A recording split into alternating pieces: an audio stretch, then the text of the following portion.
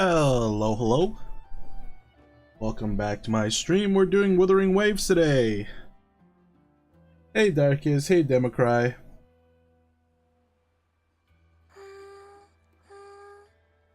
Alright, sounds good. Grab your food, grab your popcorn, grab your whatevers.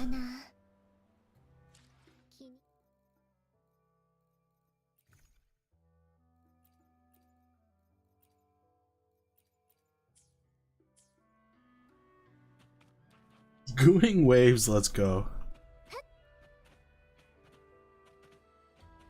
That's what we're here for. Everything I do,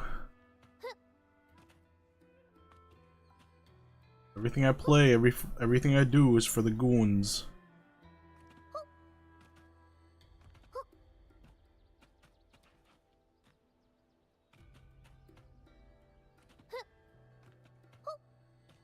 You know what the problem is with playing multiple gacha games at once? When you get lucky at another gacha game, it feels like it's gonna rob your luck of another gacha game, and I really feel that way for Wuthering Waves. A new patch just dropped, and I need to do some rolls, but I feel like my gacha luck has ran out.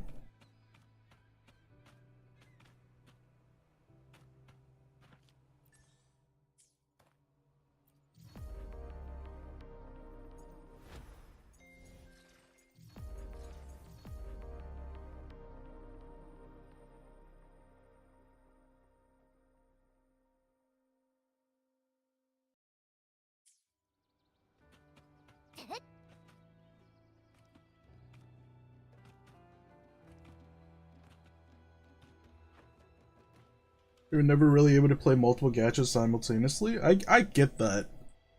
Like, multiple gachas is a lot of work, but then again, you are playing like what, 3 accounts on Epic 7. I feel like that's a lot.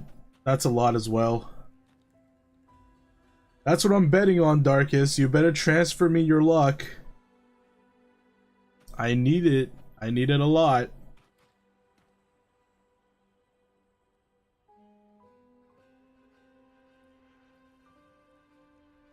Yeah, so I'm still playing Arknights, and the new patch just dropped for Arknights as well, and I did a random roll, and I got really lucky. So I feel like my gacha luck is all dry.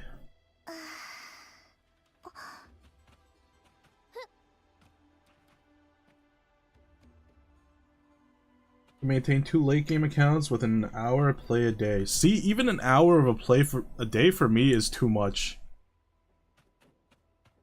Like I'm playing Wuthering Waves, Arknights, Star Rail, and then now Epic 7, so I'm juggling 4 gacha games. And before Epic 7 came along, I could finish Star Rail, Wuthering Waves, and Arknights in under like 15 minutes.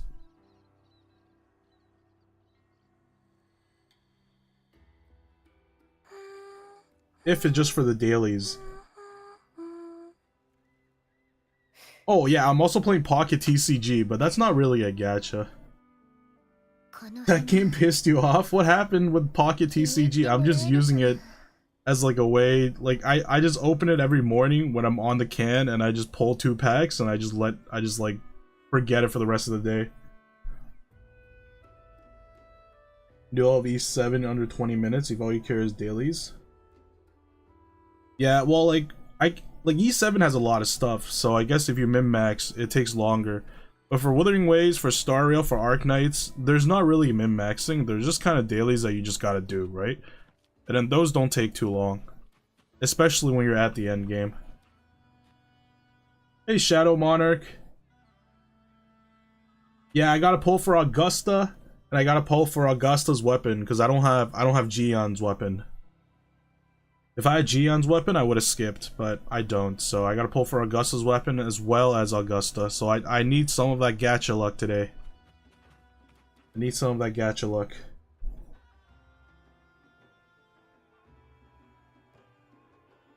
It wasn't engaged enough for me to go deep fan, having max pity, full art trainer 3 packs in a row.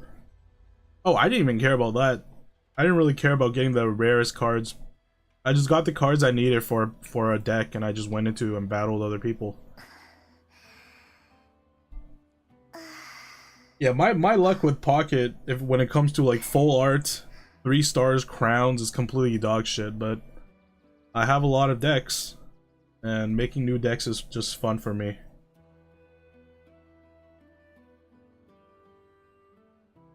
I heat up some new kind of sausage that tastes like shit. I don't have any food. I'm annoyed now. Wait, what? What kind of sausages are they?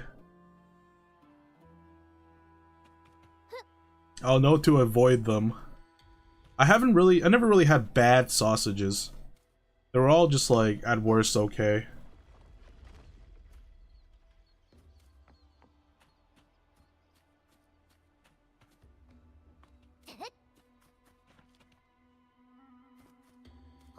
You would pull 6 copies of crown cards and never trainers? That's crazy. Never got full art trainers I wanted. I've only got 2 full art trainers. And I'm not a day 1 player. I'm a second pack. When second pack came out, I started playing Pocket.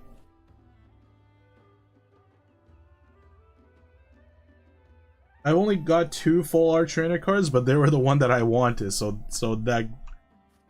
that's kind of what kept me going.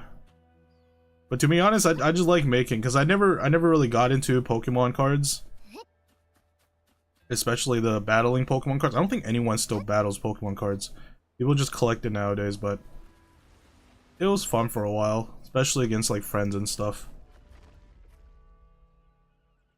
Yeah, but now I just treat it as like 2 pulls per day. I get what I get. I don't really stress out about it.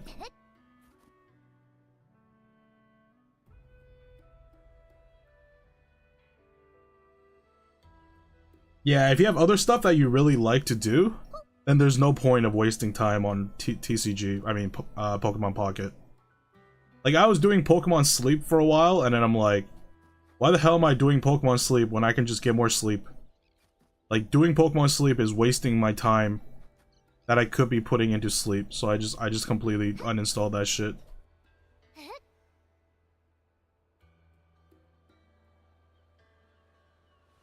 Just playing the first pack. The art is okay.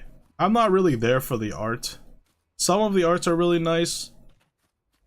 I'm just there as in like a way to satisfy my card collecting without actually spending money on card collecting, because card collecting is gonna cost you an arm and a leg these days, especially Pokemon. So that was just a way for me to just not be tempted to like spend money.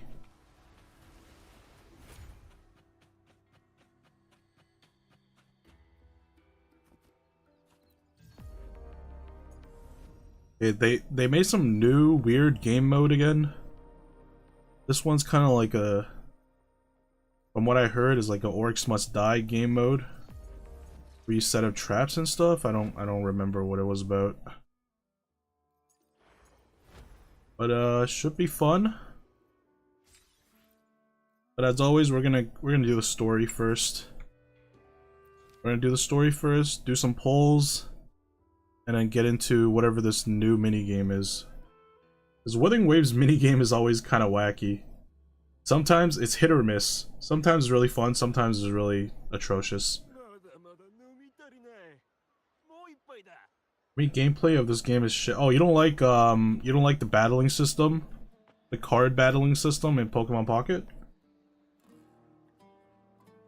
I desperately want a CCG to play Yu-Gi-Oh! MTG and Shadowverse. Power Creep is out of control. None of them are interesting to me anymore. Well, do you want one like a physical one to play, or do you want one that's online?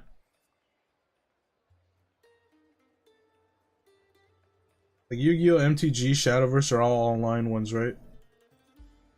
Either one works for you? I mean, the thing with like offline ones is that you have to go out there and find people to battle. Otherwise, I would recommend the One Piece one. I don't know if the One Piece one has an online one, because it's still relatively new.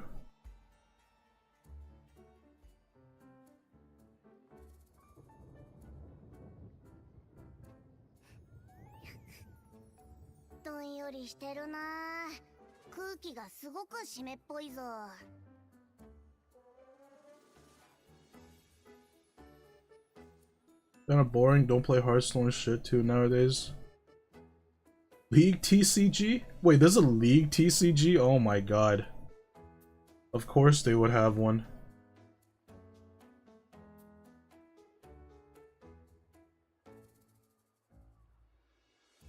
All modern games are too fast, average turn counts are too low. Yeah, well everybody, no one wants to sit there for like, what, 30-40 minutes or more for a round of a game anymore.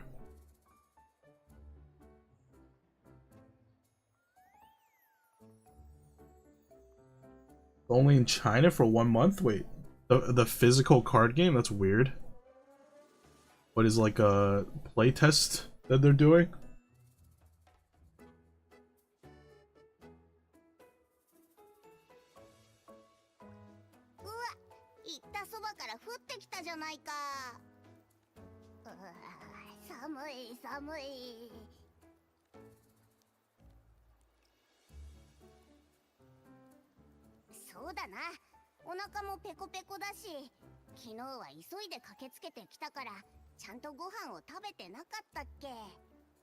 Hey Watermelon, did you change the color of your name again?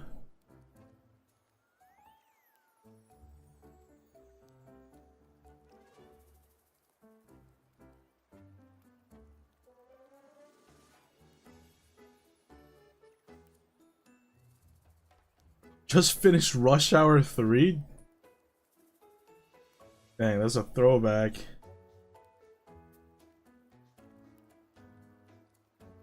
You don't know how? You've changed your name, like, you changed the color of your name multiple times.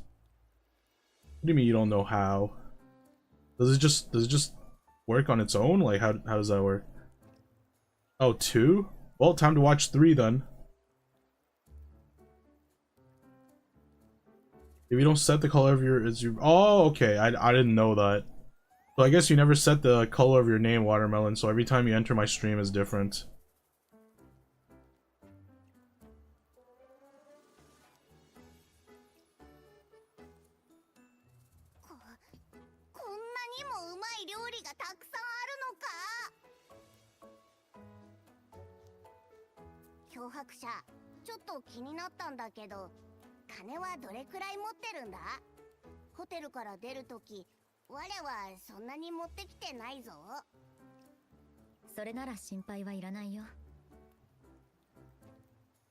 augusta の使者によると、セブンヒルズにしばらく滞在している間の費用は全部総督府が負担してくれるらしい。Dang, look at that pizza. What is this drink with a naked gladiator in it? Interesting. It's always green for you? It's like a dark dirt orange for me in my like chat panel. That's Pantheon? No, it's just a Spartan warrior. I got Pantheon in my coffee. We got the spaghetti, pizza. ただ、それにしても、ここの店主は親切すぎるような。まあよくあることだろう。なんたってお前はあの闘技大会のチャンピオンだからな。我がいるから安心しろ。これくらい全部平らげてやる。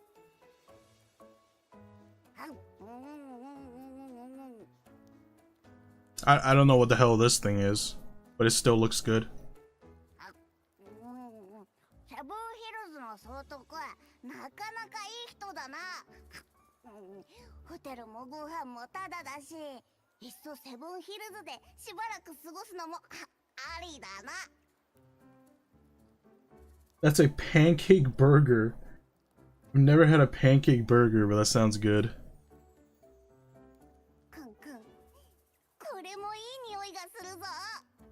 Got some breaded shrimp? Damn, I'm getting hungry now. アブ、インペラトルは私たちに何を残したと思う？カルテジアが言うには、Sounds like something IHOP would make. Didn't IHOP want to rebrand to like something other than pancakes?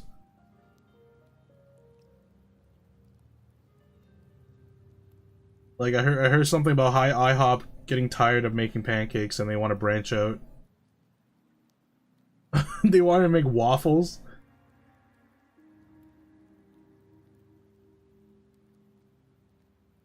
They do look like Greek or Rome people. Well, they're yeah, I guess so. I guess it's Rome. Yeah. Which is now Italia.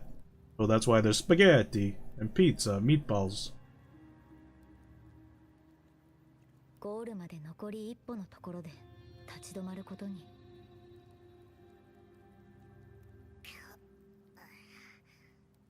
焦らなくてもいいと思うぞ。セブンヒルズまで戻ってきたじゃないか。前にルパが言ってたな。サングイス狩猟大地の上空には黒潮雲がずっと存在してるんだろう。それで高潮が来るとき、グラディエーターはみんなで大地の残像を狩りに行くって。あれ、確かもうすぐ高潮が来るんじゃなかったか？この前総督が招待状を送ってきたよ。まあ、そういえば今日は総督と会うんだよな。They want to change their logo like Cracker Barrel? I mean, don't everyone just change their logos? Especially like tech companies? I mean, I guess for them it's very easy. They just kind of do it. But for something like a restaurant to change their logo is a little more difficult.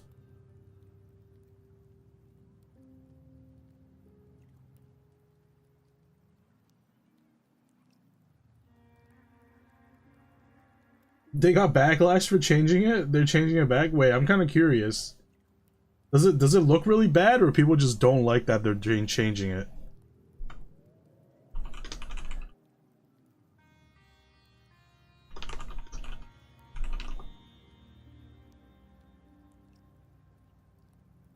It's super generic and lame.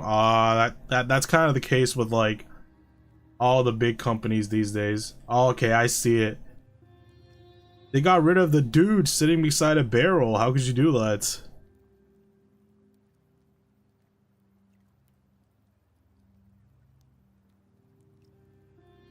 Mainly heard about Cracker Barrel changing the logo and changing it back. Yeah, I see it now. After right-wing backlash, Cracker Barrel says it will get rid of its new logo.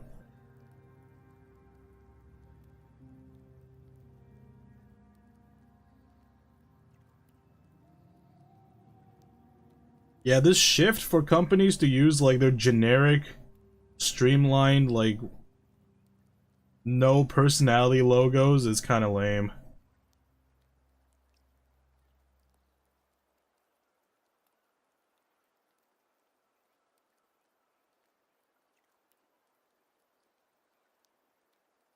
They said they were gonna take down the old stuff they have in the place.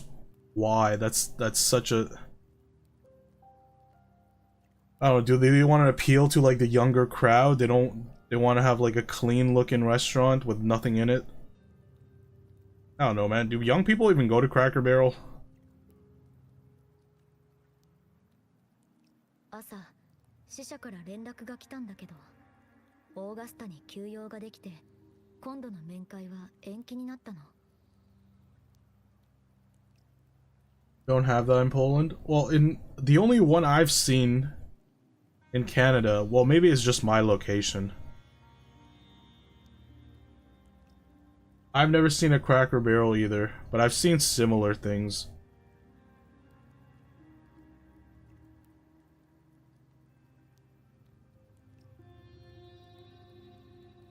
Cracker Barrel is not something I went to often, but I never had a bad dining experience there. I mean, it's just like... It's kind of just like Swiss Chalet, right? Actually, which one is bigger? Is Cracker Barrel better or Swiss Chalet bigger?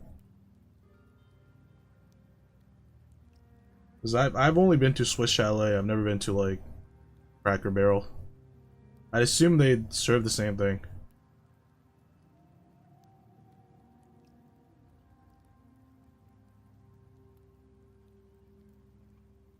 Cracker Barrel's better, but I'm not familiar with the other one. Okay, maybe it's a Canadian thing. I don't know what I don't know what Canada has that US doesn't, and the other way around.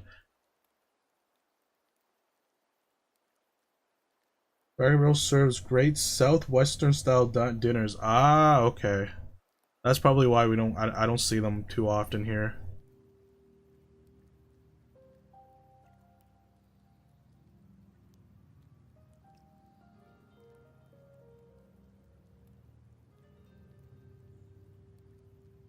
Never had the other one where Cracker Barrel's good. Okay, yeah, it might just be like a Canadian one then. 予想外の変化。少し嫌な予感がする。そもそもどうしてオーガスタは私を狩りに誘った？前に死者に聞いてみたら闘技大会と関係しているからと言われたけど、私以外の参加者は誘われなかったらしい。Mom bought a tombstone salt and pepper shaker.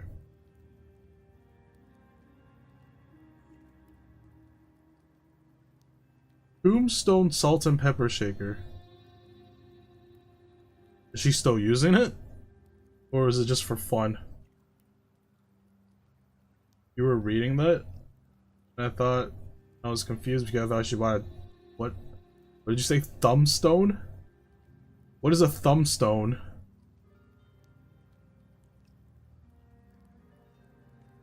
お前の腕を見込んで勝負がしたくなったんじゃないのか？それならそれでいいとして。数回しか会ってないけど、そう単純な人には見えなかった。Oh, it's for your sister. Does she use it?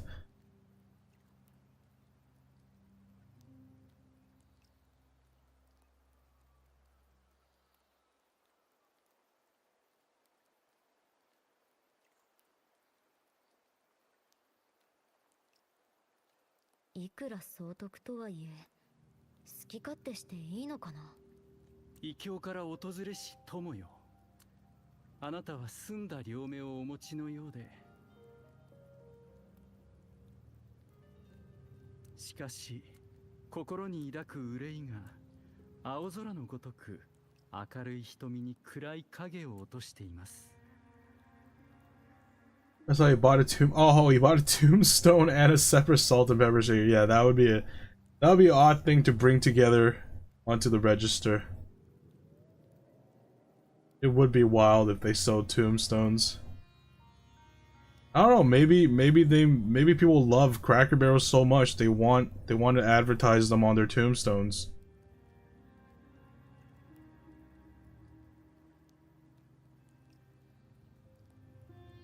You bought a shelf in a clothing store. I mean, that's not too far off.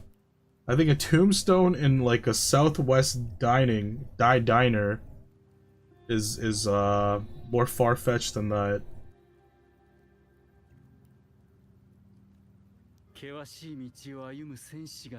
Oh, bro, this guy. Hello, sir. Your eyes are bleeding. You want to take care of those blood around your eyes real quick? Kind of ruining my appetite for this pizza.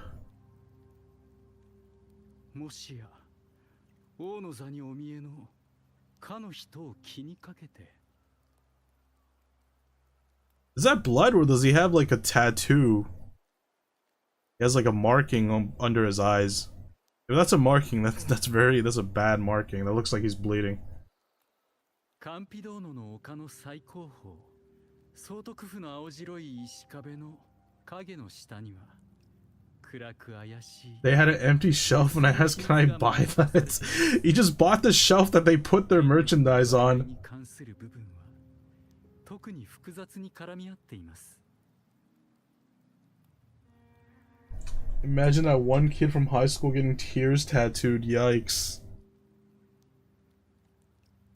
総督のように敬愛すべき純粋な人でさえ、時には厳しい手段を取らなくてはいけなかったでしょ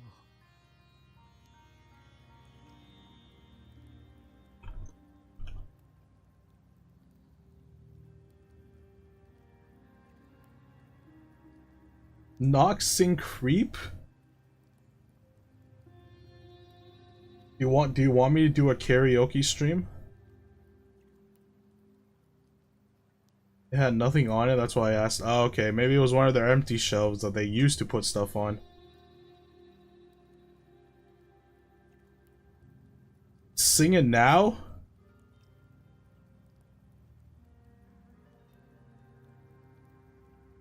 But I'm doing Wuthering Waves. 少なくとも鉄と血によってできているセブンヒルズ城で王の座につこうとする者は Shut up, fanboy. 自ら死地に赴く羊と変わりありませんから。私は流浪の詩人ネストルと申します。 Shut up and sing? How can I shut up and sing at the same time?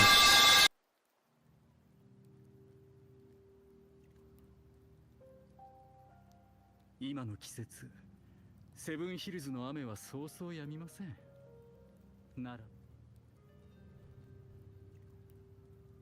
総督のことが気になり、How did he know there was a chair there? ながら力になりましょう。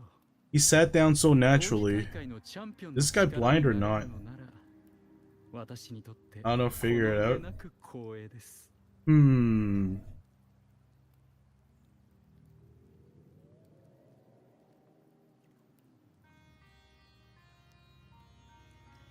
You practiced before you got there. なんでお前こいつがチャンピオンだって分かったんだ？ Yo, how does he know? He flew over here. This guy's faking it. He's faking his blindness. その目、さっきの会話を聞いてたのか？見ること、聞くことだけが観察する方法とは限りません。五感とは Like Daredevil, blind people in games have a superpower in most games/films. Okay, yo, that was actually something I was talking about with my friends the other day. So if you were blind, right? If you were blind, but you have these like your other like, what do you call it? Your other senses are so enhanced that it goes beyond human. Are you actually like? Would you consider those people actually disabled? Like, is Daredevil really disabled? Right, like he's hiding it, but I'm just saying if he doesn't hide it. And hi Lux, you're back already? It's only Saturday night. I thought Saturday night would be prime goon party time.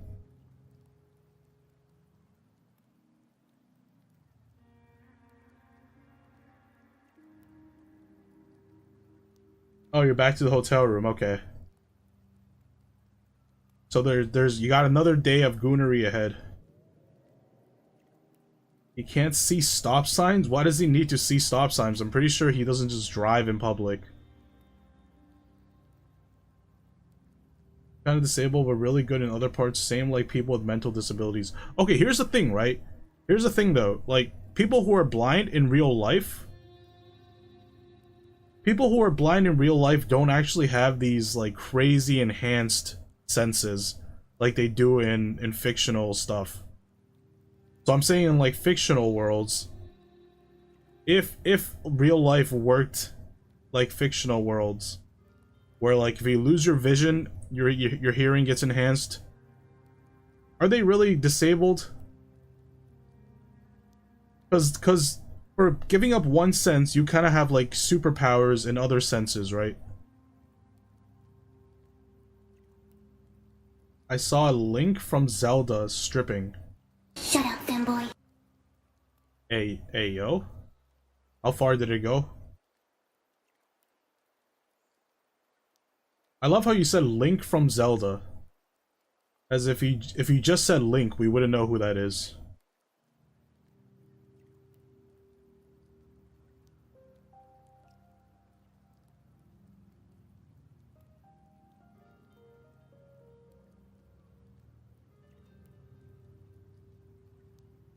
Hey, Dark Knight. You saw Booba? Dang. Could have streamed that for us.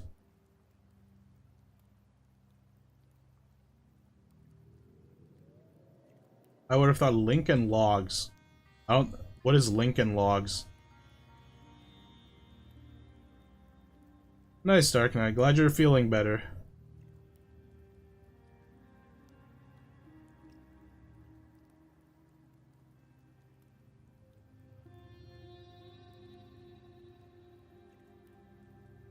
It was 2 hours, 30 minutes of characters taking off their clothes. What is that your burlesque?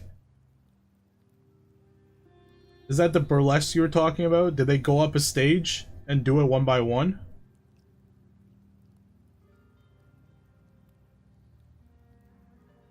Are you proud of me as a Goofy Goons member? Yes, yes I am. My only Goofy Goons member. Dark Knight, where you at?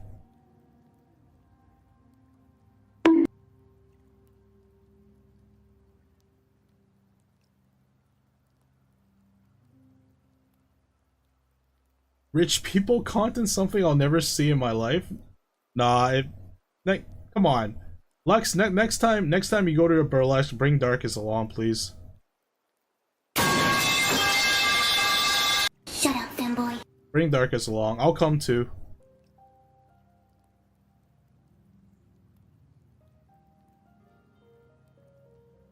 You don't have enough money for that, but don't worry. Lux will sneak you in.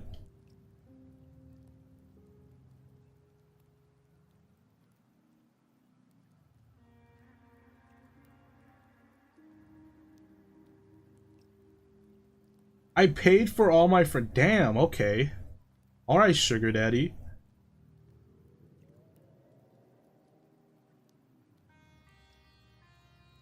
How do you sneak a 118 kilogram person in? Well, with money, apparently. Lux will sneak you in with money.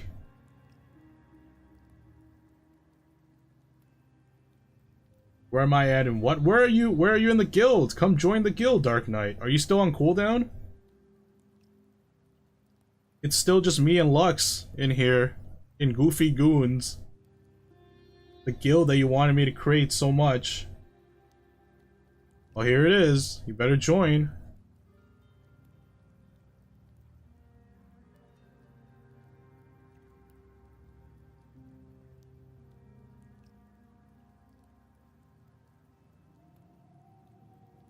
Hey Lime, after update 2.6 GPU more hot... Wait, really?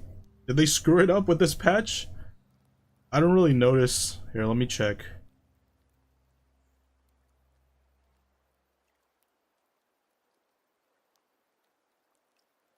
You know, I don't know what I'm checking because I don't know the temperature beforehand.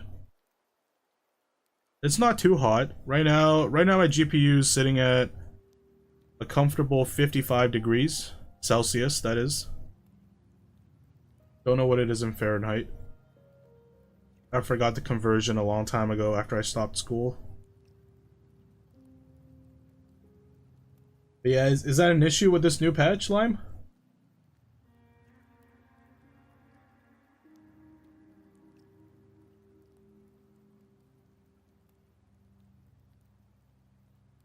People lie about money not buying happiness.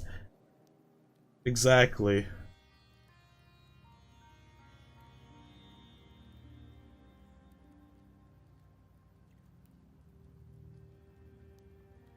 You know how Lux can actually just sneak you in though?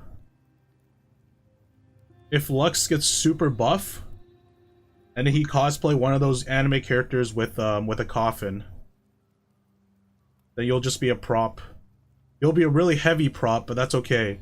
That's why we work out.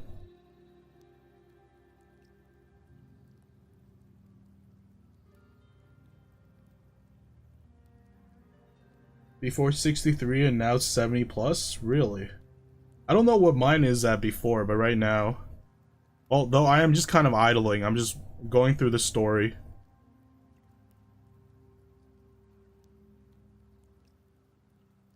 Let me see if... I'll let you know if mine goes up too. Although I don't really know what it was before. Never checked that.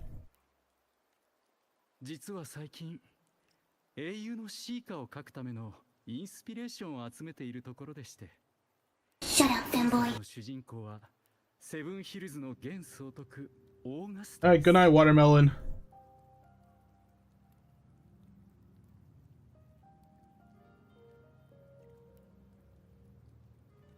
総督に関することなら多少の知識はお話しできるでしょう。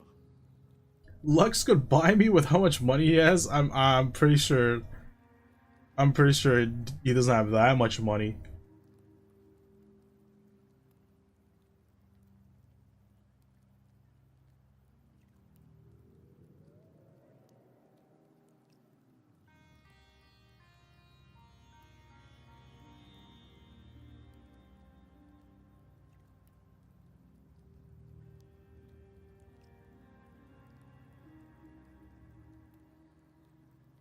そして私の勘がささやいているのです。そう遠くない未来であなたは彼女の物語に加わる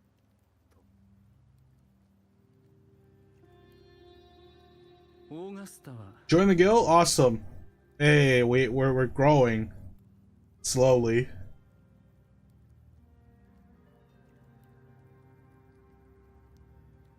I'm surprised no like newbies actually joined the guild.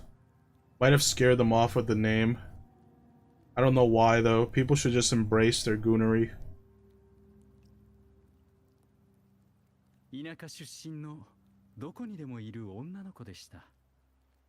凡庸な才能し今は光り輝いている星もかつては宇宙を漂う誇りに過ぎなかったのでしょう。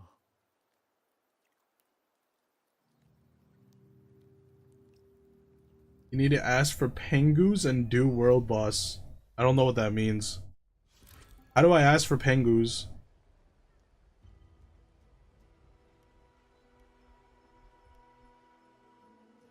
Dear guest from afar, do follow me into the near forgotten stories of Augusta, but simply telling it might be a bit too dull.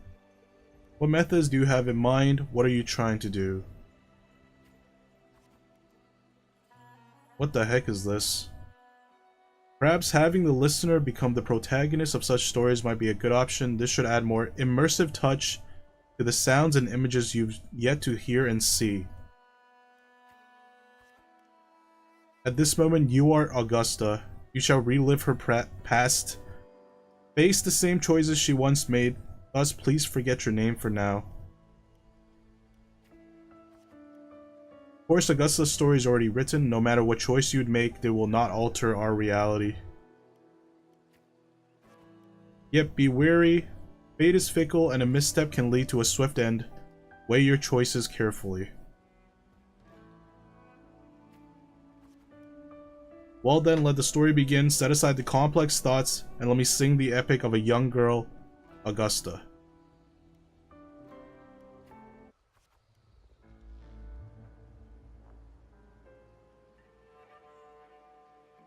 Aid and give me Pengus. You should give me Pengus. You have way more Pengus than me. Set aside thoughts and just spam right, left, right.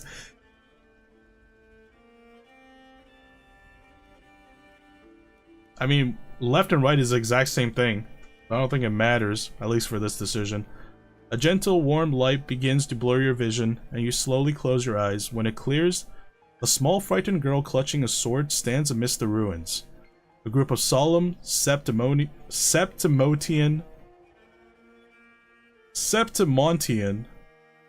that's a weird thing. A group of solemn Septimontian gladiators stand guard around her. Hey kid, are you alone? Don't be afraid. We know what the Dark Tide did to your home, and we're here to help. Timidly observe the man in front of you. Boldly observe the man in front of you. I don't know, this guy looks kind of intimidating. Different choices will change the corresponding stats value. Did I just lose half a heart? You must be hungry. Here. This should be enough to keep you from starving for now. Take the food offered by the gladiator. Refuse the food offered by the gladiator. You played those games? Do you take the food? Do you trust this gladiator, man?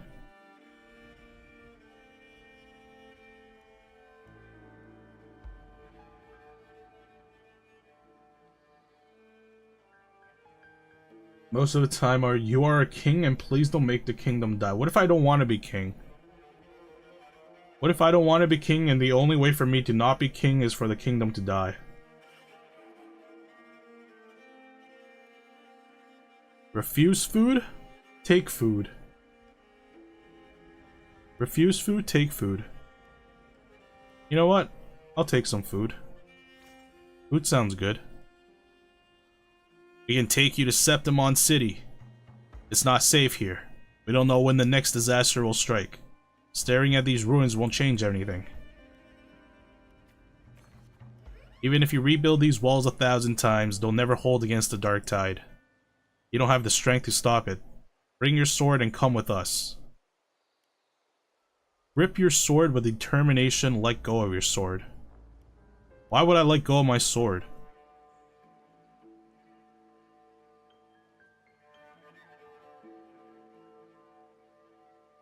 Alright, enjoy the last day of your con, Lux. Sleep well, sleep well. Thanks for dropping by. Take pictures, take pictures.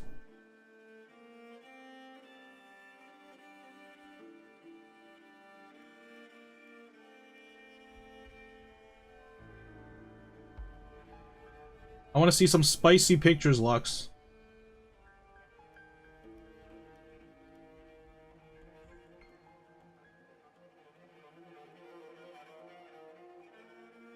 You want pictures of Lux sleeping? Why?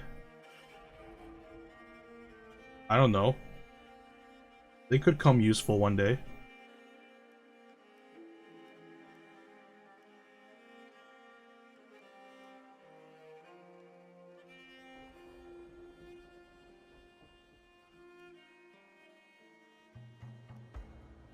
Rip your sword with determination. Imagine if I just have a picture of you sleeping and then you go to sleep and you don't come to my stream and the next day I message you with a picture of you sleeping. And I say you missed my stream. It would be funny? Why would it be funny? That would be terrifying.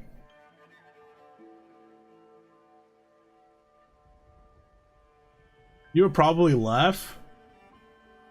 Why would you laugh? Would you not be concerned?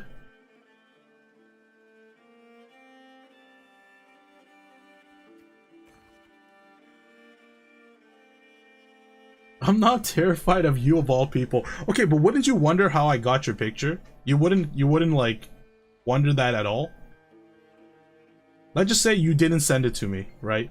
Like it wasn't you that sent it to me.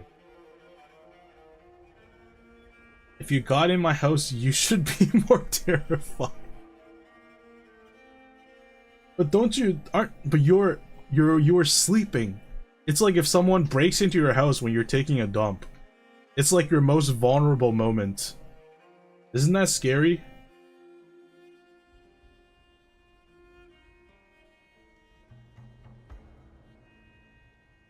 You would play a minigame, set traps for shit?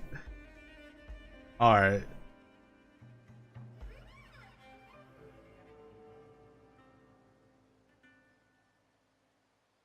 I guess my shenanigans don't work.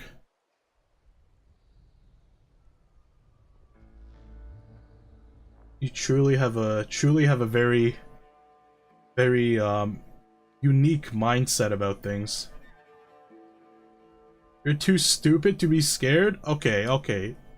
If you ever stream, you gotta stream scary games.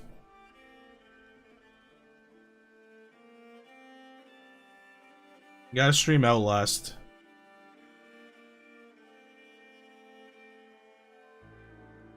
Gladiator shakes their heads and pats your shoulder. Follow them, look back at the ruined village.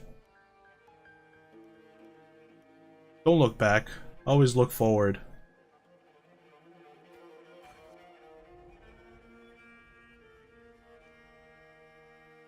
Games do scare you?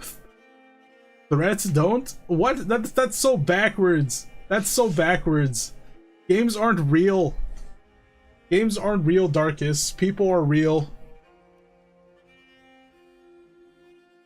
In the end, you chose to leave the village. The gladiator's words reveal the bitter truth. You lack strength to protect the home that you are leaving behind. In your travels, you engage with the gladiators. Stay quiet. Engage.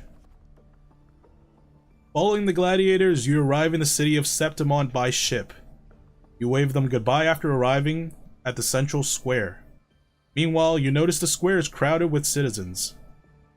Show your awe of the city, remain quiet and anxious. Man, you are like a country bumpkin. You would show awe of the city, yeah?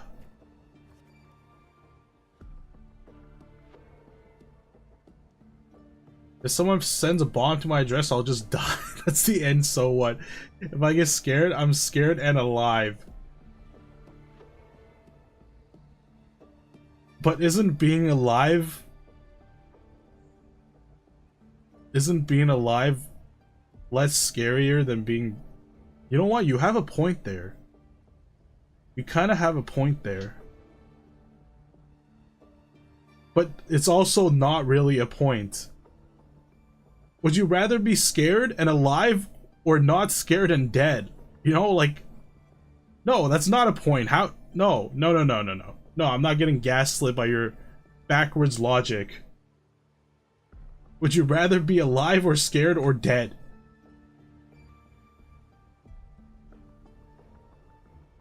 A poster for the Gladiators Agon is pinned to a wooden board. The air is filled with heated chatter about the upcoming match. Draw closer to the crowd. The gathering people push you towards the crowd. I mean, you're a kid, so the gathering people will push you towards the crowd. Oh, I just lost some hearts. Well, that was not... I guess I have to pick very assertive moves.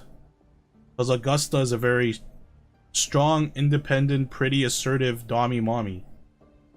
I gotta be less timid about things.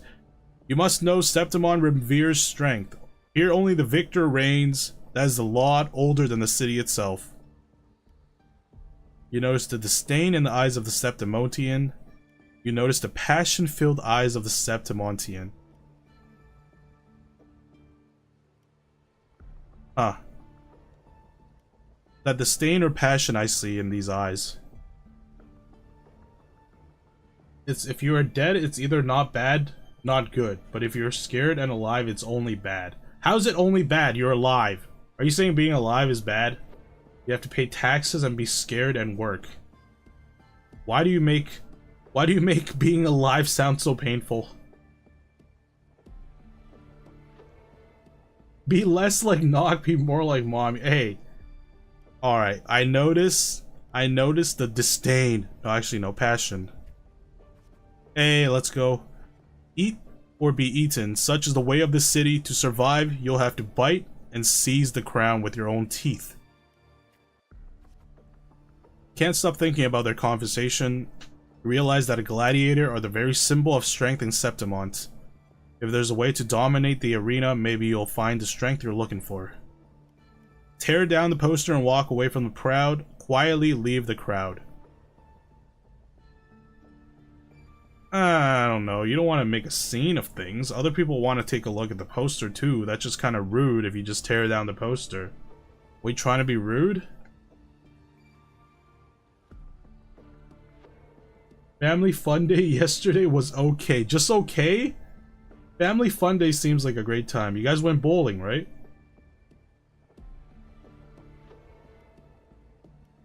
I will quietly leave the crowd. Okay, they did not like that.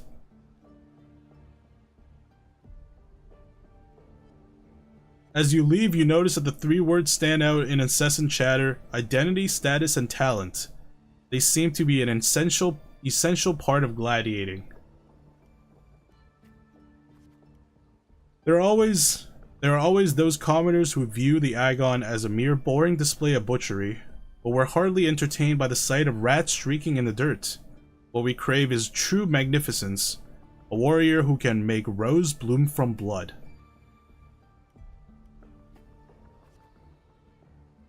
Want to have a little bet on how many mangy rats are going to try for the Agon this year? Them and their stench is going to be stinking up the place. You are slightly concerned about your status and talents. Ignore their words. Ignore.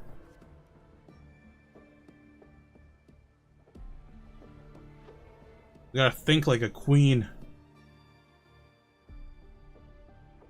You're determined to step onto the arena. The rule demands a mentor at your back, someone to keep death from claiming you on the first day, and perhaps even teach you to see the fight through the end. After hitting several dead ends, you eventually come across Kato. Kato is a retired gladiator star but takes on few proteges. So you want to join the Agon? Why do I give the gladiators this weird voice? Whatever, that's fine. So you want to join the Agon, you say? Why don't you start telling me a little about yourself? You recall the discussion about gladiators' identity, status, and talents. People in the city of Septimon seems to value those things, to value these more than anything. You choose to speak honestly about your past, lie about your past. Identity, status, and talents. I'll be honest. The Dark Tide took your home and you came to Septimon seeking strength, is that so? You've got some metal, but that's not gonna cut it here. About flowers blooming from blood, we in Poland have a song about how poppies are redder on Monte Cassino from blood of our soldiers. I don't think that's just a Polish thing, I think it's like an everything. Like, people always compare poppies and how red they are to, like, soldier blood. That's why poppies are like kind of the flower that you wear during what is it called?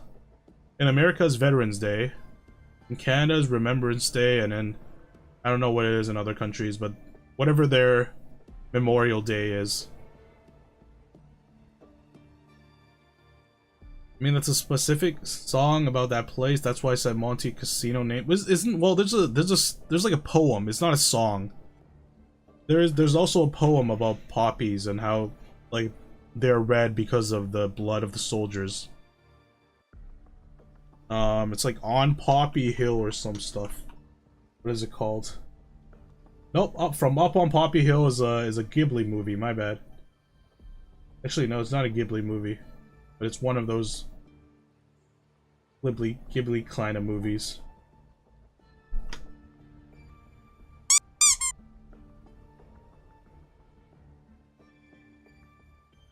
Yeah, I don't remember.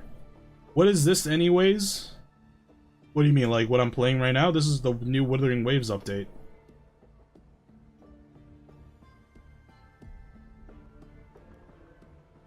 Go home. People like you always show up with nothing but fancy dreams, only to see them crushed and trampled. I've seen enough idiots like you. Stay silent, try to argue. Of course I'm gonna argue, I'm not gonna go home. What now, still here are you? You think your stubbornness will change my mind? Pathetic. Tighten your grip on the sword, look Kato straight in the... You gotta look him in the eye, man. Don't grip your sword, he's gonna fucking split me in half. Alright then, let's have a duel. Land one strike and you win. You manage that, I'll teach you how to be a true gladiator. This duel here is your entrance trial. Accept the duel after great deliberation. Accept the duel without hesitation. Of course, without hesitation. Hesitation is defeat.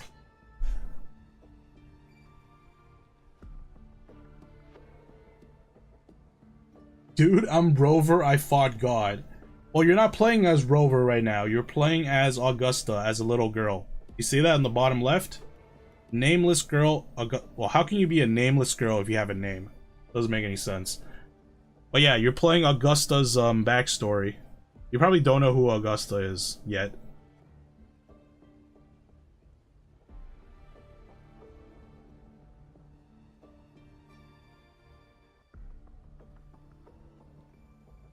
I assume nameless means no last name. Well, nobody has a last name in this game. Everyone only has a first name. Wait, that's not true. One of them have a last name. Most people in this game doesn't have a last name.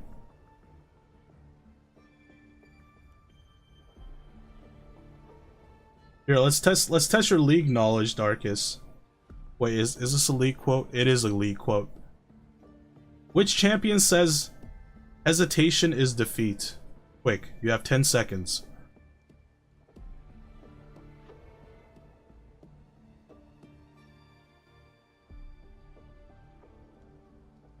You don't know? I'm disappointed. I don't know either. You play with most sounds off? What? I assume Aatrox or Trenda. Let's see. Hesitation is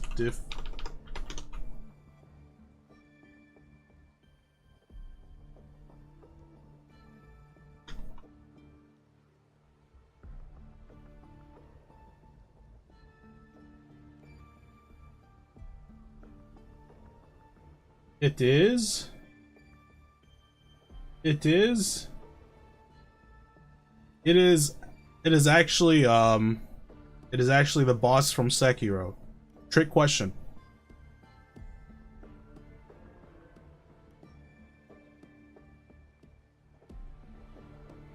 Blades meet in a sharp clash. Kato moves in a practice ease. You are quickly defeated. It's Ishin the Glock Saint. Yep.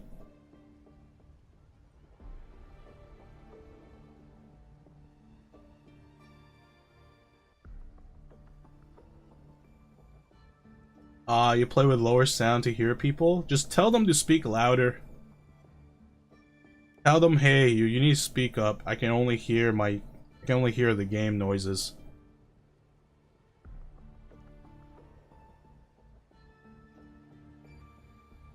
Like how Singe for some reason has card-related quote in Polish. Maybe Singe is Polish. Strengthless, do you realize how weak you are? Which is why I want to become a gladiator, which is why I'm seeking power. Heh. Do you really know who you're fighting against? Can you really best me? You can't. Now, how do you plan to end this? Give up, challenge him the next day. Obviously challenge him the next day. Back for round 2, are we? Country rats like you sure are pestering as the city folks say you are, huh? Defend or attack? Well, best defense is offense. Let's go attack. Just like last time, you aren't much of a challenge to Kato. You are swiftly beaten once again.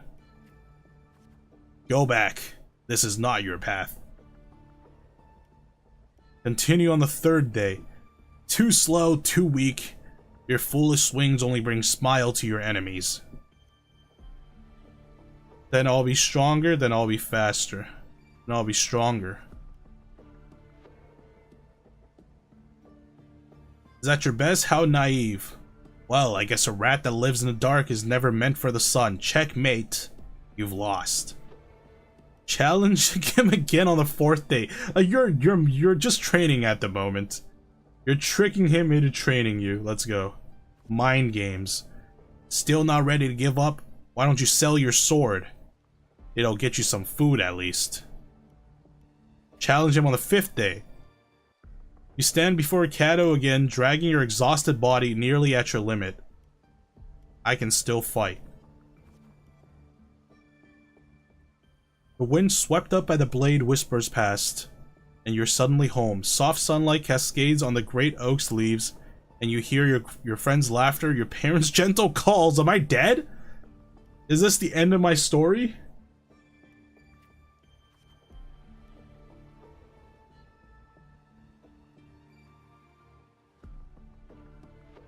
Or how Lulu is crazy. Don't look a tulip in the eyes. I mean, I think all Yordles are a little crazy. Especially the purple ones. Those were Lulu's quotes. The only quote I know from Lulu is, "That tasted purple," which is what you said first.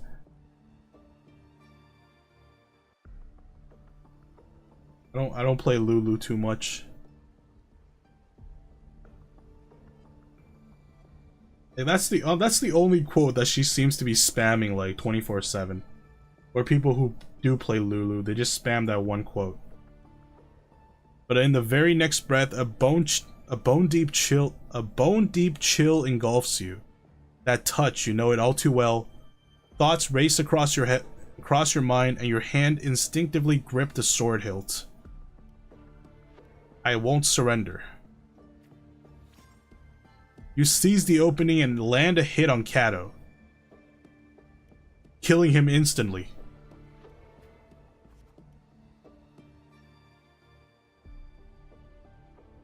I remember one Polish quote from MF that she says, "That's only normal panties?"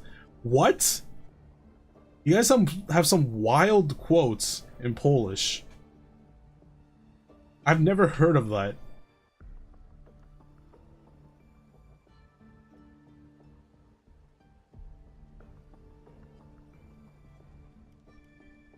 Call out to Kato. Catch Kato's sword is rather heavy. Kato hands you his sword and turns to leave. Take his sword. In Septimon's arena, the victor claims the weapon of the defeated, a symbol of conquest. This sword is yours now. Victor Conquest. Victor Conquest. Victor. If you are determined to bite off that crown, do not fall before you get there. Augusta, that's your name, isn't it? Yes. The moment you step into the arena, you will lose this name. The spectators may brand you with a number, a symbol, or even the name of some wild beast. And only the last one standing has the right to reclaim their true name. By then, all will be chanting your name, Augusta. You'll have to conquer their hearts and win their applause even without dignity. Not dignity, what the hell? I read that completely wrong. Without identity, status, and talents. Tell me will I see that day.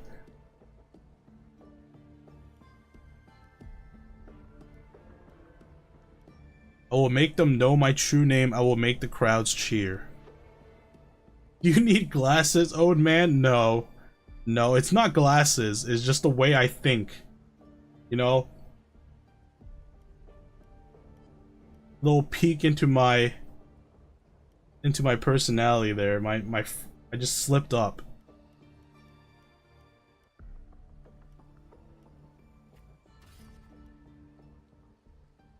Training starts tomorrow, 6 sharp right here.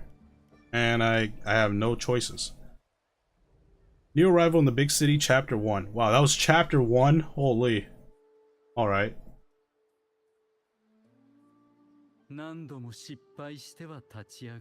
Fail enough times and fail enough times and you might eventually succeed.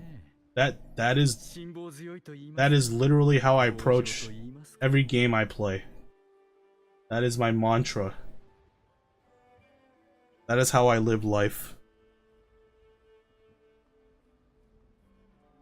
Should we call it resilience or mere stubbornness? 全てを失った少女にとって、しかし英雄女子誌の始まりにしてはありきたりの序章ではありますね。悲鳴が発生してからソラリスの焦土では似たような物語を数多く見てきました。この時代に生きる人々がただならぬ偉業を成し遂げていることは否定します。勇気、栄光、崇高、時には糸のように軽く、時には風のようにつかみどころなく必須。あれ、ちょっと変な感じがするぞ。故郷を離れた少女があの時は今日という日が来るなど誰も予想していなかったのでしょう。加藤ですか？加藤は最後わざと彼女に負けたと。なるほど、加藤も理想を抱いていたのですね。何の資質も感じないでは疑問を胸に抱きながら続きを見るとしましょう。 Man, can we have this conversation after I eat my pizza? My pizza's getting cold. And my spaghetti. You guys are wasting food. Oh, I just stepped right into that meat pie. Are you ready to listen to the epic of the blazing sun? Yes. I would love some pizza. I want some pizza right now.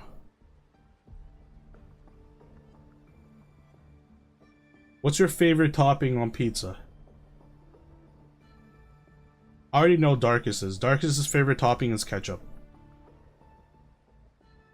Dawn breaks with a pale glow. A month has already passed under Kato's training, and today the grind continues. A little rest won't hurt. I'll go later. Stick to the training schedule. It's only been a month. You can't slack off. Stick to the training schedule. You arrive at the training site. Repeating the same moves over and over again has become to wear on your patience. You notice some gladiators training in moves you've never seen before. You decide to stay focused and keep on your own training. Peek into their training. Stay focused. You reflect on your training. It was always you alone facing the wooden post, patching yourself up over and over. Give in to sadness. Let's not do that. Days slip by and the gladiator's agon draws near. Today, Kato will give you one final lesson. I've done all I can to prepare you. Now you're on your own.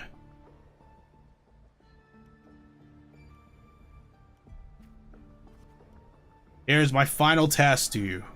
Tell me, why do you want to become a gladiator? What pulls you through all this training? You're unsure of what to say. You already know the answer. Your ideal has never faltered since you left home. To be strong enough to protect others. You meet Kato's gaze and he reads the answer in your eyes. Offer Kato your thanks. I remember my true ambition. You'll thank him once you win. Too early for thanks. Pineapple and pepperoni and jalapenos. I agree with pepperoni and jalapenos. I don't know about pineapple.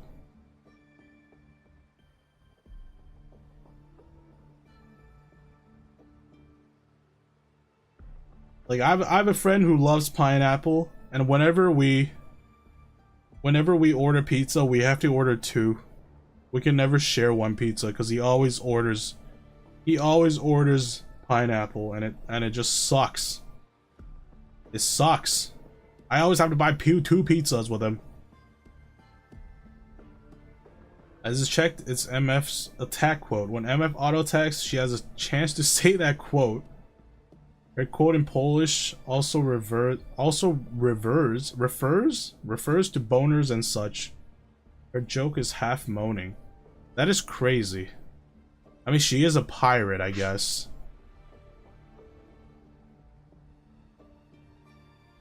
Chili jalapenos. With how much I eat, I always get one pizza for myself. But yeah, I've seen the size of your pizzas. That is crazy. That is probably like an extra large. Like an extra large pizza.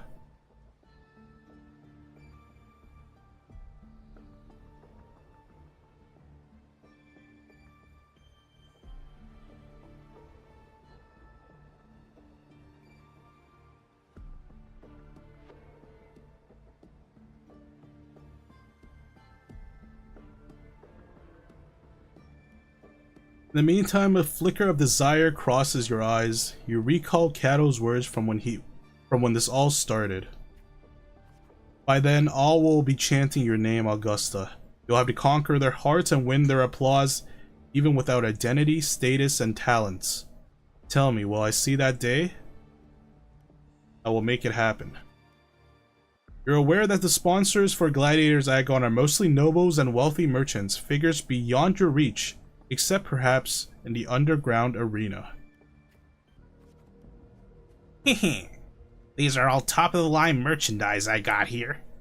Care to have a look? That's my shrewd merchant noise. Or voice. You haven't answered my question yet, Darkins. What's your favorite pizza topping? Or did I just get it right? Is your favorite pizza topping actually ketchup? Like products on display, you and a few other gladiators stand in the middle of the underground arena, scrutinized by nobles and wealthy merchants in the stands. One by one, those beside you are chosen and escorted away. Volunteer yourself. Take a step forward. Take a step forward. The audience cast their eyes in your direction, however, all you receive is constant laughter in return. Glimpses of the noble's lavish lifestyle flicker through, visions of your home's ruin flash within your mind. These laughs, so they really did have a hand in that disaster. The dark tide alone did not destroy your home. The rot in high places also played a part in your home's ruin. Isn't that pretty much the same thing? When the dark tide struck, those with power and wealth continued their life of indulgence and luxury. The might of gladiators existed only to serve their desires. A fire of anger ignites in your chest. Why is my heart going down? Well, well, a village girl with such unremarkable forte, dreaming of power and strength. I can't remember the last time Stepdemon had a joke this amusing. Show them your sword. What can you offer? Prancing around like a circus clown and scrambling for your life so we can all have a good laugh? Or do you think playing innocent will win your favor? Do not underestimate me. You go for chicken and 4 cheese. Damn, 4 cheese. Which 4 cheeses? Alright, see you later, Dark Knight. Have a great dinner.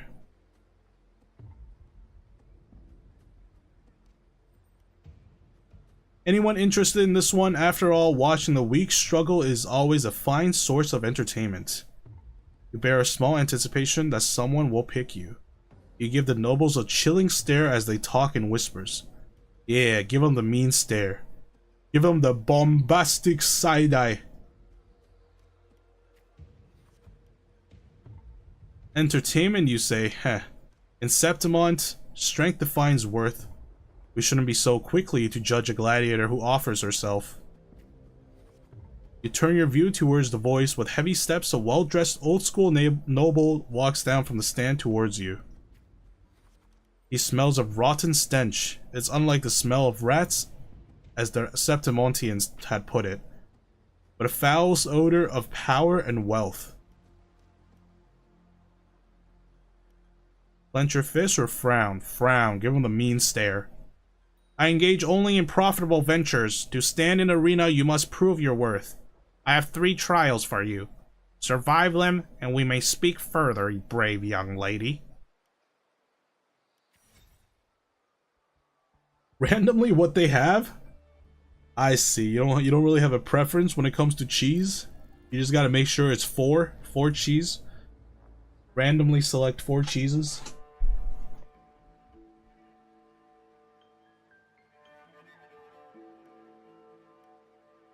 That's fair enough. I can get down with that. Much better than pineapple.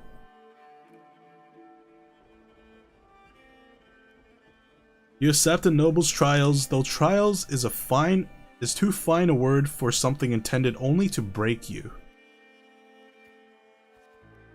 Outside the walls of Septimon City lies a wasteland plagued by dark tide, your homeland. It's now different from the home you remember. Returning home, you can't help but feel sentimental. Yeah, you gotta have feelings. What, having feelings decrease my strength? Come on. They say a ferocious lion beast corrupted by the dark tide prowls deep within a cave. No common blade can cut through its skin.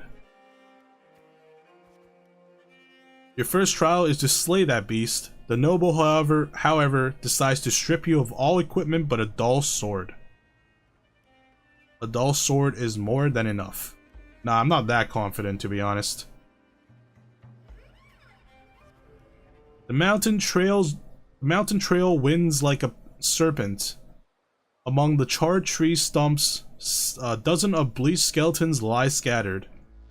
You suspect you're getting close as you continue forward against the unpleasant smell. Not always 4, I had like 5 or 6 once. Man, I can't even name like 6 cheeses. But then no chicken, pure cheese pizza. Pure cheese pizza is also good.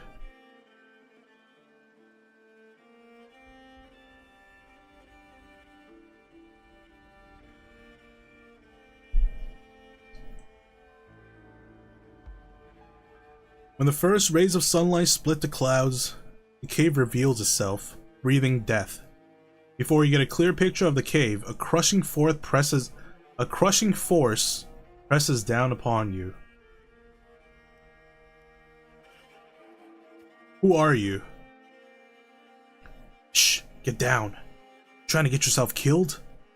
Hold your breath or you're alerted. You turn around and see a hunter.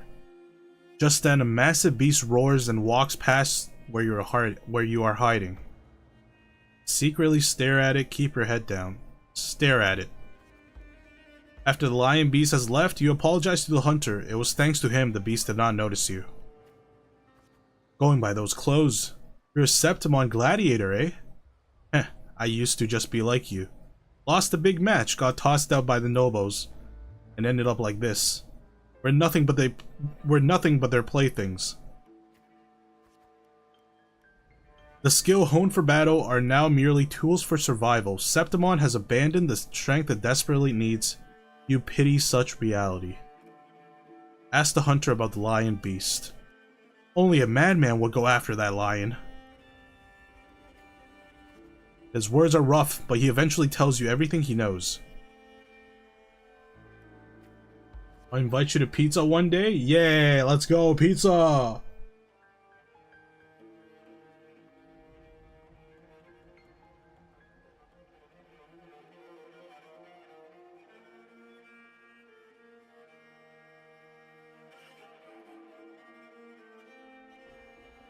Just come to Poland when I get enough, when I save enough money and when I get an actual break.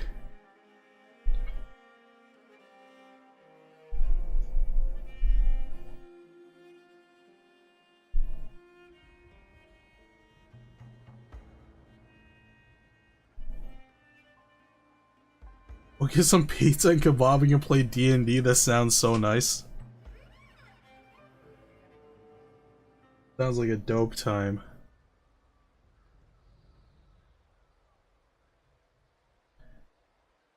Or do a movie night? I thought you don't watch movies, Darkus. What was the last movie you watched? You bid the hunter farewell and make preparations for the hunt. To gain more knowledge of your prey, you choose to silently observe the lion beast in the following days. After a few days, you manage to grasp an overall behavior pattern of the lion beast. Thus, you march towards the deep cave. Enter the cave, enter the cave. Okay, I don't have a choice to back off. Deep within the cave's dark embrace, you tread softly. Then a sudden dread freezes your steps. Between the flickering torch flames, a monstrous shape appears. The lion beast. Fire from the nether dances amid his golden mane, while claws like scythes tears wounds into the earth.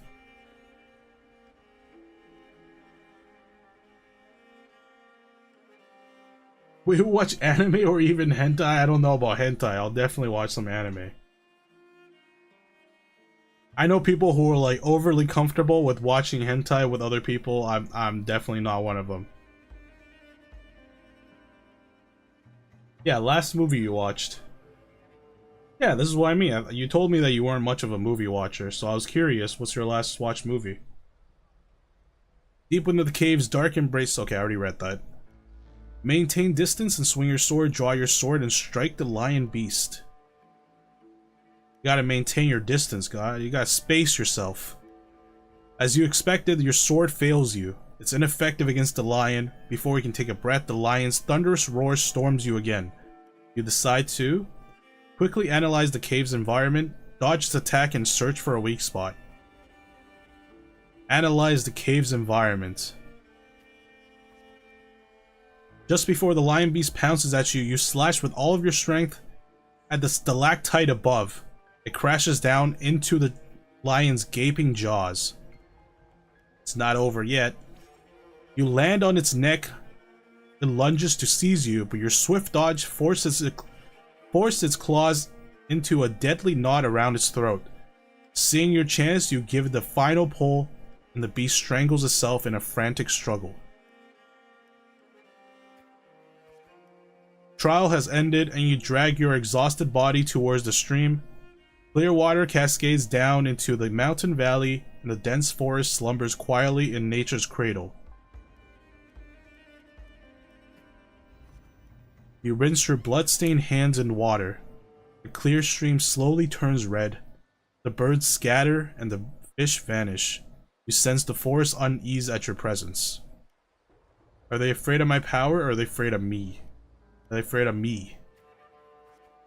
The critters panic, plunge you into reflection. For the first time, you realize that power can still instill fear. More power! Drop the stalactite at it, you predicted it. Well, what else? What else can there be in a cave? An AK-47 maybe? A flashbang? A better sword? A C4?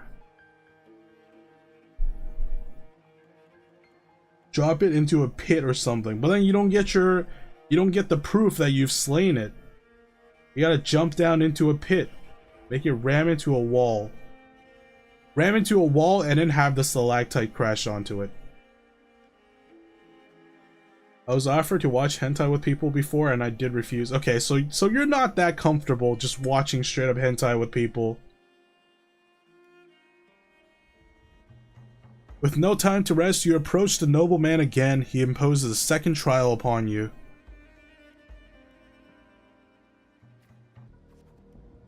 Killing the mad beast is hardly an achievement. I'm sure you're aware, girl, that all warriors of Septimon have 2 lives. Kato seemed to mention this before. 2 lives. One by their parents, and the other by their sword. You may consider the sword in a gladiator's hands as their life in the arena. For your second trial, bring me 100 lives. Yes, prove to me you are worth of standing in the arena. You want me to kill 100 other gladiators? Isn't that too much for a trial? I feel like if you beat 100 other gladiators, you're like already at the top of the pecking order. How many gladiators are there? Turn with disgust as you wave to accept. Calmly accept. Gotta be calm.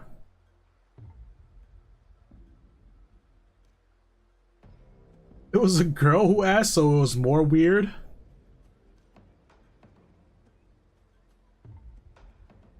Yeah, I don't know. Maybe she wanted to set the mood. Why did you refuse? With bros, maybe? Go to the blacksmith and buy 100 I almost said chicken knives. Buy 100 kitchen knives. Okay, who would go onto the gladiator? Who would participate in a gladiator combat with a kitchen knife? She isn't like that. She was probably half joking, said that. I know her. I don't know. I don't know. You might have missed a chance there. Maybe she was into you.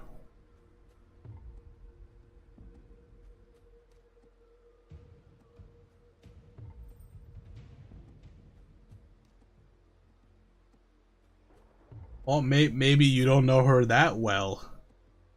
Ever thought of that? We were on my uncle's wedding together?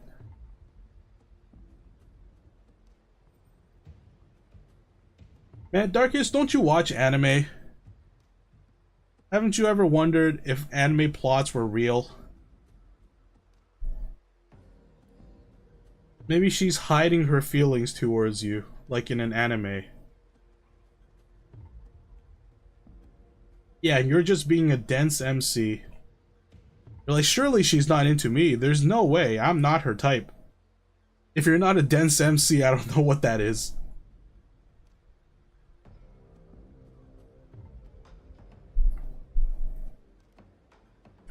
You get the admission pass for the Agon. You start the second trial. Day after day, you fight gladiators of Septimont. As your reputation grows, so do the spectators. They don't care who you are, but only want to see when you will fall.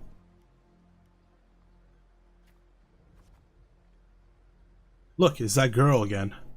Didn't think she would get as many wins as she did. Just look at the size of her. How will she even carry those swords? You have grown used to this kind of noise. The deafening cheers numb your fatigue. Your sword now rests against your opponent's throat. Spare the opponent and wait for the next challenger. Suppress your desire to kill. I don't know, she doesn't sound that bloodthirsty to me. One by one, the gladiator you challenge grow in numbers. Those you've defeated kneel before you, offering their swords, symbolizing their honor with both hands. Steadily plant the opponent's sword onto the ground. Raise the opponent's sword. Why would I raise it? They're lost. Plant it into the ground.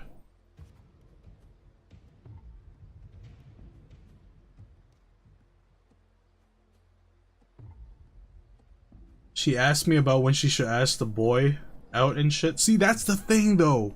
That's the thing though. Maybe they're just playing games. She told me her type and you're not it. See, that she's just playing games. She wants you to she wants you to confess first. She wants you to ask her out.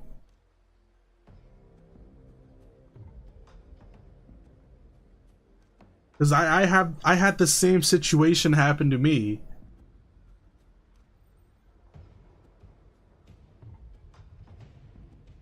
And I'm almost confident. I don't know for sure, but when a girl asks you whether or not she should ask another person out, she is urging you to ask her out. She's making you feel like you're missing a chance. They're just playing games.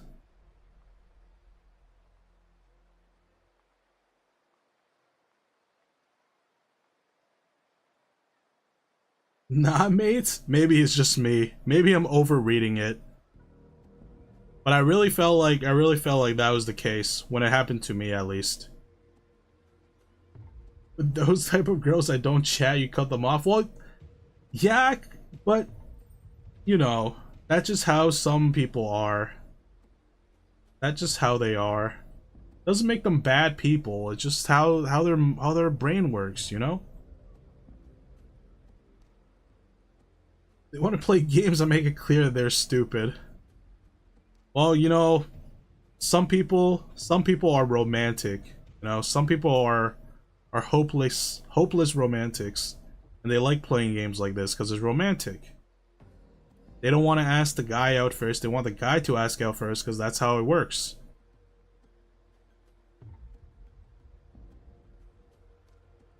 Like, I know people like that. They're definitely not stupid, because I have them in my life and I love them. But when it comes to things like this, especially when it goes into a relationship, they become all like stupid for this reason. They like to be romantic about things, so they play little games.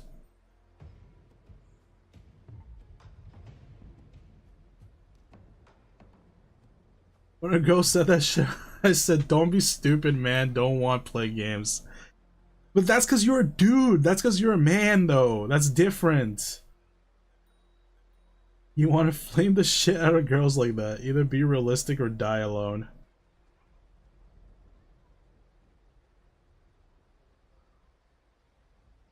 That is actually such a man mentality, which I used to have. But like you know, people have like it's not really I say play games, but it's just a mentality that some women have. You know, just because they're the opposite gender, there's like social norms and stuff like that. That's how their brain is wired. It's not because they're like trashy or like bad people or anything.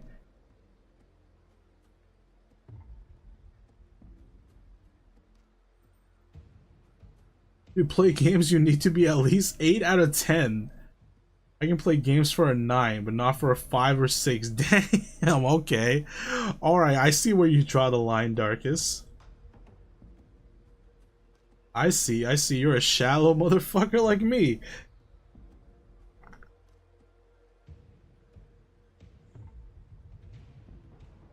You're like a solid 3? Nah, give yourself more credit.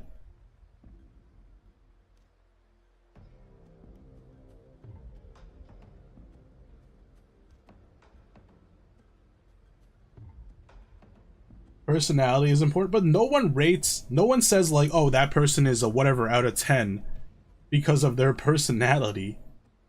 You know, it's more of like a first impression type of thing. Even in Septimon, there's a limit to opponents that prove a challenge to you. Eventually, you will need to seek out tougher challengers. You have targeted a Victor, a frequent champion of the Agons from one of the noble houses. Do you have any idea who Victor's father is? His lordship is the largest sponsor of Aegon. Power, wealth, those aren't things brute strength can rival. Victor has the best mentor, finest weapons. The houses behind Victor comes to you with an offer, a perfect job and a substantial fortune if you run away from the duel. You walk away from the duel. Rip the contract. You reject the bribe without a second thought. Humiliated, the noble servant spit curses in your face. Cut him in half. Bisect his ass. I rate overall? Okay.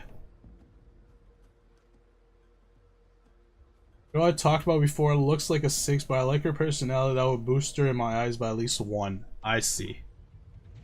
You rate overall, not only look.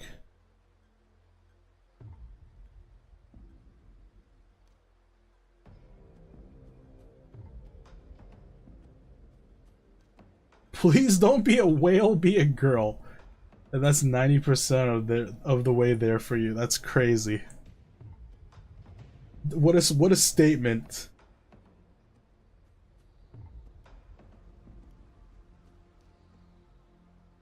You reject the bribe without a second thought, humiliated the noble servants. Oh, I already read this. Say nothing, avoid any altercations, respond calmly. I'll just say nothing, screw you. You ignorant country peasant. Do you know what it means to refuse a noble? Then you shall suffer for your arrogance. When the time comes, don't expect any pity, as you won't be getting any. I, the scion, beside the servant. Give him the bombastic side-eye. The scion silences the rambling servant and tears up the contract. Let's go. There's no point in talking sense to an ignorant fool. Then again, I'd appreciate it if you don't waste too much of my time in the arena. They throw a bag of credits as a way to humiliate you, following it up with sarcasm and mocking gestures. They attempt to overwhelm you with their pride. Retaliate with the same insults. You feel nothing. I feel nothing. Day arrives, Victor accepts your challenge with his honor of nobility at the stake. Remember well the haughty look he wore but a few days prior. Cut him in half! Yeah, my strength is maxed out. I don't know what this is. I'm guessing this is swordsmanship and this is physical strength? I mean physical health? I don't know. Oh, this is reputation and willpower, I see. No in half is too fast of a death. Oh god. Death by 1,000 cuts? That's not even 1,000, that's 10,000 times 1,000. That is 10 million cuts.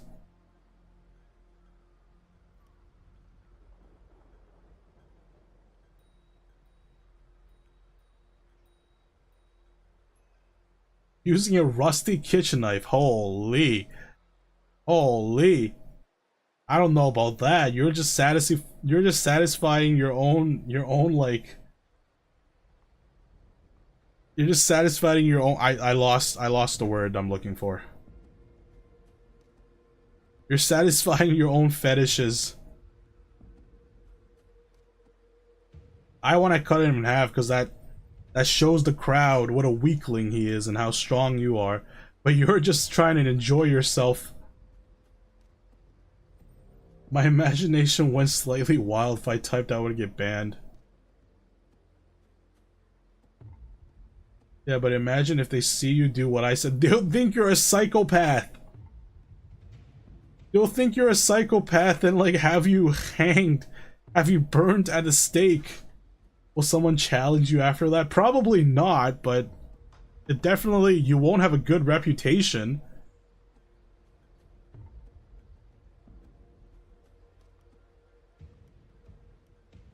Stare at the watching nobles with contempt. Approach the nobles' seats. The nobles wield only words, not swords. Victor knows nothing about swordsmanship. You easily defeat the weak, incompetent scion. And casually lifts his pretty helmet with the tip of your sword. Just keep staring at them, man. I love staring at people. That's a dump stat in real life? I don't know about a dump stat. Reputation is a... You don't want reputation? Reputation is not a dump stat. You only care about rep of a few people that matter. You only need to manage that strategically. I don't know about that. I don't know about that.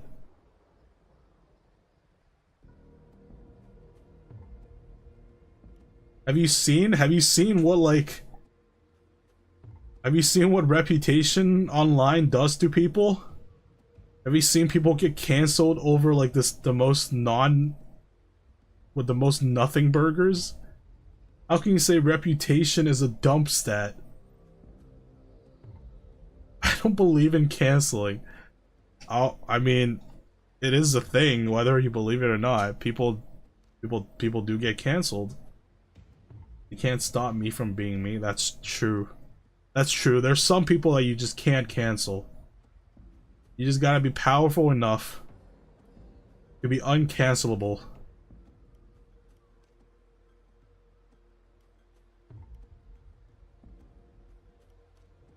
Approach or stare? Let's approach. I have won, and I achieved it without wasting your time. Do you see? Your gilded lies shattered before real strength. Step on Victor's helmet. Toss the helmet back to Victor. No, I'm stepping on it. I'm stepping on it. I'm a dommy mommy, I'm stepping on it. The crowd erupts in cheers and applause. The nobles, unable to deny your triumph, lower their heads.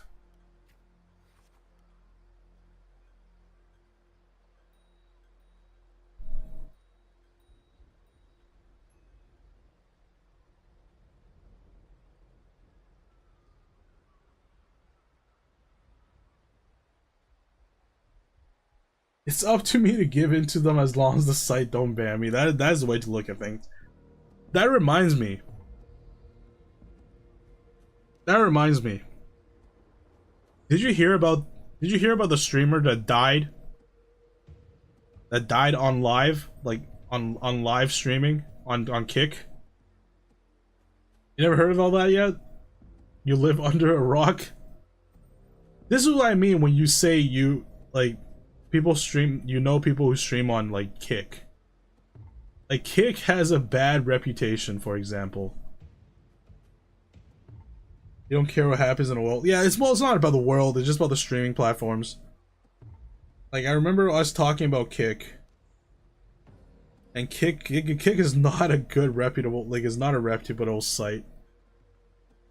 And that story just kind of solidifies it.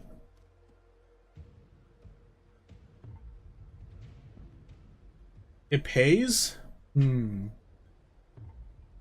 don't know. I guess that is a norming, that is an incentive, but it just shows you that Kick gets worse and worse. First is just like people doing illegal things on Kick and streaming it. Now, like, a man has literally died on stream on Kick. Normal gaming side of Kick is okay. Kick got someone I watched 10 times money over. What does that say? Kick got someone I watched 10 times money of her earnings on Twitch in like 3 months. That's interesting.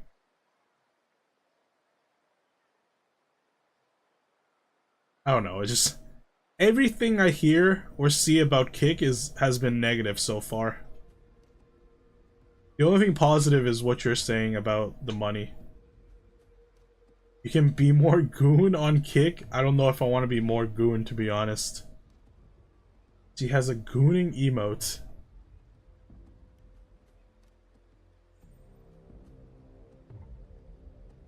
You return to your lodging to count your trophies. 99 swords, 99 opponents defeated. Now only 1 life is left to claim. Most gladiators have long feared your reputation and dare not challenge you, except for one. Aridel, the rising star of the underground arena. Unlike you, he was born with powerful forte. He is undoubtedly the king of the arena. A sword tempered by countless battles is no less sharp. Talents no longer matter to me.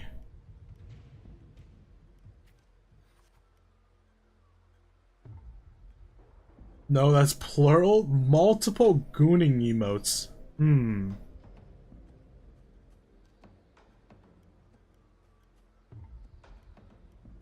Kinda interested in what a gooning emote is. Or what that looks like. Amidst the endless chanting of the name Aridel, you arrive as promised. Even the old school noble is present at this time. As always, spectators crowd the arena.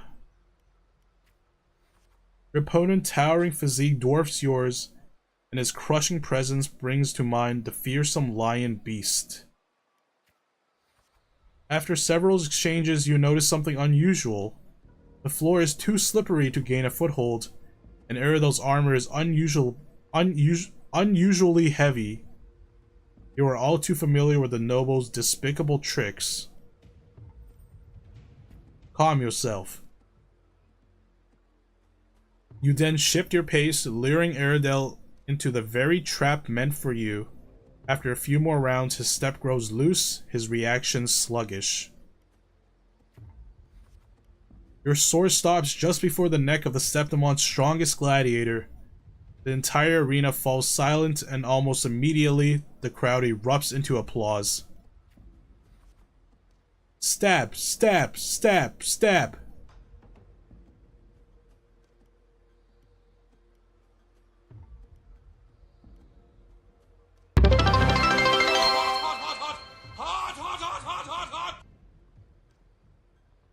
Oh hey, thanks for the follow, Yoshinawa. How's it going? She has multiple, I'll show you. I am slightly curious.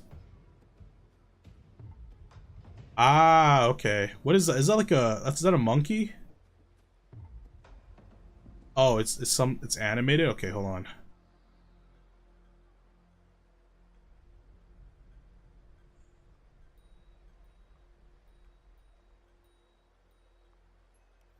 Two months after commenting under a Reddit post? Hello, hello, hello. Welcome, welcome.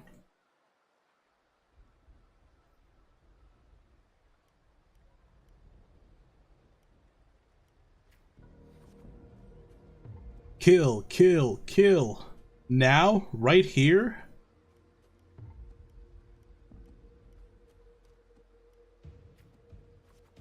Aradel closes his eyes and accepts his fate.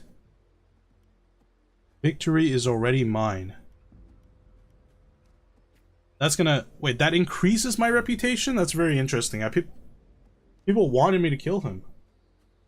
In front of everyone's watchful eye, you only take Aradel's sword. You then bow towards the audience before turning to leave. You feel a sense of relief. I feel like you're gonna get backstabbed. He's gonna take another sword and come at you. Live, live, live. Well, the spectators sure like to change their stance. Leave the cheers behind you. The next day, you arrive before the old school nobles with 100 lives.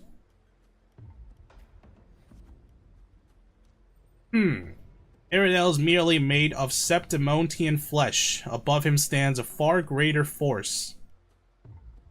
Power beyond any Septimontian. Your third trial is to earn the blessing of Arsinosa.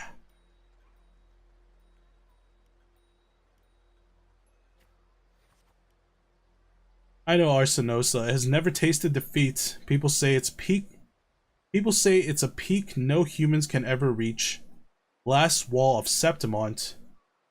But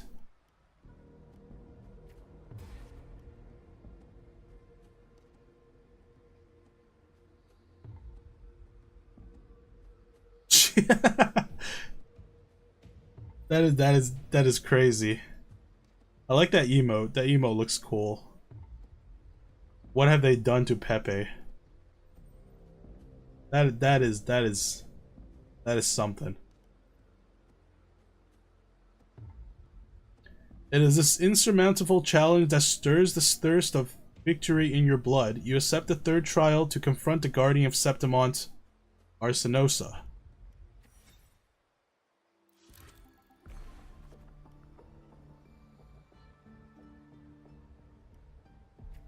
Whoops. Crap, I didn't even...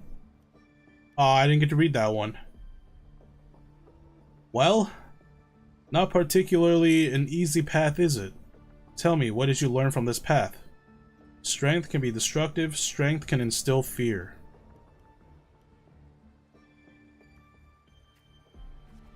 Strength brings conquests such as humanity's oldest rule. Augusta, I'll be there for your last trial, and will call your name for all to hear.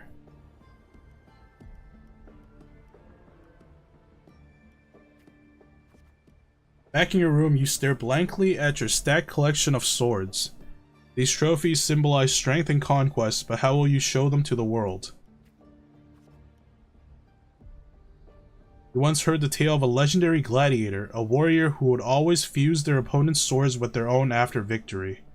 Now you decide to try the same path and stand before the smithy. No, don't do that. That is so cliche.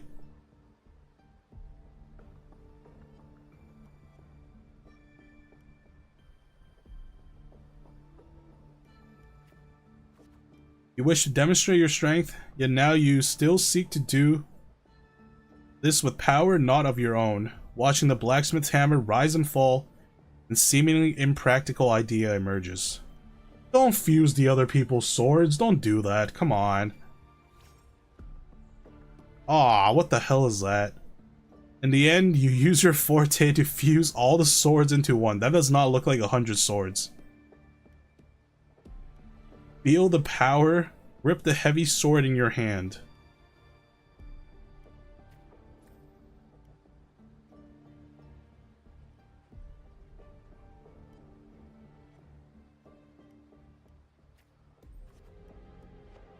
The day of the final trial has finally arrived. You walk to the arena center with your newly forged sword.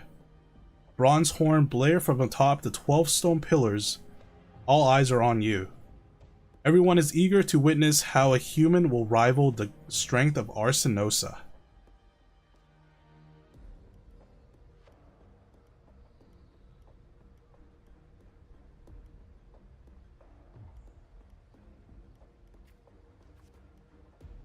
Suddenly, a rumbling roar cuts through the noise of the crowd. The noble's banner flutters and falls. A colossal shadow swallows the sunlight around you and Arsinosa appears. Arsinosa's mountainous size catches your eye. There is slight ringing in your ear. How does that go? Okay. It went down. It's awake, a noble shrieked. Arsinosa stands silently opposite you. Slowly, its eyes open, coldly watching you. Focus and stay alert. With a sudden sweep of her tail, the lioness shatters the stone pillar. You roll aside, barely dodging the flying debris. A chill seeps through the tear in the cloth of your left shoulder. Defense or initiative? Always initiative, let's go. Oh, I lost health from that. The screams from the stand are soon drowned by the lioness's roar. A wave of sound and dust rips past your ears. You can taste the blood on your lip and tongue. Ignore the pain and tend to the wounds later. Quickly patch yourself up. Ignore it. Her second attack comes without warning. You barely have time to react before your sword rises to meet her from her descending paws.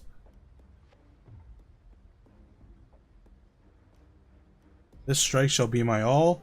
Recall your encounters from previous battles. Yes, let's have a sudden flashback. You managed to withstand... Holy crap, what happened? You managed to withstand Arsinosa's fierce attack, and at the moment it withdraws, seize the opportunity to thrust your blade into the ancient crack in its right foreleg. Golden blood spills the arena. Arsinosa seizes her attack, her mane brushing against your blood-stained face before she lowers her head. The arena shakes with applause. You hear the crowd chant your name in honor. The voices. They are... Listening to the waves of cheers, listening to the waves of... Okay, I don't get a choice. O wise and noble Arsinosa, the mighty guardian of Septimont, bestow upon her the crown of courage and strength.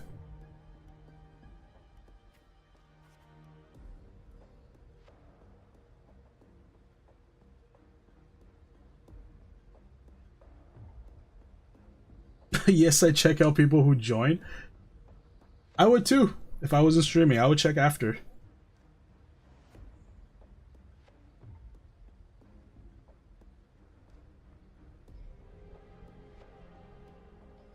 I mean, I don't think you can fail this minigame. Also, this is not the minigame. This is their story mode. Apparently, they wanted to do this for some reason.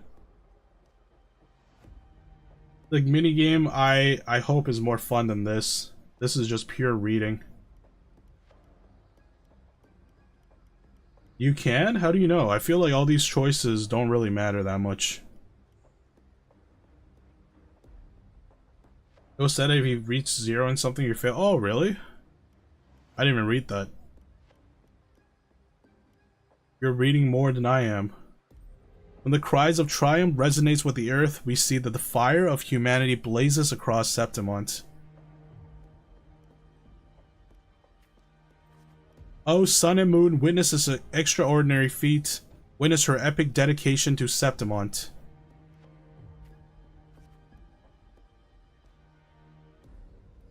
In the tutorial, you read that out loud?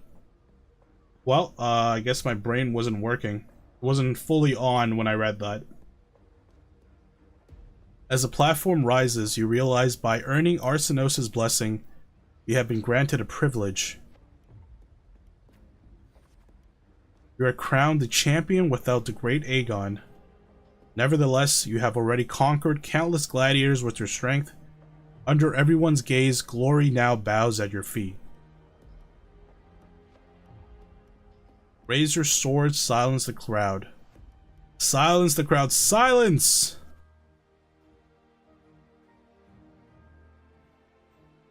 At last, you stand atop the summit, the champion, only now with battle fired cold in your veins, do your wounds raise their voice in protest. You have shattered the decaying order with strength, and now through strength you shall reshape new rules. You shall wield the gladiator's valor on the righteous path. You shall allow no more fragile lives to tremble before death. You shall ensure that your homeland's tragedy will forever be undone. I don't know if they can be undone. Unless you dabble in necromancy. Yet, should these new rules forged by might lose their foundation, will they not fall? A cold whisper of unease coils in your chest. Well then, no time for pointless pondering now. From this day forward, your sword, your honor, your 2 lives shall serve Septimont. Yeah, time travel also works.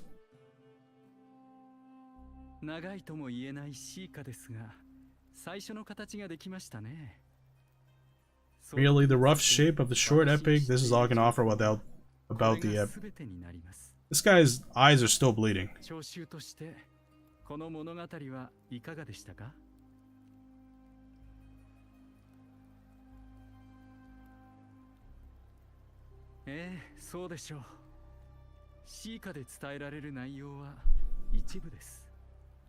So you played card moving for like an hour, yeah. I played a Telltale game with barely any consequences for an hour. Actually, more than an hour. It's been 2 hours.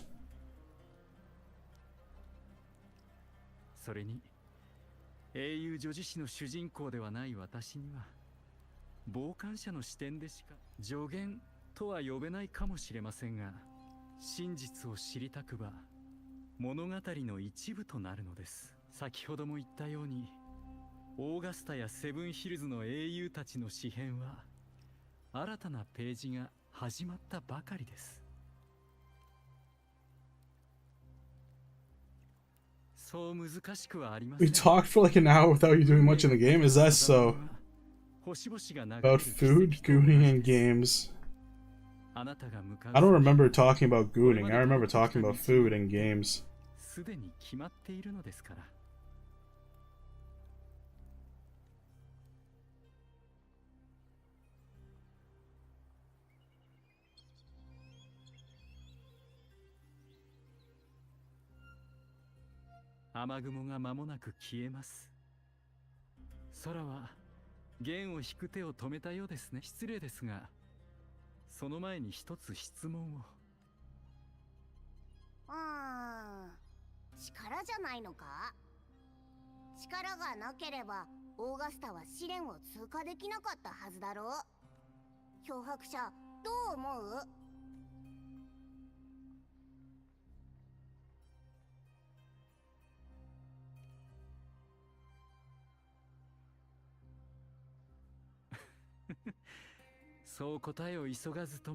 Ah, right, about Lux's burlesque.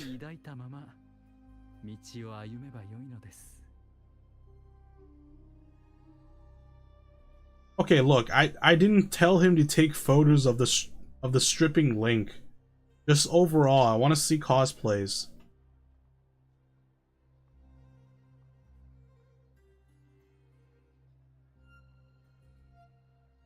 You started this card game at 1 hour 20 minutes. Really? I started that late? I mean, that far into... Like, there's nothing else that I did at the beginning. Huh.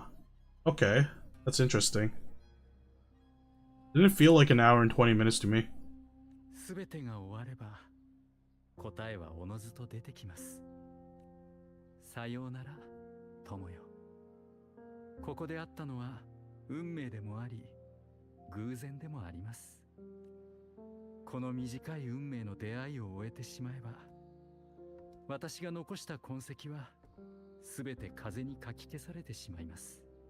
That or you started an hour and 20 minutes ago.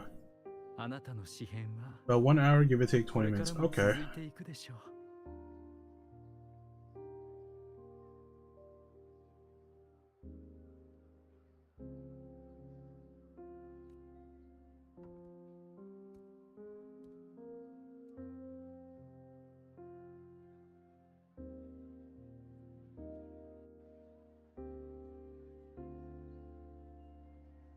Is this guy gonna transform? What the hell? He turned into paper cranes? What?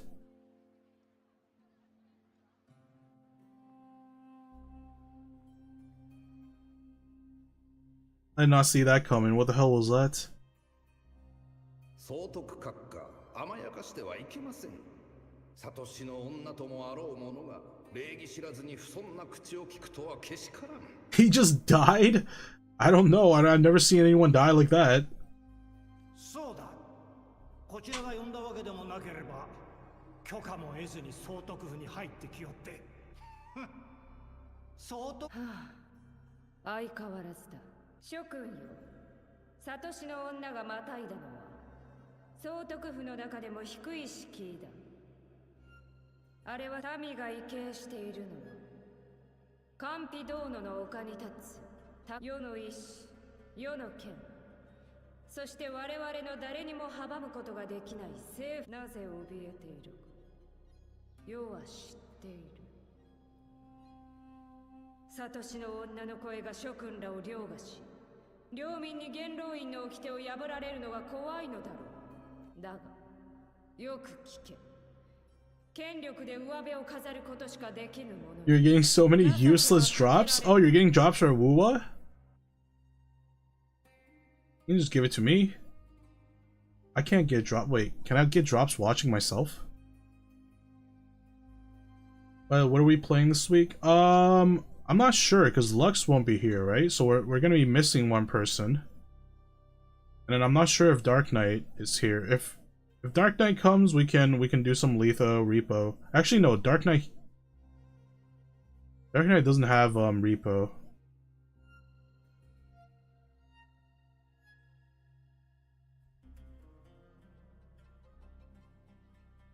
Yeah, we'll figure it out. If Dark Knight can't come, we'll play some Terraria.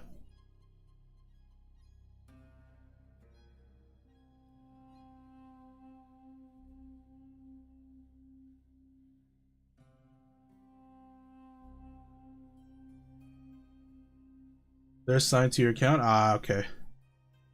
It's okay. I'll just watch myself.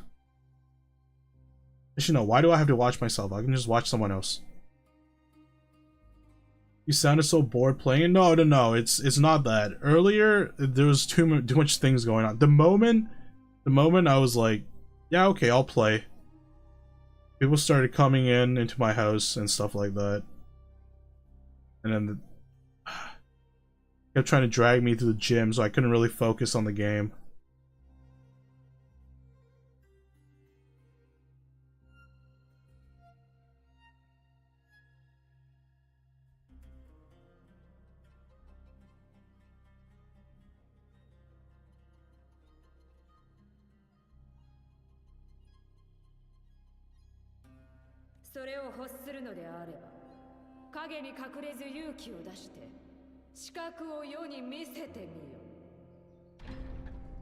Drag them to the fast food place instead? I don't have that much power.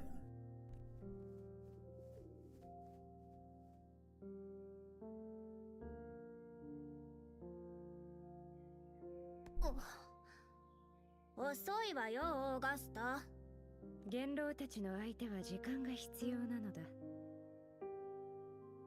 だが、今度からは尊いサトシの女様を待たせぬよう、元老を放っておくとしようか。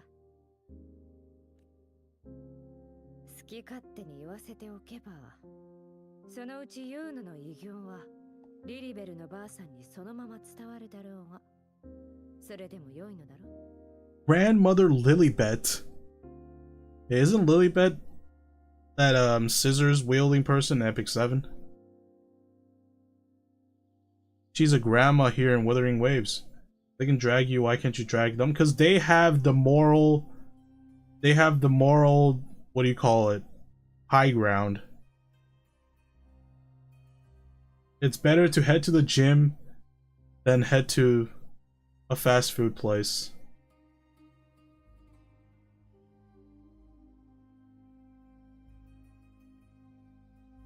Satoshiの女ユーノは掟を無視し、勝手に神殿を離れ、総督府に侵入した。とな。ばあさんというの、どちらが先に起こるのか楽しみだ。好きにして。あの狐どもが何をしようと関係ないもの。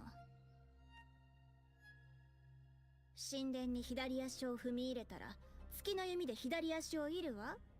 もちろん右足なら右足よ。それには世も賛成だ。たまには言動を注意する必要もある。神殿が優しいからといってサトシの女ユーノの存在を軽んじてはならんと。神殿で待っていればよかっただろう。いずれにせよ手はずは整った。異変があればいつでもデバイスで連絡できるだろう。わざわざセブンヒルズ城まで来る必要はどこにも。あの出来事が起こるまで責任に縛られてほしくはないのだ。考えすぎよ、オーガスタ。あの人に会いに来ただけだもの。リリベルのおばあちゃんが言ってた。彼女の運命は人知の及ばぬ空白だって。そんなに面白いなら少しでも時間を作って会いに来るものでしょ。そのためか。残念ながらラグーナからの船は明日の朝に到着する予定だ。その時はおそらく世も言うのも大地にいる。めんどくさいわね。気長に待とうじゃないか。漂白者が総督府の招待を受けた以上狩りで交流する機会はあるだろう。まだ何かあるのか。リリベルのおばあちゃんの予言の書を読んだわ。今回の狩り、そして私たちの計画、どれもいい結末を迎えるとは言えないわね。それでも続ける気？リスクがあるからといって悪いものではない。つまりは強い英雄の力が必要。 After your friend get off smoke? いつから言う What のは do you mean get off, like after they have a ciggy? No, League. League is the devil's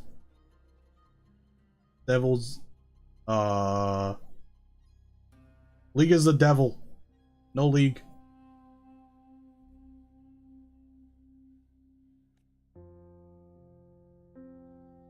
聞きなさい。セブンヒルズの信仰心なき者よ。皇天の神は怒り狂っている。セブンヒルズの王が再び神の意志に背けば滅びゆく定めにある。Want to join us in the EU? What is that, Northeast? Hell no, I don't even want to play League in my own region. ラグーナの昔の予言についてね。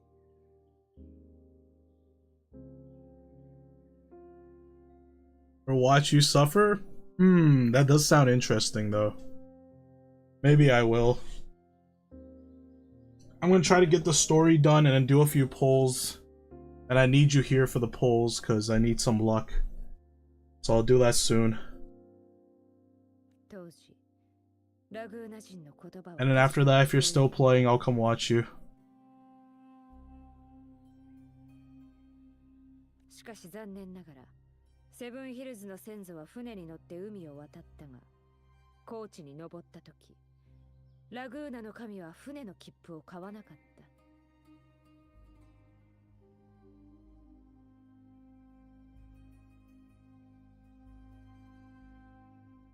それにサトシの女たちも言っていた。あの予言は欠けていると。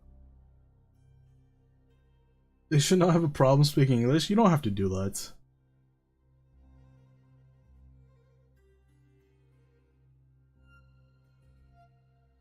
ただならぬ力を持ち、黒き波から誕生した英雄王だけがセブンヒルズを永遠の地にできる。英雄王は荒立つ暗流と波風を落ち着かせ、忘れるな。これも予言の一部だ。Yeah, I'm down to listen to Polish. Why is that suicidal? ファビウス、アティリウス、バレリア。先代の英雄王は何度もセブンヒルズを最悪から救ってきた。英雄たちが今も存在している限り、どんな危機が訪れようと城が覆ることはない。 You'll understand nothing? もし I can understand something. 今回だけは例外だとしたら、運命の示す先に破滅が待ってるかもしれないわ。Listen, you know how to say hi? I remember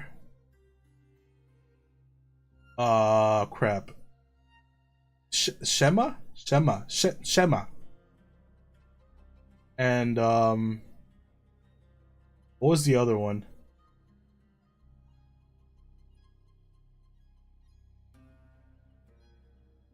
It's something dobre. Something dobre. I don't remember the other one.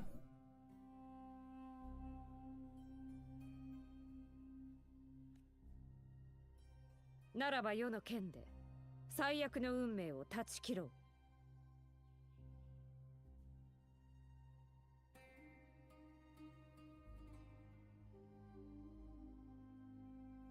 It means good? I won't hear that often? What? Why? There are no good teammates, true. Okay, yeah, I won't hear that often in League.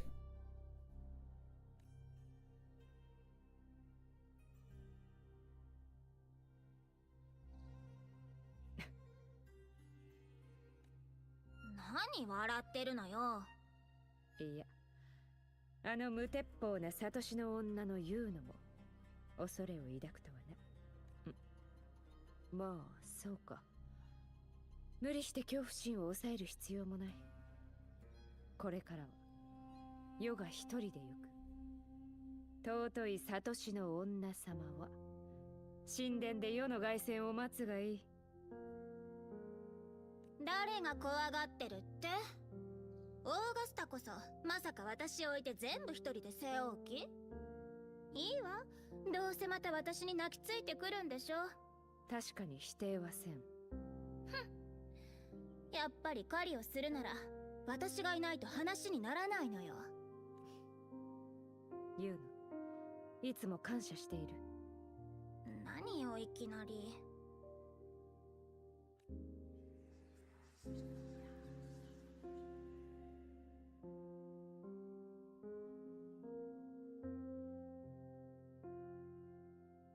好天の嵐が間もなく訪れるだろう。しかし嵐を迎える最も良い方法は吹き荒れる風に自ら The best way to greet a storm is to walk straight into. I don't know about that. 我が親友よ。 I don't know about that. That's kind of bad advice.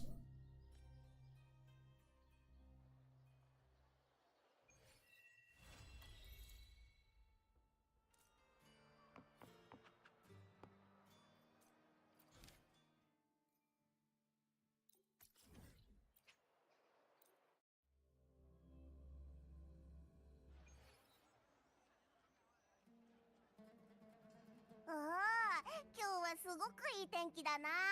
総督からの連絡はまだ来てないなら今日も街を見て回るか？こんにちは、漂白者閣下総督府の侍従デミアンと申します。こちらの手紙を総督から預かっており、重要な内容のためお早めにご確認ください。噂をすればなんとやら。何が書いてあるんだ？我にも見せてくれ。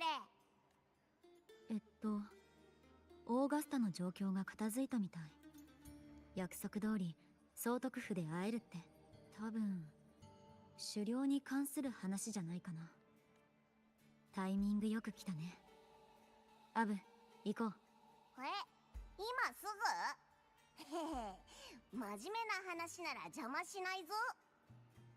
でも後でゆっくり聞かせてもらうからな。何かあったら呼んでくれよ。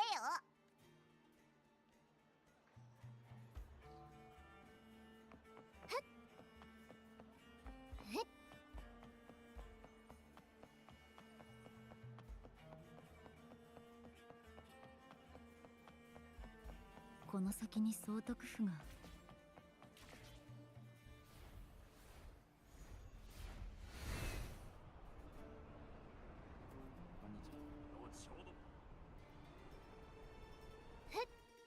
オーガスタが手配してくれたんだ。入ろう。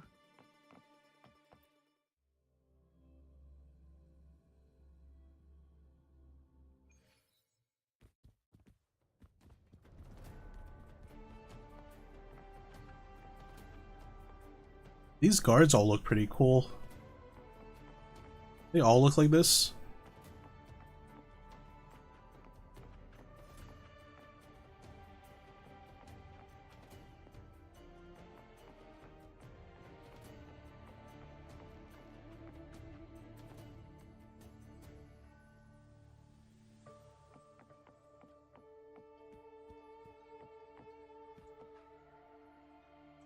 Okay, sounds good.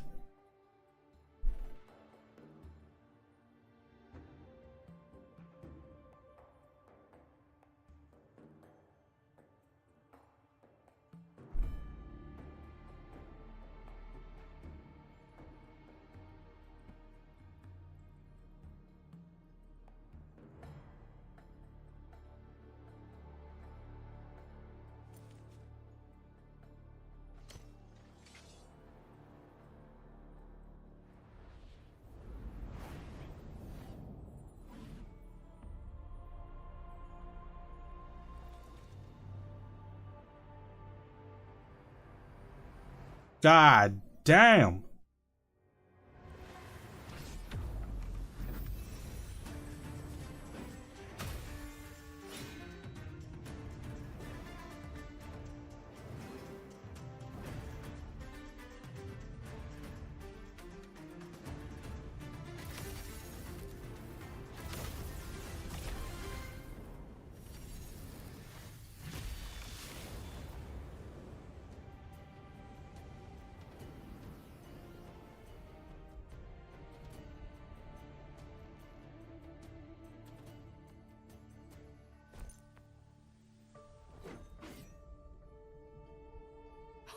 Ha ha ha!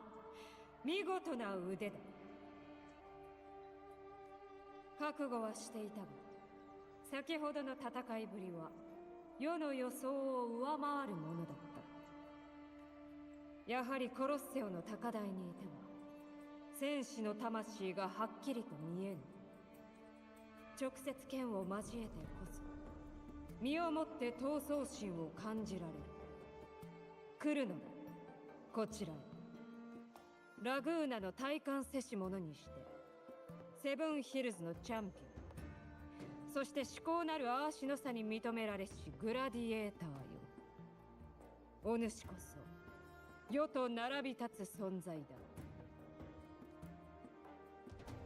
セブンヒルズ総督のオーガスタとしてお主に敬意を示す。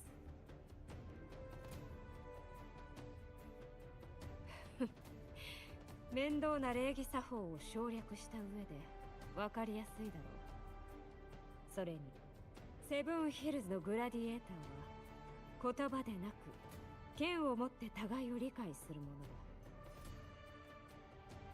のだ。だがそういった交流を深める機会はこれからいくらでもある。今回お主を招いた理由は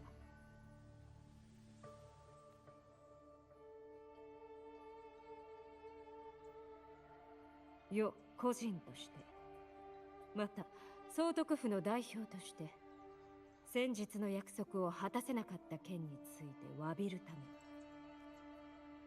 この度の不手際で狩猟の熱意を損なっていなければ幸い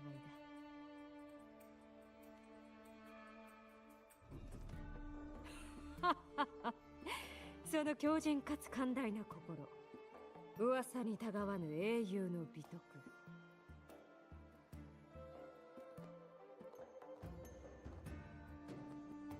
さて、まだ狩猟に興味があるのであれば話を進めたいのだが、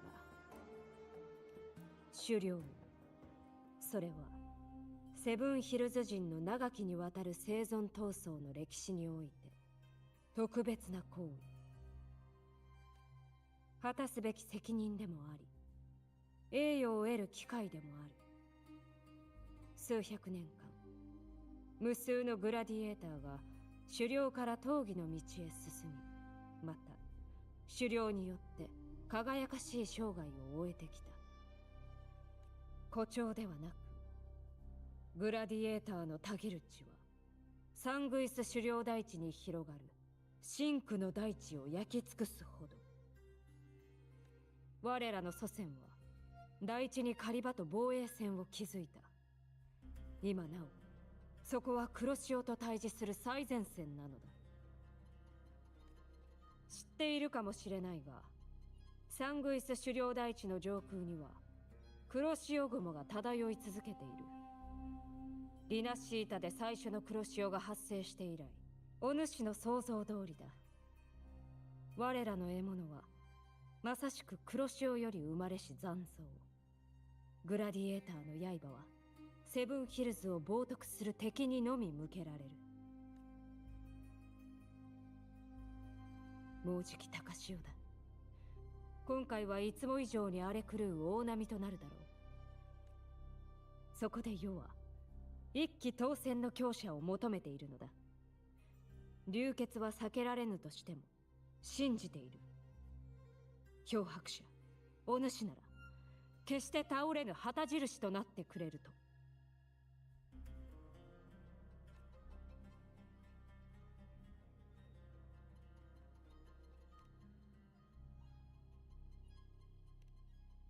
それには同意しよう。優れたグラディエーターはいくらでもいる。我らを待つのは壮大な狩猟だ。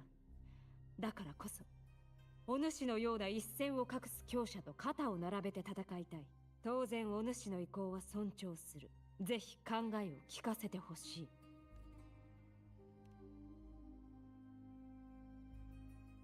実に素直だ。しかしお主の目的とは。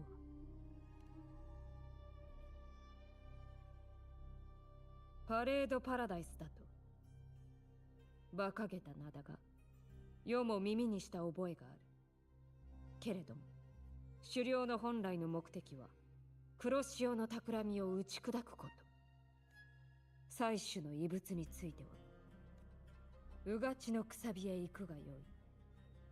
そこは採取インペラトルがサングイス狩猟大地に降臨した地でもあり、その重要性からセブンヒルズの要人でさえ本来は近づくことすら許されん。だがお主の願いとあらば無論世が実現させよう。信頼を返しているに過ぎぬ。お主の率直な思いに必ずや世は報いよう。互いを信頼してこそ遠くまで肩を並べて歩める者。来たる狩猟の日を楽しみにしている。お主と共に行動できるとは世としても光栄だ。友よ、焦る必要はない。忍耐こそ狩人としての第一歩。セブンヒルズ南東の空に怒涛のような嵐が巻き起こった時、風すさびの崖に集まろう。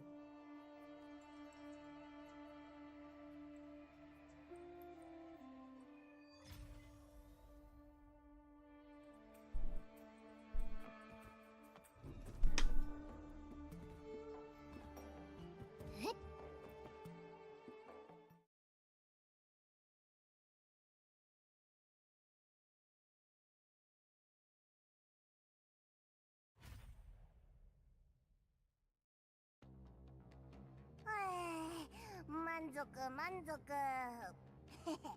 これで今日の腹ごしらえ任務も完了。漂白者見ろ、あっちの空。あれはオーガスタと約束した時間だ。待ち合わせ場所は風すさびの崖。じゃあ早く行くぞ。いつも通り何かあったら呼んでくれ。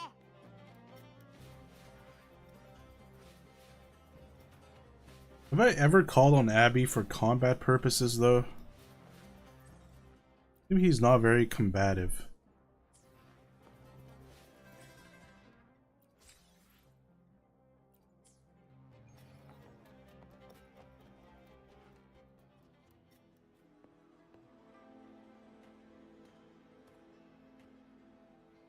おそらくこっちで合ってるはず。目的地が風すさびの崖なら東へお進みください。その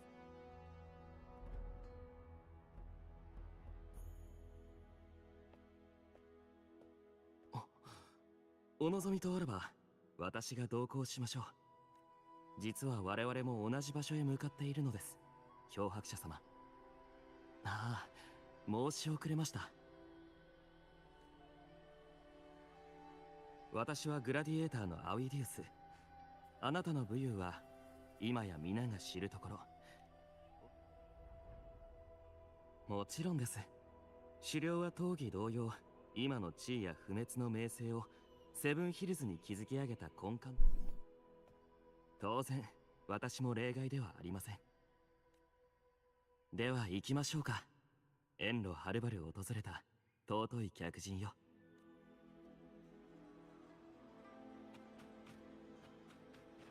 これから大波が来るとオーガスタに聞いた。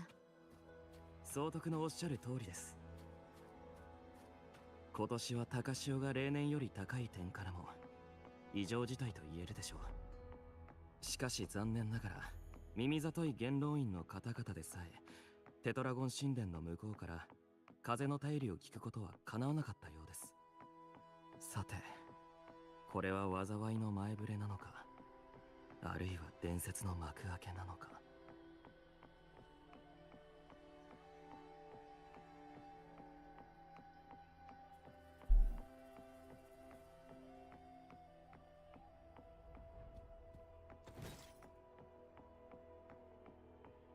Man, I wonder when they're gonna make a game that's basically anime Skyrim. They have all this asset and stuff built up for it.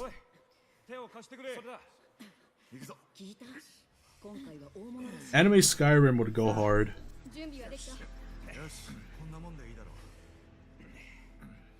総督のもとにお連れしたところで私の使命は終わりです。これより我々も大地へ向かいます。黒潮の造物はいつ現れるか分かりません。それではグッドハンティング。 Good hunting to you too, my friend. 漂白者、タイに加わるのだ。ハンティングホーンが我々の出発を促している。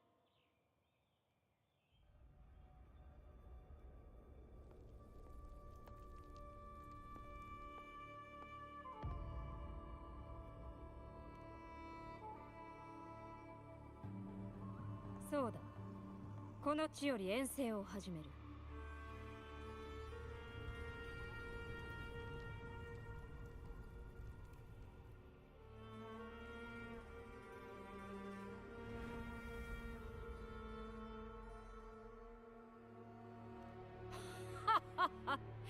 勇気を示すのだ、友よ。栄光へ続く道は勇敢な者の足元におのずと開かれる。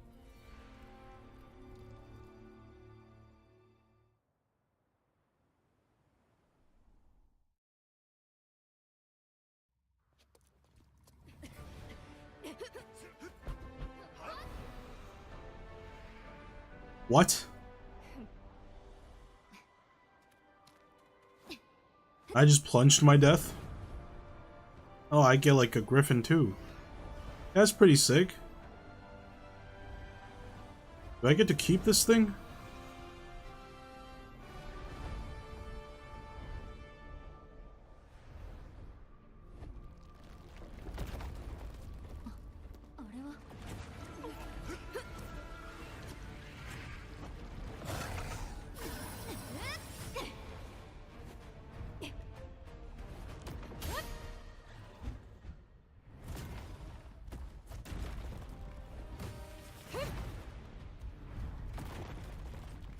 Is that a dinosaur?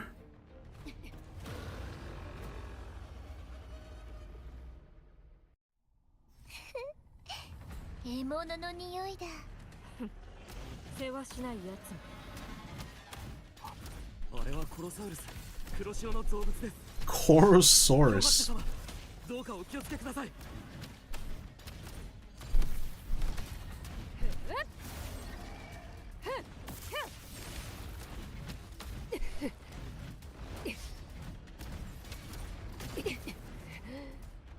Those look pretty cool.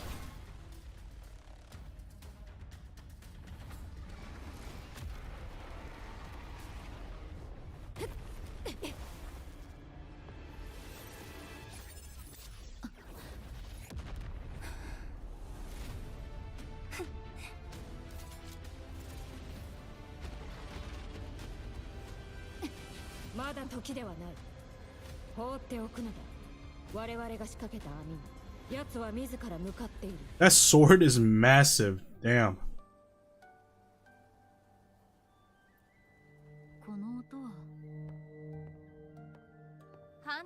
The hunting horn. Play Monster Hunter. オーガスタ、部下を連れてキャンプに戻る時間よ。分かっている、サトシの女様。先ほどのや、実に見事なタイミングだった。漂白者に免じて、今日は素直に受け取っておくわ。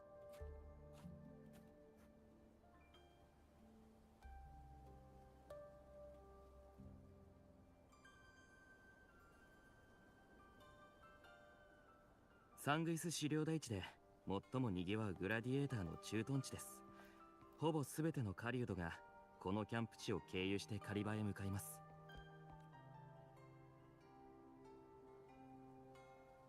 次の狩りに出る前にここでしばし休息を取っておいた方がいいでしょう。I want a cape. 認めざるを得ないわ。なかなかの景色ね。まあ、サトシの女の先人たちが平穏を捨ててこの土地を狩人と共有する道を選んだんだもの。You lost against Doombots? Come on. Gotta step it up. You can't lose against bots. お気持ちはわかります。私も恩恵を受けている身として自覚はありますので、このためにテトラゴン神殿が払った犠牲。しかと。では、そろそろ失礼します。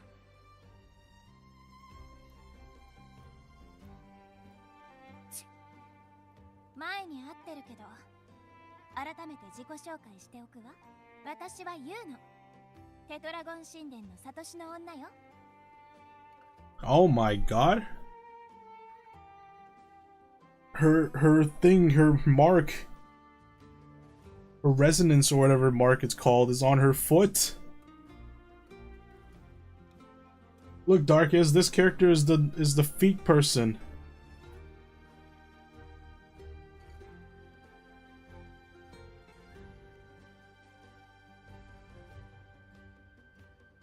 He's the feet priestess.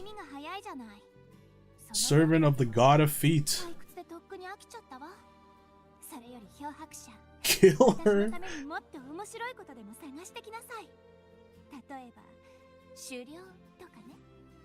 正直、黒潮との戦いにおいて私に勝てるグラディエーターはほとんどいない。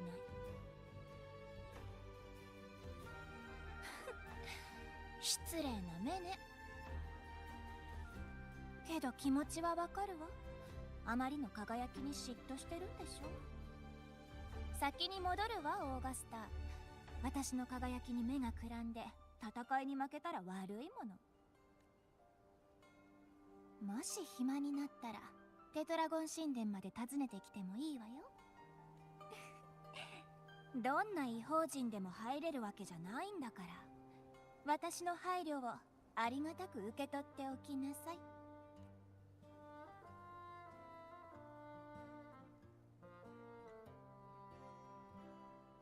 あれほど控えめな言うのは珍しい。彼女にとってお主は特別な存在なのかもしれない。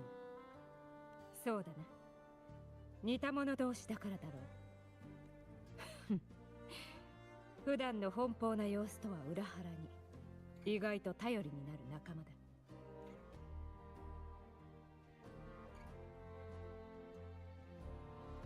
コロサウルスだ。アウィディウスの言う通り、あれは黒潮より生まれし残像。彼から説明を受けていないかもしれないが、我々が先ほど戦ったコロサウルスは特別。 Oh my god, there's more dinosaurs. やつこそ黒潮の先兵、アレクルー本流と共に降臨したもっともこれまでも名式はセブンヒルズに手を出そうとしてきたが、ただの一度も成功していない。しかしそれで引き下がるようなものではなかった。不死不滅の黒潮は創造主名式レビアタンの意志を体現している。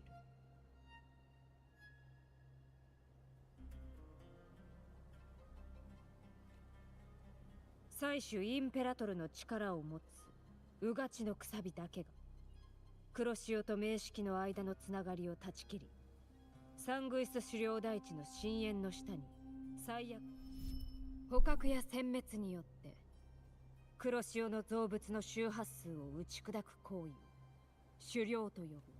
しかしうがちのくさびのエナジーが及ぶ範囲は限られている。つまりうがちのくさびの近くで怪物を狩れば黒潮の拡大を少なくともマルーンウッドカリバで抑えなくてはならん。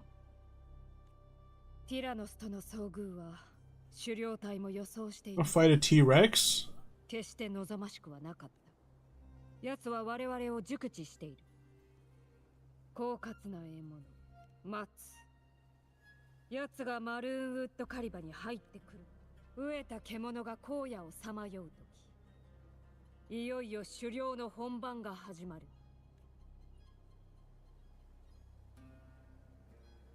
総督、元老院の方々が指揮所でお待ちです。おそらく狩猟の計画についてかと。しばらく席を外す。まずはキャンプを自由に見て回りながら体を休めるがよい。出発のタイミングはハンティングホーンの雄たけびが知らせてくれる。Oh my god, it's an echo that's a horn. アビス峡谷の対岸 That's an interesting echo. 聞き逃す心配はないだろう。 It's a horn Pokemon.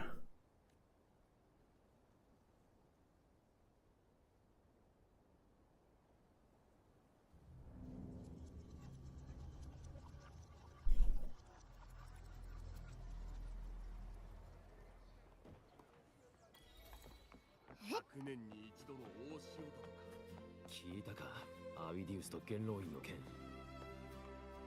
聞いたか、アウィディウス。よくある権力争いだろうが。共鳴能力のことを考えればオーガスタにも限界はある。それに強い共鳴者とは言えない以上、予言とそう単純な話でもないだろう。いつもなら彼女はもっとまあ余裕があるほど。ユーノがテトラゴン神殿に訪ねてくるように言っていた。時間もあることだし行ってみよう。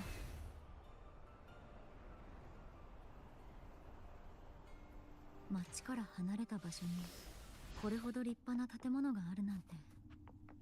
でもユーノが見当たらない。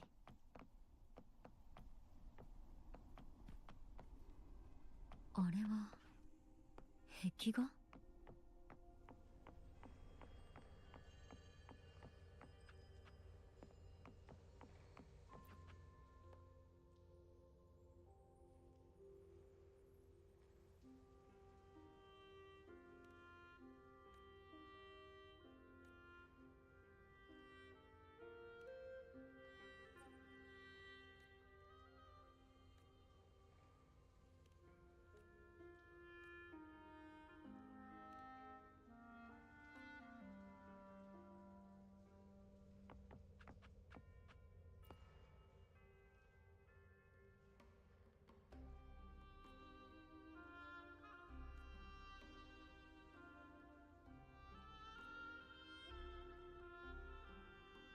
？Murals look nice, yeah. It reminds me a lot of Dark Souls 1.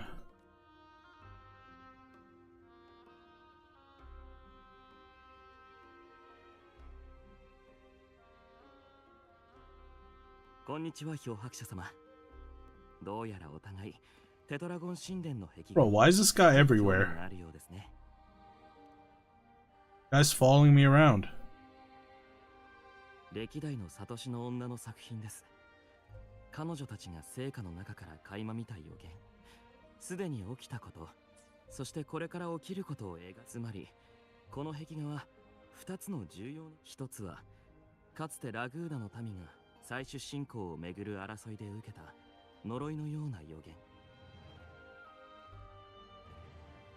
聞きなさい、セブンヒルズの信仰心なき者よ。皇天の神は怒り狂っている。セブンヒルズの王が再び神の意志に背けば滅びゆく定めにある。もう一つはまさにサトシの女たちがラグーナの民の予言に続けて語ったものです。ただならぬ力を持ち、黒き波から誕生した英雄王だけがセブンヒルズを永遠の地にできる。英雄王は荒立つ暗流と波風を落ち着かせ、旧王の血をもって最上の栄光を体感する。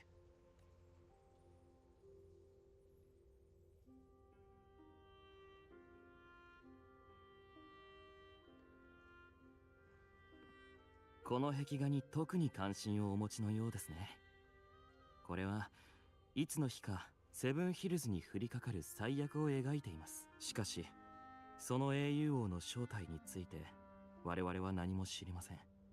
そして偶然にも壁画の欠けた部分のように厄災に抵抗する戦いの結果もまた、サトシの女たちは来たる運命を垣間見ることができなかったのか、それとも人々が知るべきではない。あらあら、次期英雄王候補ともあろうお方が白昼夢を見ているの？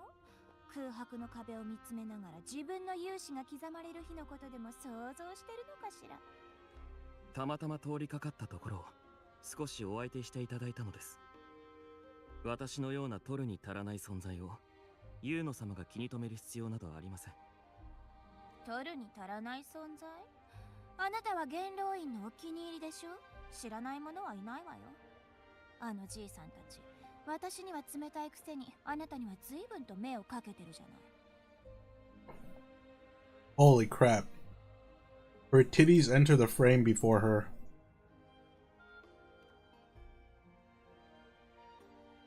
いつ来てたの？まったく、こいつに先を越されるなんてありえないわ。英雄を敬うのは人の常です。ユーノ様が私に腹を立てる必要など。あなたの企みはお見通しよ。漂白者が味方につくと思ってる？要は狩りの名目でティラノスとクロシオを先に始末して、自分こそが予言にあった英雄王だって証明するつもりなんでしょう。マネスの底を4度も踏破してオークリーフの勲章を賜ったからってオーガスタの地位を奪えるとでも？冗談はやめて。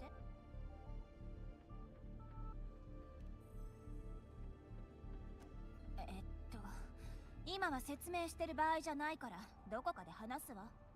お二人には伝えておきましょう。私が権力を求める野心家であることは否定しません。ですが私にはセブンヒルズの栄光を守る使命があります。だからこそ英雄王の座につき、次なる最悪、滅びの運命を退けたいのです。あなたね。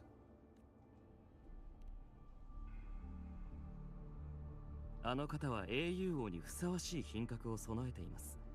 ただ予言にあるただならぬ力を持っていません。オーガスタ様の強さは本物ですが、表明能力は人並みです。しかし歴代の英雄王は皆卓越した才能の持ち主でした。彼女には剣を振るう力こそありますが、偉大な共鳴者のように尽きぬ痛みと長い歳月に耐えうることはできないでしょう。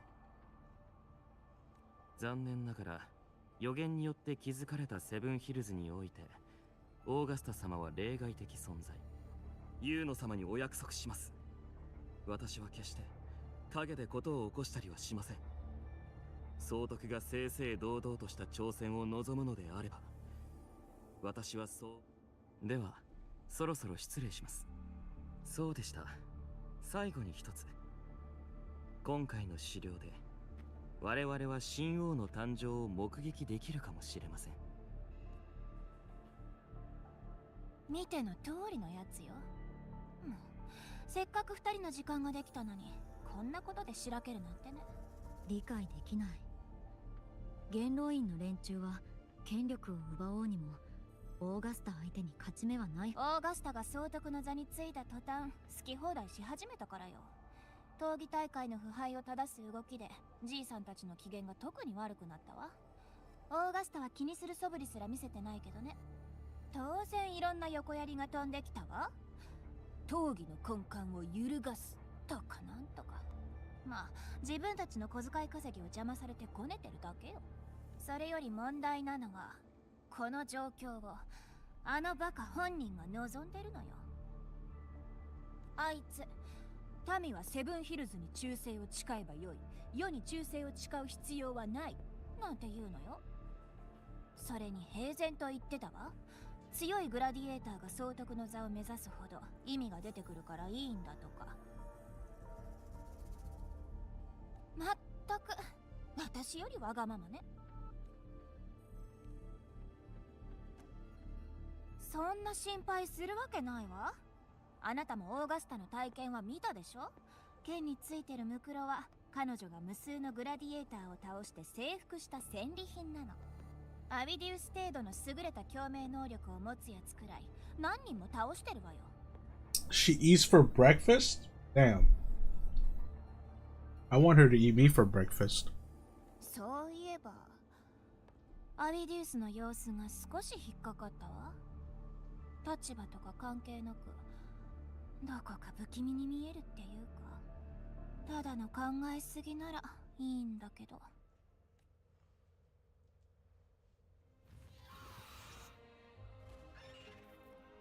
クリフェックスが来たわ。どうやら獲物が動き出したみたいね。また会いましょう。あなたの興味次こそ私にだけ向けてもらうから。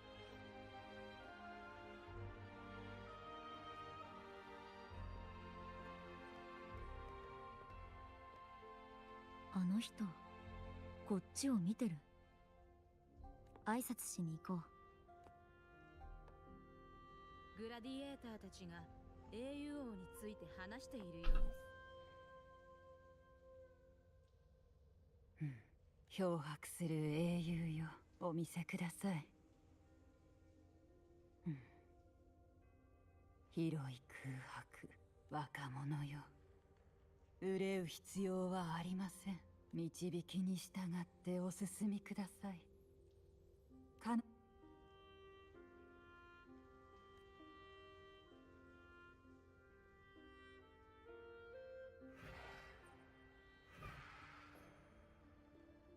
ちょうどいいわ。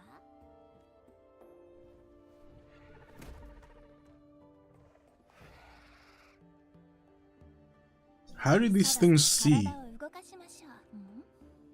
漂白者リリベルのおばあちゃんと何を話してるのかしら。 That's a very dumb helmet that they have. まあいいわ。後で聞けば。アクイラ、お願いね。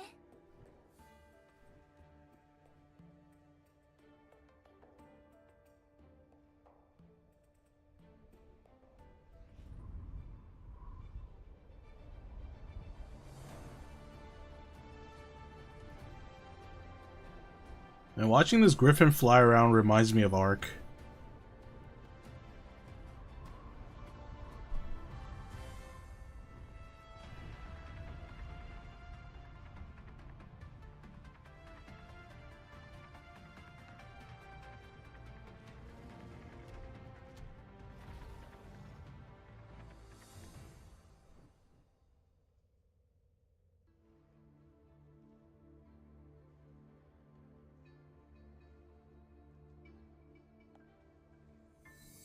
栄光の地の英霊たちよ、私の祈りに応えなさい。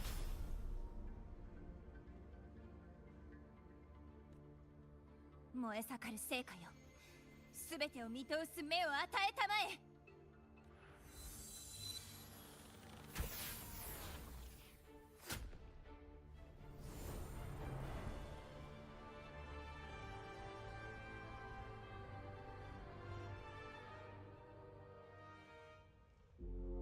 出発の合図だ。オーガスタを探そう。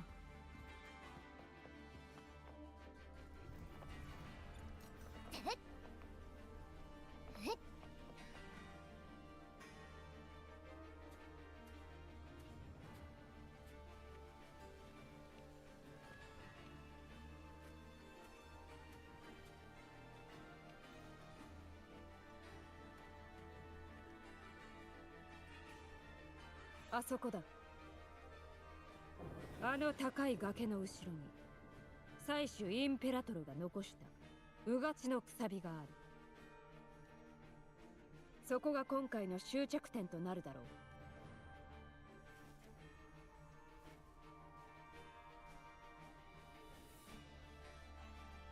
う。うがちのくさびから生まれし黒石で作られたアンカーストーン。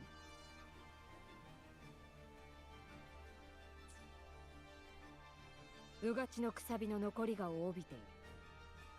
身を守ってくれるほどの力はないが、後ほどマルーンウッドカリバの3つの場所にアンカーストーンを打ち込むのだ。アスポデロスの花が咲き乱れる野原は仮想区域の中でもあの栄光の場所だ。ティラノスに相応の死を与えよう。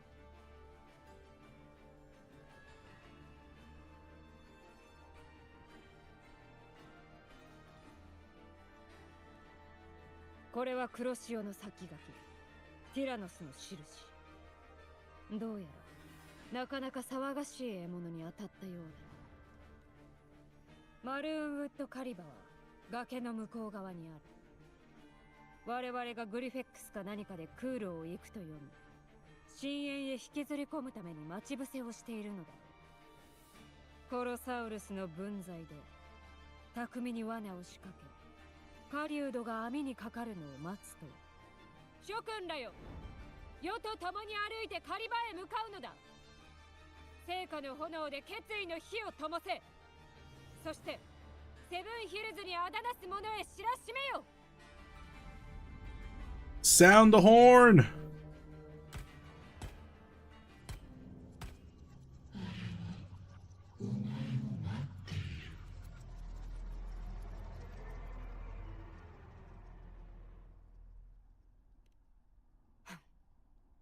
行くぞ。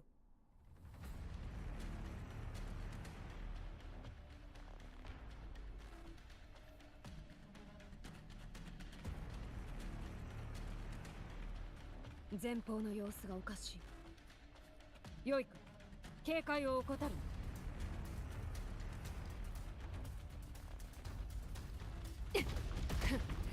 相手にとって不足なし。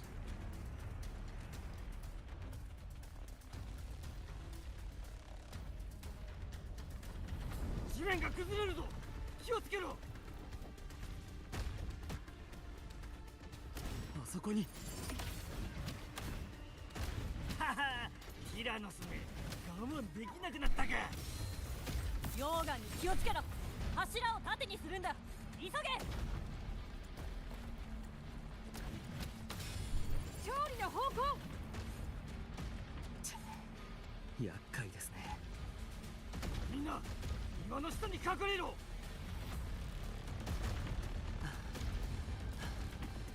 そろそろ到着か。勝利をつかむまで油断してはならぬ。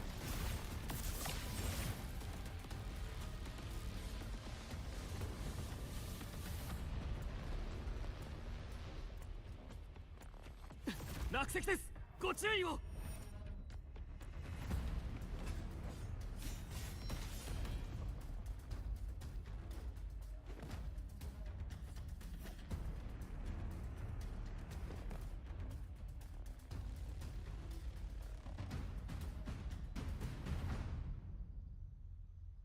この道を行けば最初の残像だ。世の剣も待ちくたびれていたぞ。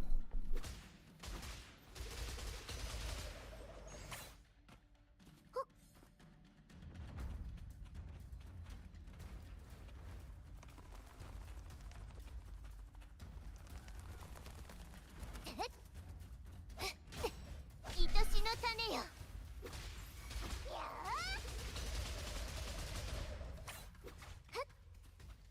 この惨状は。小細工。しかし予想通りだ。アビディウス、対策班を率いてアンカーオベリスクを修復するのだ。援護は世と漂白者に任せる。はっ、仰せのままに。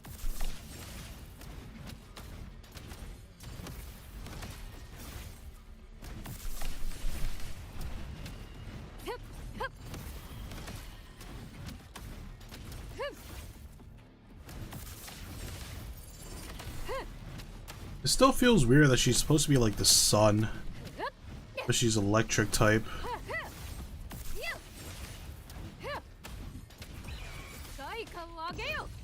Whoa, what the hell is that? How did I do that?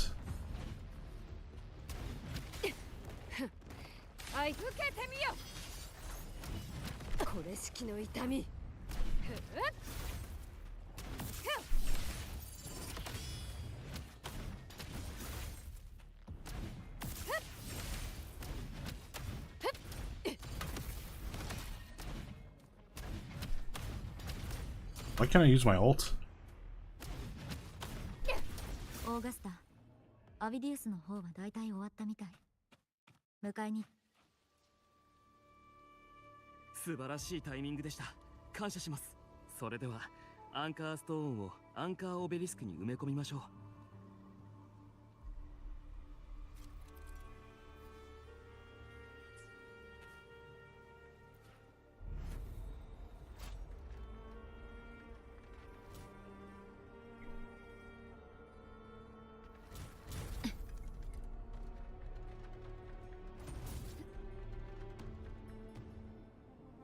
What the heck is this?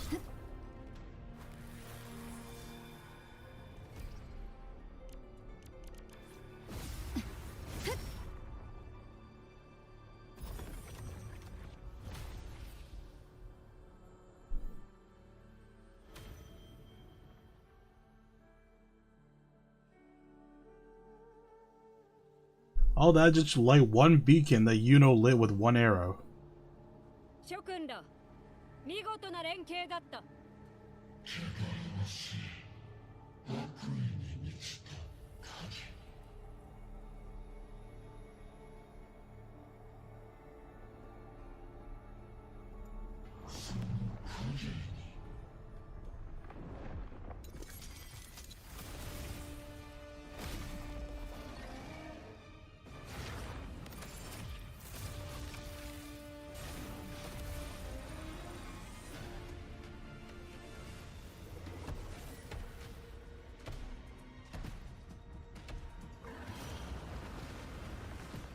It was a Sonic dinosaur. A dinosaur just went Sonic. Her feet enters the frame before her. 今はそう見えるだけ。オーガスタが相手の動きに付き合おうと私は構わないけど、絶対の自信があるやつほど早く死ぬものよ。とりあえずしばらくオーガスタに任せましょう。私たちにはもっと重要なことがあるんだか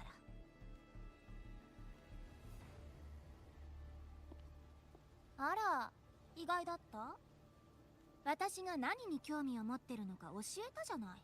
ちゃんと覚えておきなさいよ。まあいいわ。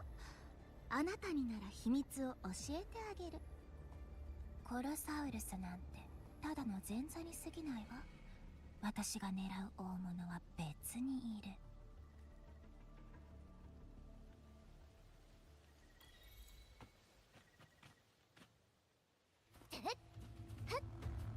次のアンカーオベリスクは向かい側の台地にあります。ユーノ様、ちょうど皇帝の使いがいる。私とオーガスタが準備しておいたの。どう？驚いた？さあ、風に乗って一緒に崖を。オーガスタとコロサウ漂白者、デバイスを貸して。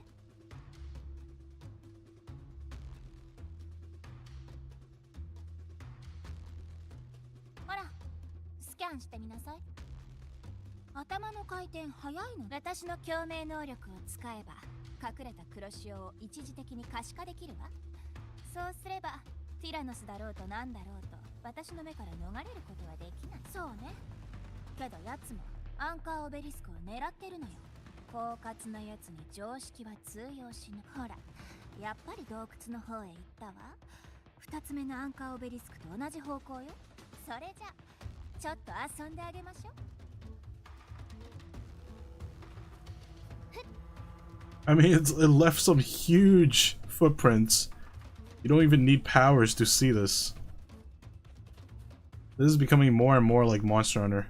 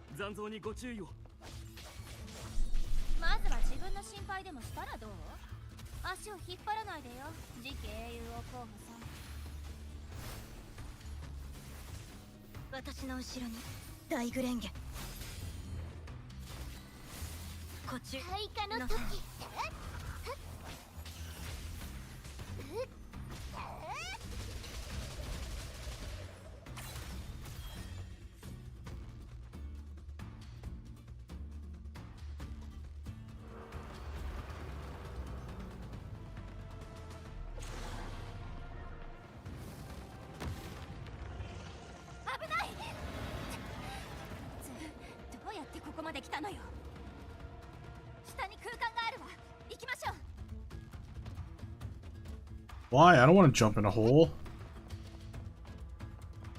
Man, there's a chest right there. No.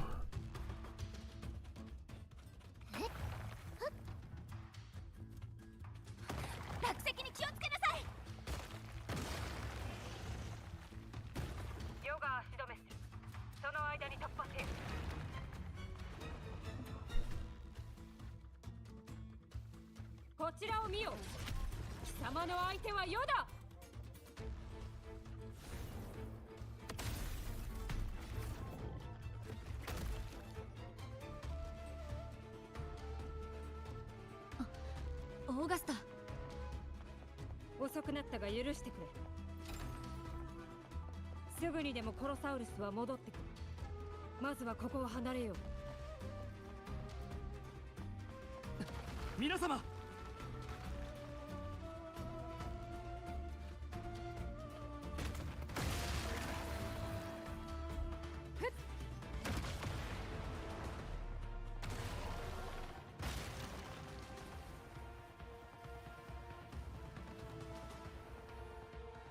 この構造見た感じしばらくは持つみたい。左上よ、あそこの石板だけ緩んでるわ。漂白者引っ張り落として。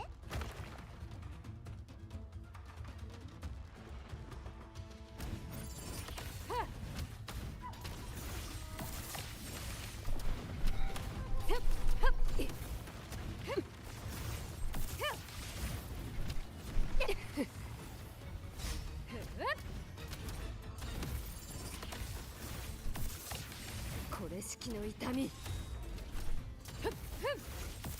一気に歯を食いしばるのだ。受けてみよ。アンカーオベリスクだね。私に任せて。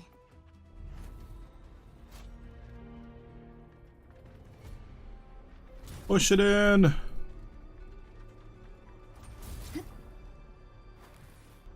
Twist. Punch.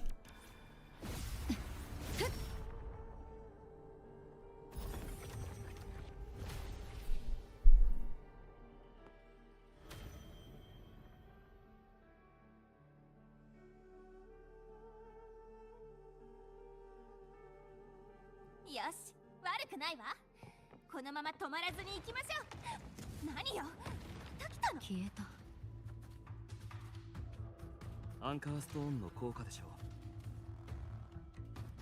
う。あるいはあの方向は最後のアンカーポイントを狙う。Oh God. Flying back. なかなか頑固なやつだ。それでこそ世の相手にふさわしい。この霧は。お気をつけください。罠を警戒して慎重に進みましょう。だがアビデウス、面白い挑戦ではない。用心するのだ。アンカーオベリスクはあっちよ。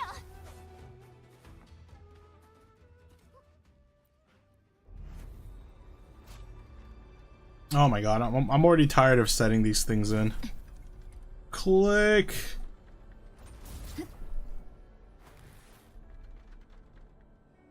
Well, I wonder if it's a hold instead of spam. This one's definitely a spam. The other one might just be hold. Making it harder for myself.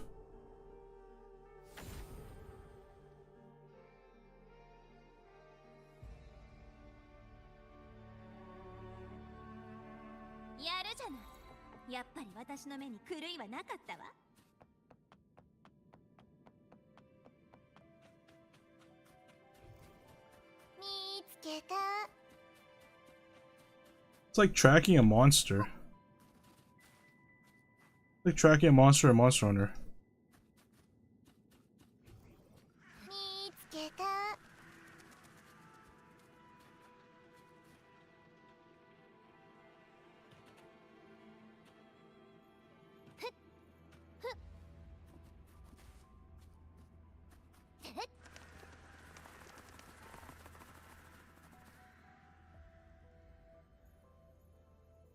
オーガスタ、ティラノスは野原の方へ行ったわよ。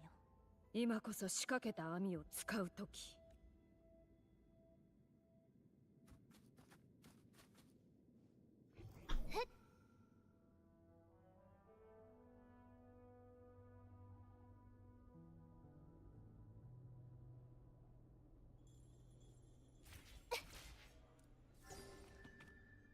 鶴が風になびく。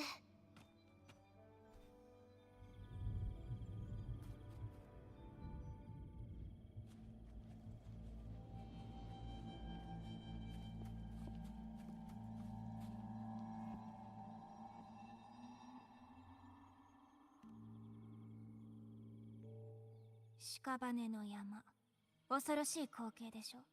ここはティラノスが生まれた場所。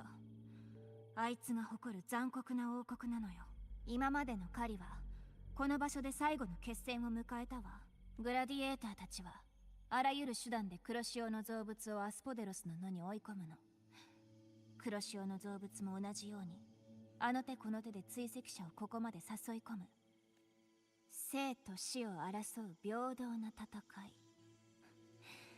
い。どちらが狩人でどちらが獲物なのかは終わってからわかること。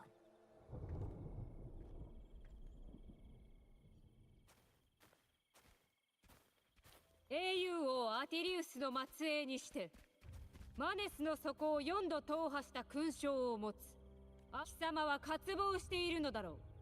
権力を。だが世の相手を務めるには覚悟が足りぬ。さあこちらへ来るのだ。世のそばで欲望の赴くままに追うがよい。もっと野心の炎を燃え上がらせよ。仰せのままに総督。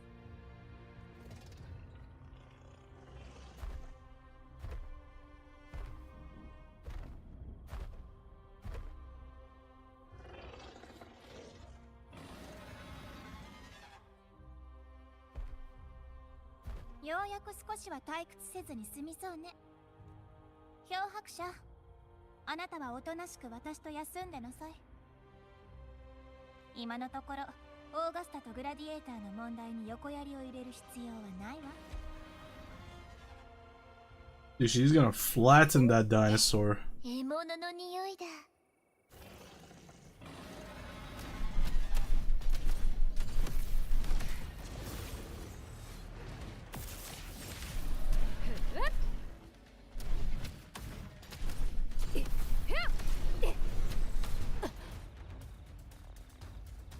What the heck? Is that a Naruto move? Wait, this dinosaur's got moves.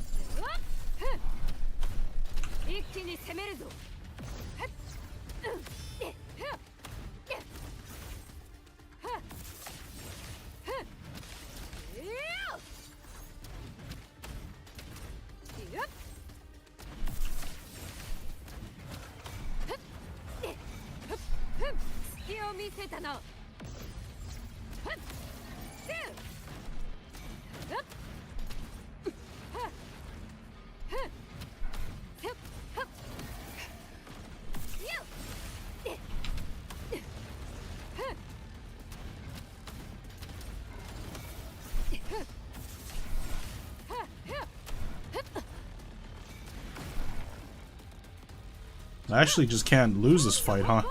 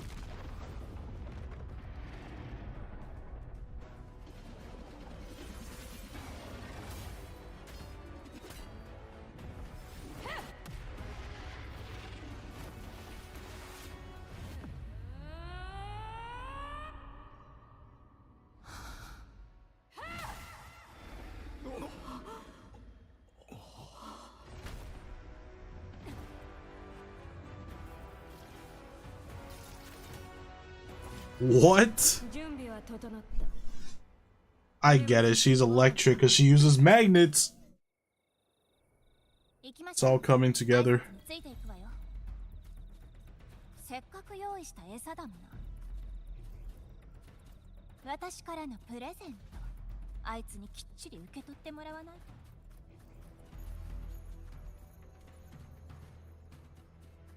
あそこだ。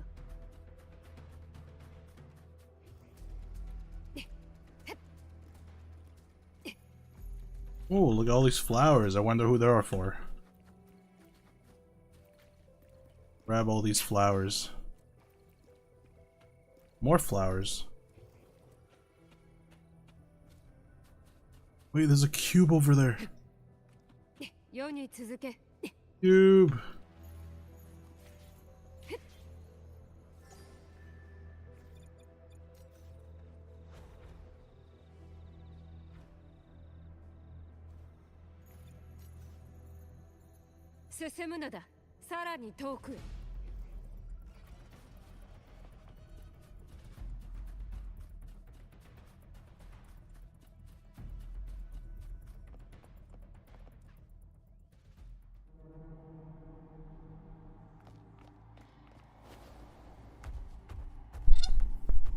Whoops.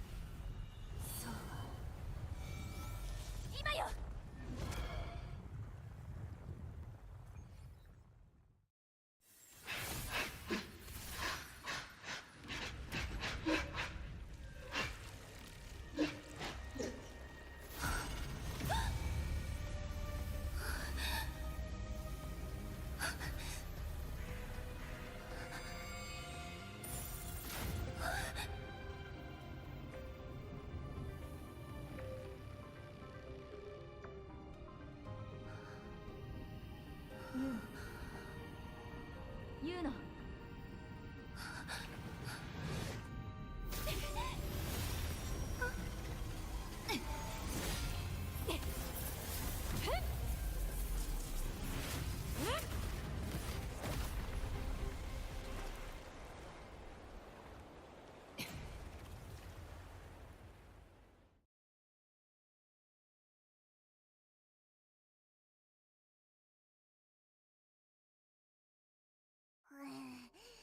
何が起きたんだ？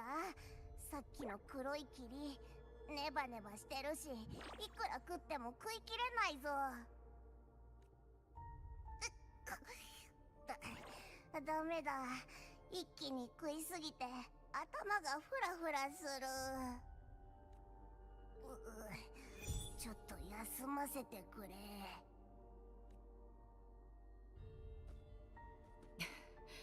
まだ持ちこたえられるか。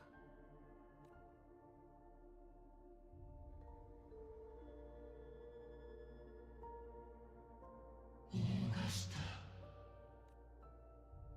オーガスタ、見ろ、彼女の持つ小さな音階なら身一つで荒れ狂う苦しみをやすやすと沈めることができる。これこそ兄弟にして完璧な共鳴能力。人間の弱い力しか持たないお前には不可能な芸当だろう。お前はまた全てを失うところだった。オーガスタ、今回こそ神の恩寵を迎えるよ。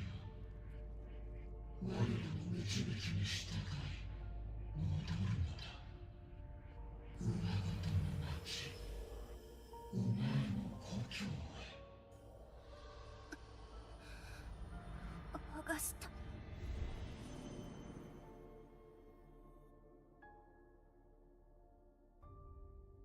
オーガスタ。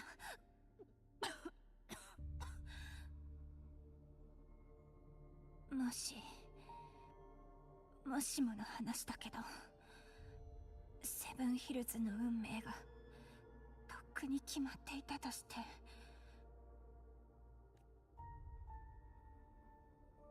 それでもあなたは戦い続けるの？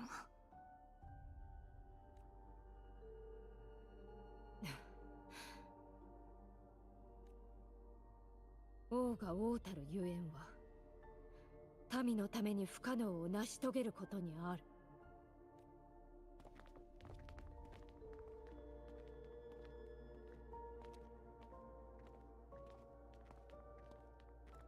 ここは危険だ。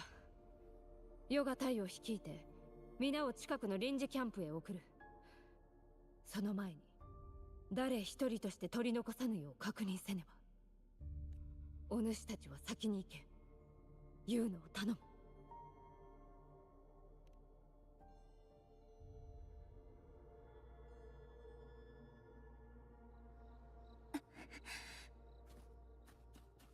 大丈夫。ちゃんと休んで。気持ちだけもらっておくわ。この程度でへこたれるほど私は弱くない。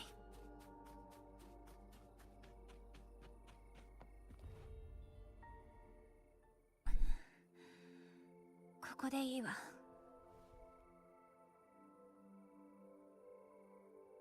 まったく、そんな心配そうな顔しないでよ。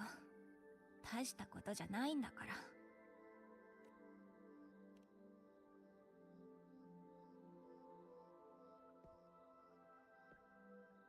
待って、私に何か聞きたいことがあるんでしょ？気にせず言ってちょうだい。これくらいの傷、問題ないわ。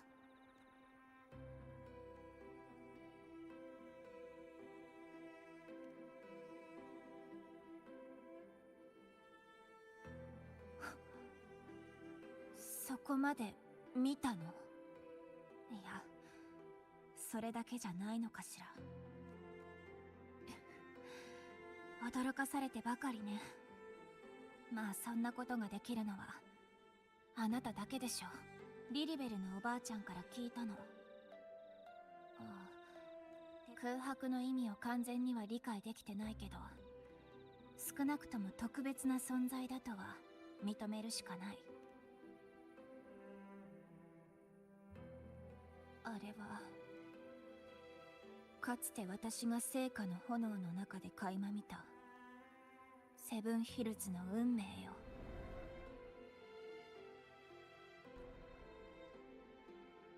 あなたが見た通り、黒潮はセブンヒルズに滅びを、オーガスタに死をもたらす。ラグーナ人の予言が本当かどうかは知らないけど、運命は私に悲劇しか示してくれなかった。悔しいけど今は認めざるを得ない。黒潮は本当に恐ろしい存在だわ。幻を見せたり嘘をついたりするだけじゃない。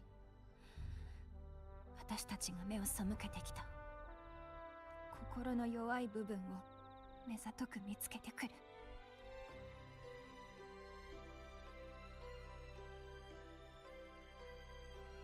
ありえないわ。私の予言が外れたことはないもの。だからこそ無力な自分が嫌い。全てを知っているのに何もできないなんて。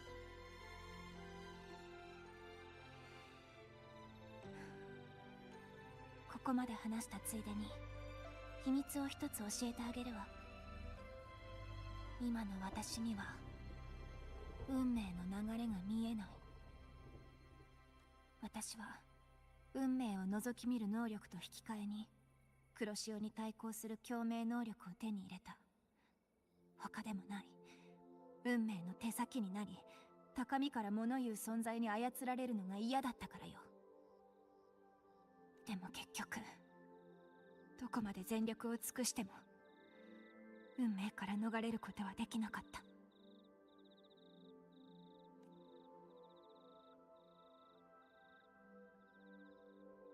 さっきアスポデロスの野で遭遇した黒い人影は黒潮が生み出した存在よ。私たちはあれを偽りの神王と呼んでいる。他の造物とは別物。黒潮から散逸した力を吸収して再形成するの。このまま放っておいたらどうなるのかわからない。あれは間違いなく予言にあったセブンヒルズを滅ぼす元凶だと確信してるわ。狩猟が始まる前に私とオーガスタはサングイス狩猟台地を調査して、今回の高潮が尋常ではないことを確認したの。そこで私たちは神王の性質を利用しようと考えた。コロサウルスを餌に完全な実体化を遂げる前に誘い出す計画を。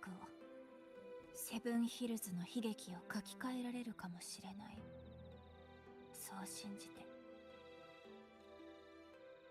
けど結果は見ての通りよ。私たちは失敗した。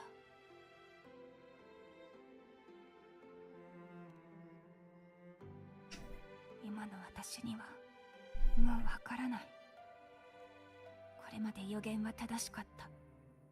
だから私たちに訪れる死の運命も避けられないのかもしれない。でもオーガスタなら、あのバカはこれまで通り最後まで戦い続けるでしょうね。ただ一つだけ気になることがあるわ。なぜかわからないけど、さっき黒潮が見せた運命は私が記憶しているものと少し違う気がする。どこが違うのかしら。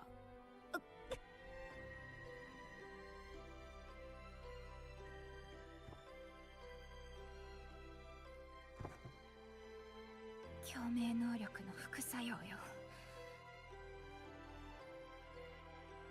多くの場合黒潮は安定した形では現れないけど、私の共鳴能力を使えば自分の存在と引き換えに黒潮の造物を顕現させることができるの。要するに10日交換ね。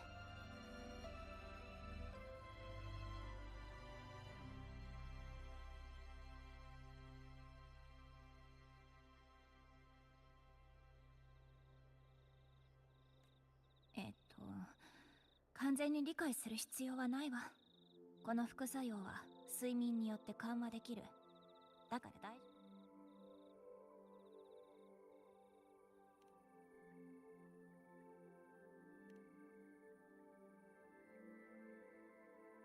ええ、私が元気になったらこの程度の謎あっさり解けるわ。そうだ、これあなたにあげる。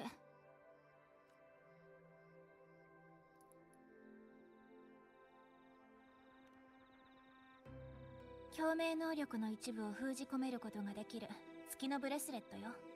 私がサトシの女になった時、先輩から受 Hey け Dark Knight, welcome back. とても貴重なものだからちゃんとしまっておきなさい。代わりはないんだから。As story mode, I'm liking it. I really like this part of the story.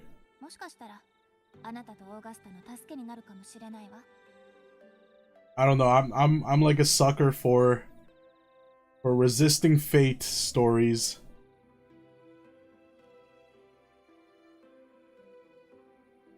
何よ、やけに素直ね。というか、そんなに長く寝るつもりはないわよ。二人して私を置いていったら許さないから。Although I'm getting more screen time of Yuno than I am getting Augusta.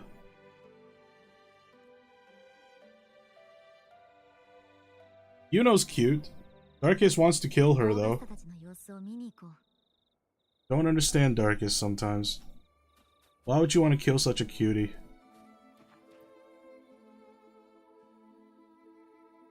これまでのいかなる危機も凌駕します。セブンヒルズのために権力争いは一度置いておくとしましょう。マネスの底を4度踏破したことですか。今は昔話をしている場合ではないかもしれませんが、閣下のご要望とあらば。あれは4年前の高潮です。我々は荒れ狂う黒潮によって第一仮想の朝食地まで追い詰められました。かつて3人の英雄王がマネスの底を征服しましたが、私は彼らの真似をするつもりなどなかったのです。運が味方したと言うべきでしょうか。あの窮地で私たちは困難の中に活路を見出したのです。運命とは無情なもの。今も狩り場に残っているのは私だけとなりました。当時仲間の多くが黒潮の侵食を受けましたので、マネスの底に自生し、黒潮に対して天然の耐性を持つ特殊な植物メソナによってかろうじて意志の腐敗を耐え抜いたのです。それでも仲間の多くは、この貴重なオークリーフの勲章は危機を乗り越えた私に前総督がくださった褒章です。あれは輝かしくも痛ましい勝利でした。是が非でも仲間の苦痛を取り除きたかったのです。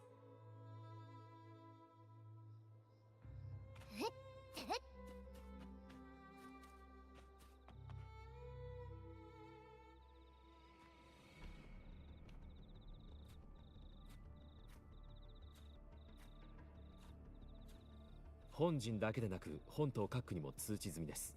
指示通り防御措置も抜かりなく。ご苦労。何かあればまたすぐに知らせよ。了解しました。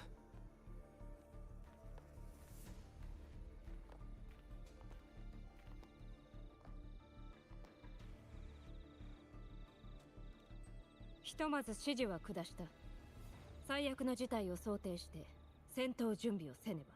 それとブラックショアに連絡を取っている。総督府は以前リナシータ一帯で活動するブラックショアの協力者を手に入れた。双方合意のもと狩猟期間中、ブラックショアにはセブンヒルズの中枢を利用し、もし狩猟計画に不測の事態が発生した場合、ブラックショアはセブンヒルズに技術支援を提供する約束だ。リナシータ一帯で活動する協力者。ああ、名はボクレー。よく印象に残っている。実に面白い娘だ。なるほど、あの子か。オーガスタ、ブラックショアの方は私に任せて。Why don't you let me handle contacting the Black Shores? You're talking to the leader.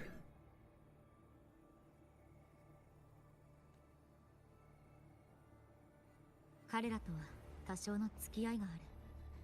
話もスムーズに進むはず。ならば頼もう。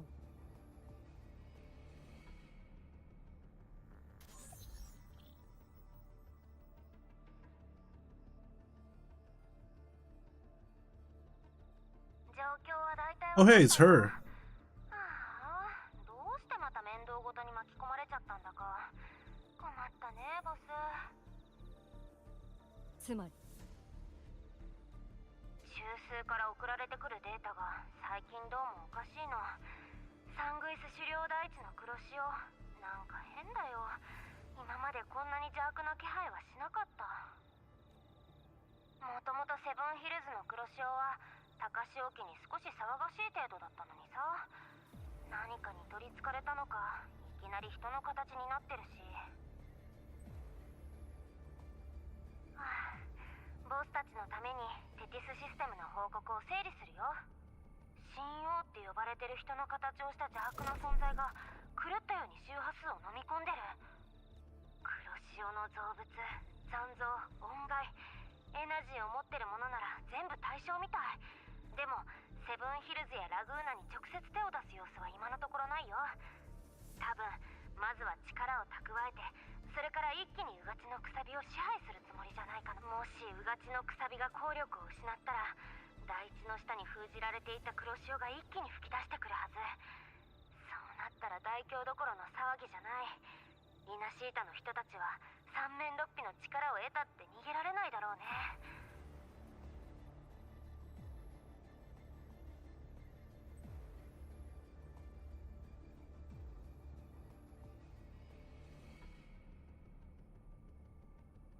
風は水面を渡り、雷は三千にて轟くか。さすがの一手だね、ボス。うちの予想だと、あのコロサウルスは大物を釣り上げるための餌じゃないかな。ボスたちの狙いは先手を取って神王が力をつける前に叩き潰すこと。そうでしょ。貴様の言う通りだ。天地交代、大吉の毛が出てる。多分ボスの計画に大きな狂いは起きないと思うよ。でも順調すぎるとかえって反動があるかもしれない。極まれば必ず展示、干渉を受ける。あ、テティスシステムの方でも狩りの途中に妙な周波数を捉えてるよ。これはイレギュラーな周波数だね。神王が天命の定めよりも早く形を成したせいで、安定していた状況をめちゃくちゃにしたんだ。もう一回占ってみないと。今は気の流れが乱れちゃってはっきり見えないんだ。おそらく誰かが意図的に天気を隠してる。とにかく我々は事態が制御不能になる前に神王を見つけ出し、さらなる周波数の融合を阻止しなければならない。その通りだね。神王がどんなにすごい力を持っていたとしても、テティスシステムの目からは逃れられないし、あれは今周波数が最も集中している場所にいるみたい。サングイス狩猟大地の東の方かな。気の流れが重苦しいね。昔何か大きな事件があったんだと思う。すごい上ごとの町では、ヨガ自ら止めに行こう。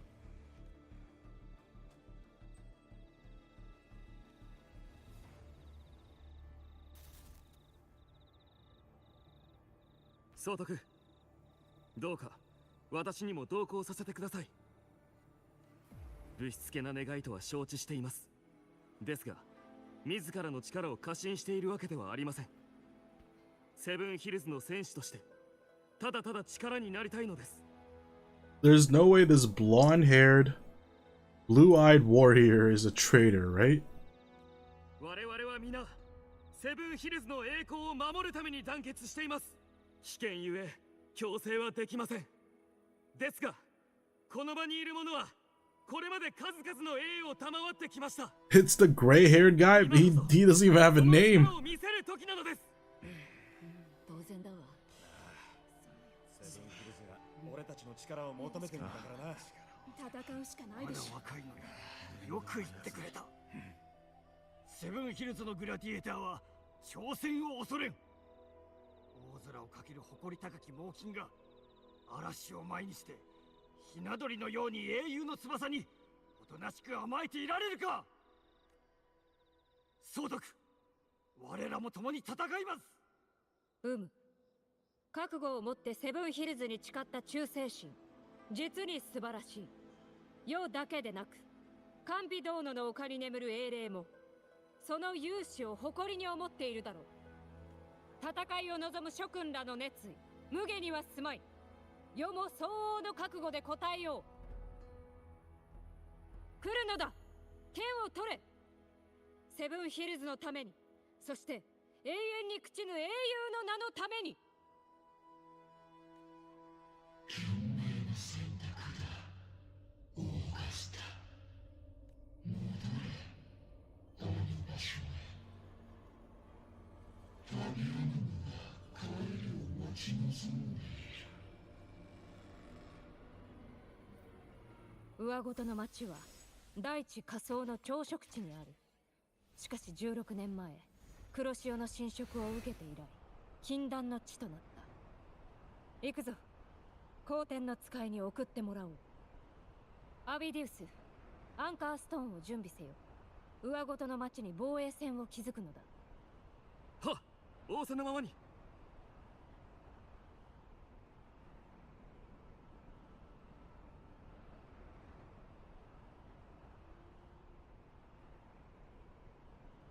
鶴が風になびく。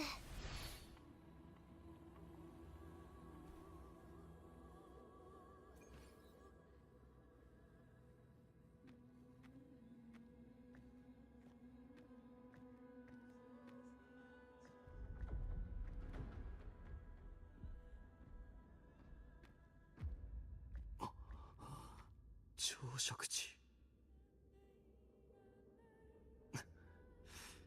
まさかこのような状況で4年が経過してから訪れることになるとは。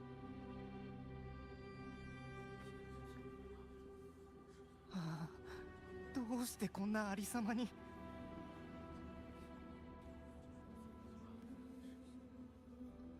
この場所は16年前に黒潮の直撃を受けた。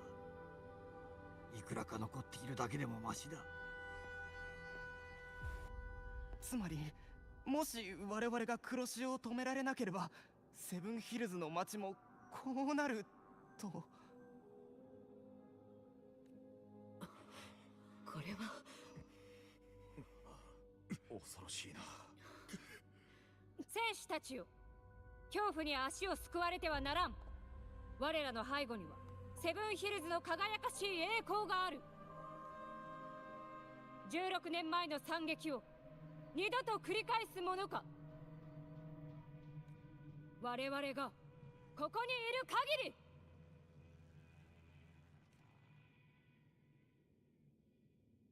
神王は見過ごしてくれぬだろう。だが奴の位置と状態が把握できるまで。総督、私は命令通り、もちろんこれは私自身の希望でもありますが。そうだ。さすれば神王の行動も任せたぞ、アビディウス。漂白者、神王の追跡は世たちで行おう。しかし時間が限られている。別行動になる可能性も考えておくのだ。ここに残る皆は常に侵食された像を警戒せよ。彫像と似た外見に惑わされてはならぬ。特に心を腐らせる歌声には注意が必要だ。勇敢なグラディエーター、あるいは善良なセブンヒルズの民だ。彼らはもともと我々の仲間だった。黒潮は罪なき者たちの心を蝕むだけでなく、その亡骸を自らの手先へ堕落させた。はあ、亡くなってもなお、なぜ苦しみ続けなくてはならんのだ。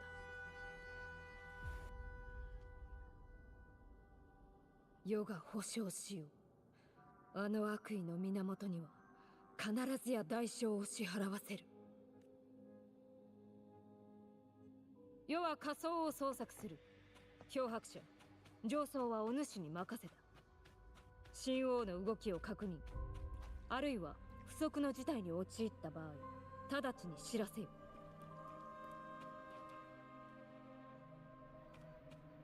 妙に静かだ。神王が残した跡も見られない。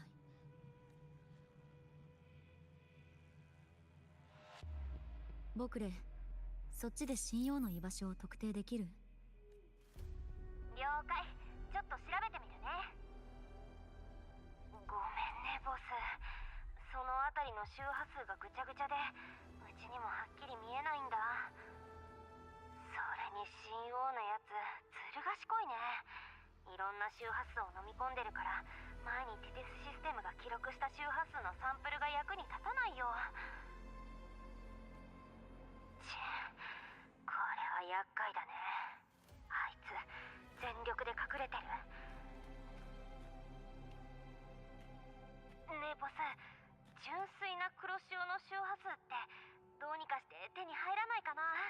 テティスシステムで両者の周波数を解析して類似のスペクトルを探せば尻尾をつかめるかも。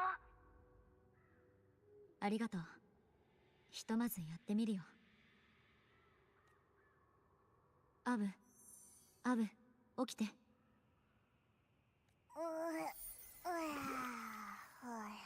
どうしたんだ？もう少し寝かせてくれ。さっき食べた真っ黒いやつがまだ消化できてないんだ。そっか。賢くて勇敢でかっこよくて心優しいアブに頼みがあったんだけど。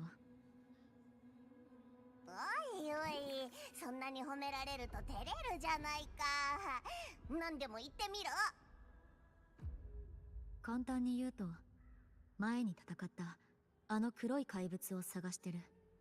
奴の居場所を見つける方法はある？それくらい朝飯前だ。我の鼻はすごく効くからな。くんくん。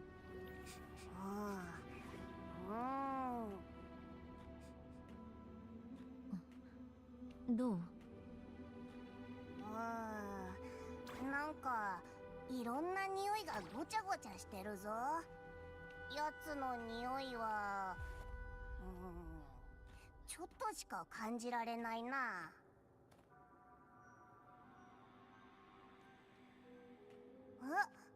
あっちだ。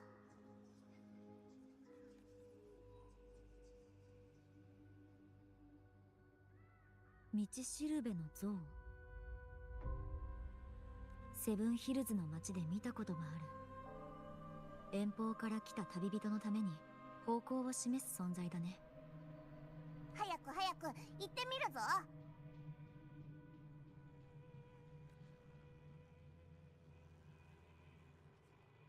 ここ？そうそう、ここだ。この像は右腕が欠けている。つまり元はあっちを指していたのかな。お前が言うようにこれが道しるべなら多分そうだな。Like those statues of dudes in Elden Ring that points into the catacombs. おい、何かが去っていったぞ。あ、またあのぼんやりした匂いだ。追いかけてみよ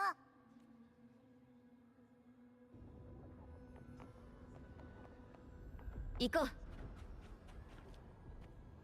見ろ、あいつあそこに止まってるぞ。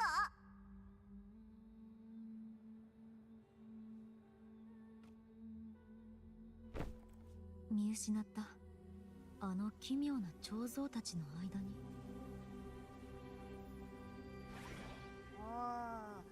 あいつら歌ってるのか？オーガスタから聞いた侵食された像だ。あの歌声は。ダメだ、近づけない。分断の力なら黒潮の影響に対抗できるかもしれない。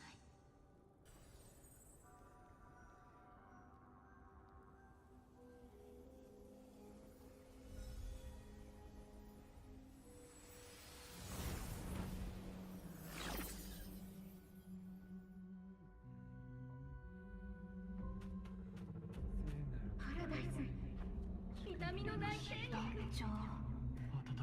This is a creepy ass place.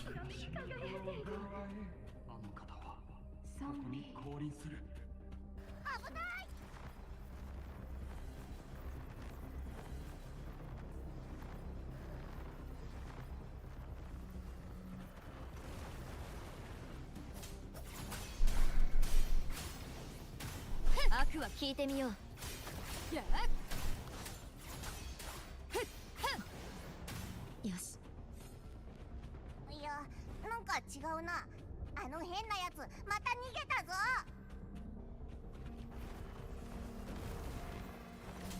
悪行はこの手で裁く。風よ巻き起これ。任せて。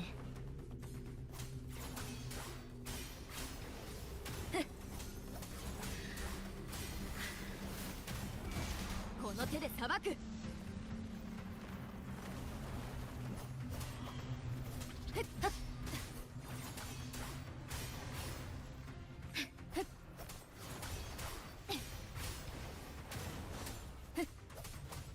荒波を押し戻せ。悪行はこの手で裁く。行こう。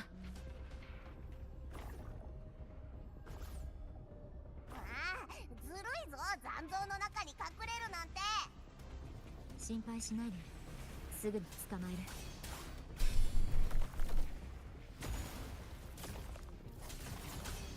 嵐よ、私に力を。聞いてみよう。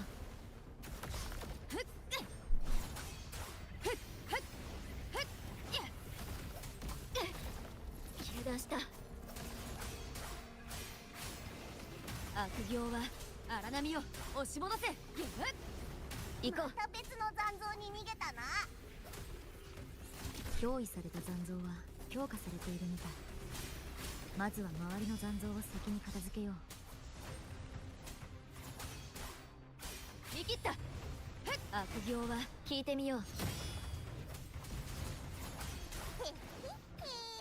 今度こそ逃げられないな。これで終わり。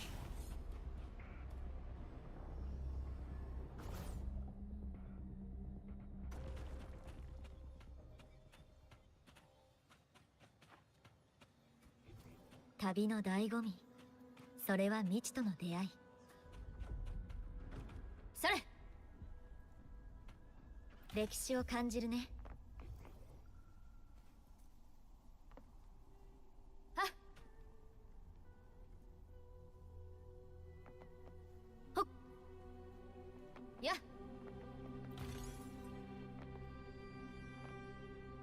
あ。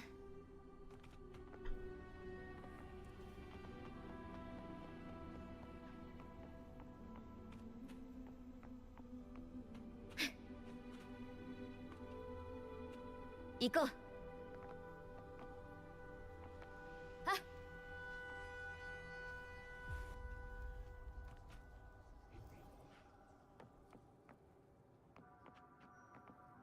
それ。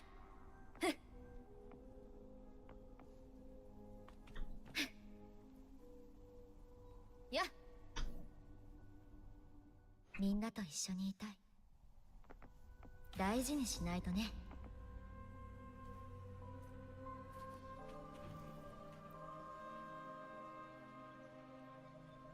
これはどこかのグラディエーターが残していったのかな。でもなぜ布切れが。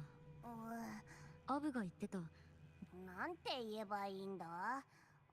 確かまるで怪物と戦うなるほど。この布切れの破れたところを見てたら。じゃあゾウのところに持って。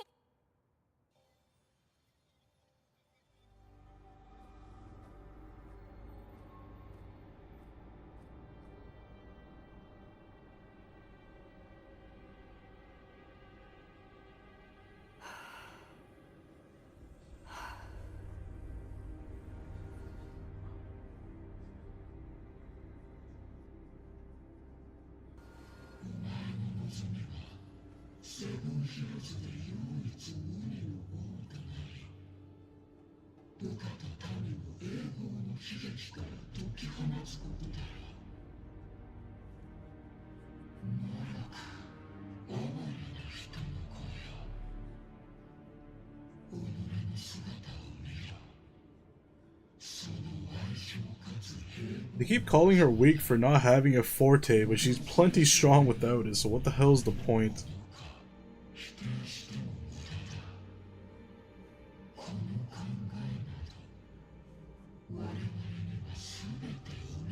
Keeps saying that she doesn't have extraordinary power, but she's still the strongest around.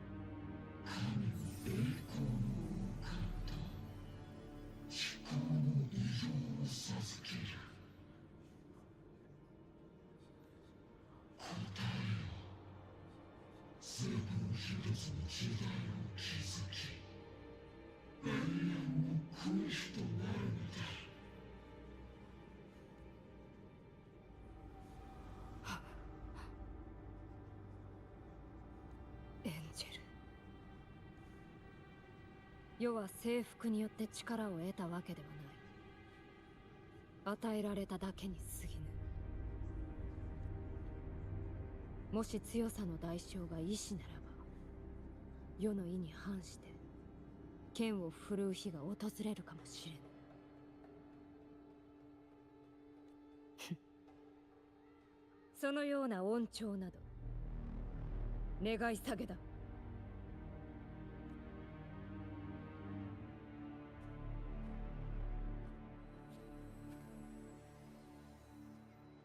オーガスタ、新しい発見があったよ。位置情報はデバイスに送っておいた。すぐに向かおう。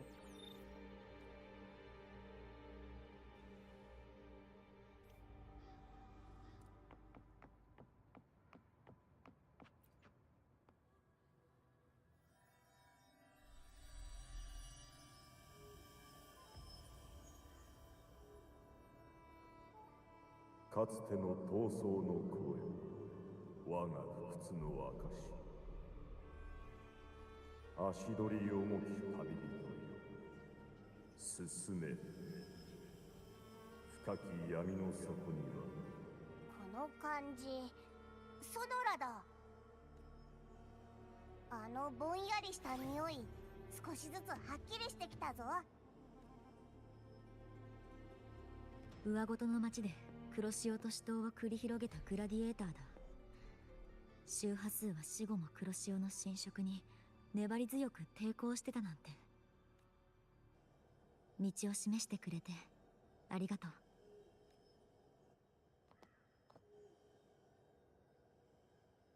オーガスタ、こっち。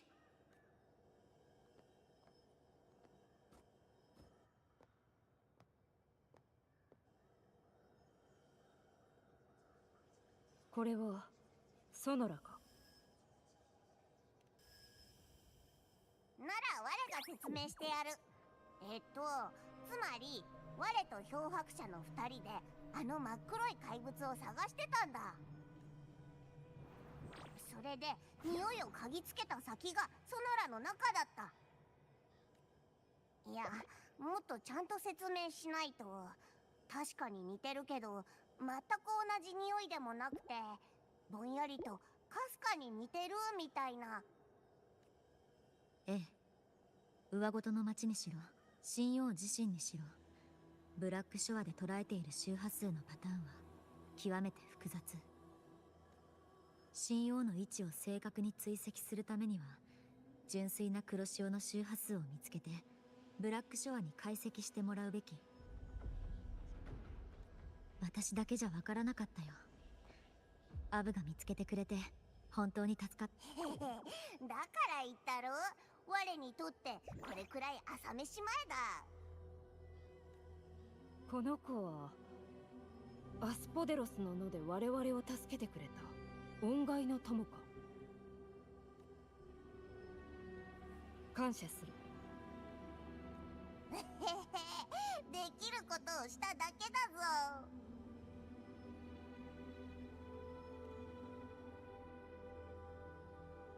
恩返にしては驚異的な力だが、お主を信じると決めた以上、むやみに詮索はせん。余計な気を回さずとも気持ちだけで十分。おい、二人とも耳を澄ましてみろ。 Alright, have a good night, Dark Knight. Sleep well.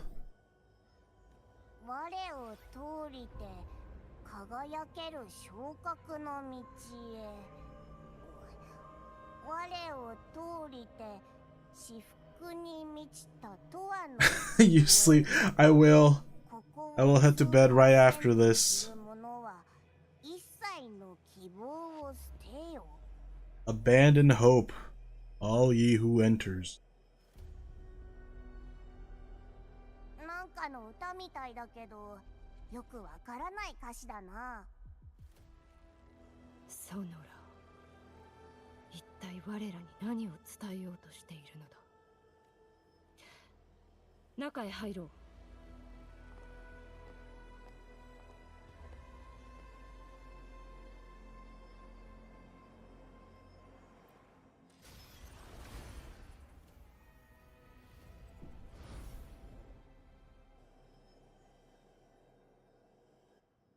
これが上ごとの町？いや、少し違う。かつての上ごとの町だ。正確には黒潮の影に囚われたグラディエーターの町。英雄王ファビウスが来訪した地。セブンヒルズの永遠の傷、ファビアヌム。オーガスタ、あれを見て。過去の周波数。行こう。手がかりが見つかるかもしれない。Man, this story's long.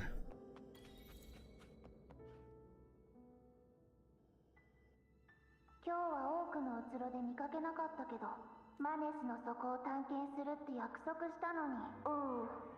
ごめん、オルソが怪我しちゃってヘロおじさんの手が足りないから、ちょっと手伝いをしてたら時間を忘れちゃって。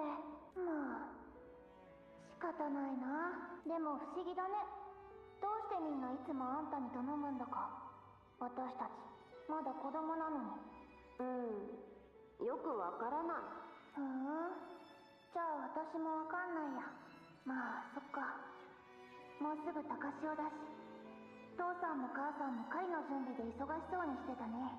はあ、本当に多くのうつろでマネスの底に行く道を見つけられたら、ローザおばあちゃんの話みたいに英雄王のささやきを聞いてすごい共鳴能力を手に入れられるのに。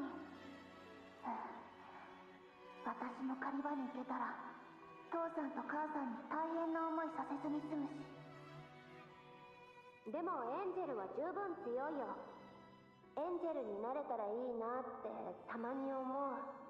私には共鳴の才能がないみたい。昔お父さんにも言われた。剣さばきは悪くないが、残念ながら共鳴能力は並だ。グラディエーターの良い苗とは言えんなって。はあ？普通なわけて。温魂手にあるでしょ。どうしたの？早くしてよ。なんでそれダメだよ。テロおじさんのところに行こう。火事場でやけどしたんでしょ。私が気をつけてなかっただけ。おじさんのせいじゃないよ。それにおじさんと約束したの。もっと早くできるようになったら使ってない剣を貸してもらうんだ。ローザおばあちゃんが言ってたでしょ。マネスの底に行くには2つの命を持っていかなきゃいけないって。でも私たち剣を持って Hey ないから Darkus. 足りてない。 Did you win or did you lose again? 私またそんなことまったくしょうがないな。ああ、16年前黒潮が来る前夜に起こったことだ。あの飛び回ってるやつだ。現れたぞ。今度は私たちを案内してるはず。ついていこう。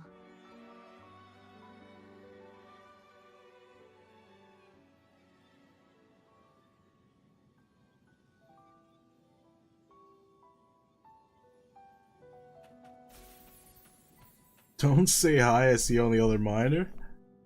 あの競泳に止まってる。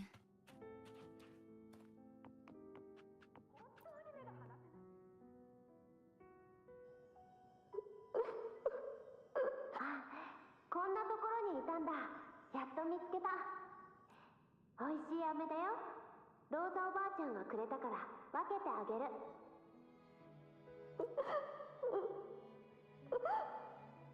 ねえ、ローザおばあちゃんが話してたマネスの底の話、あれって本当なのかな。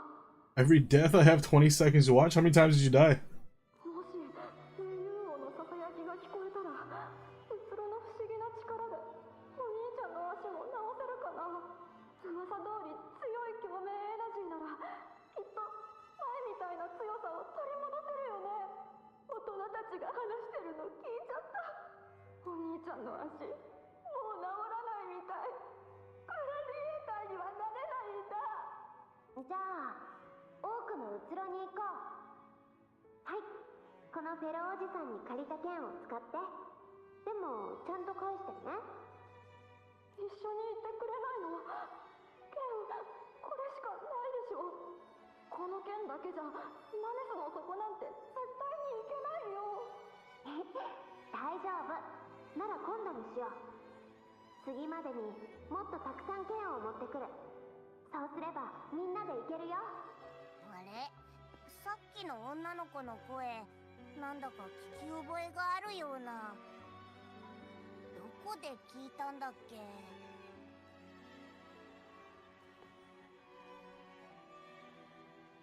他に糸口はない。行ってみよう。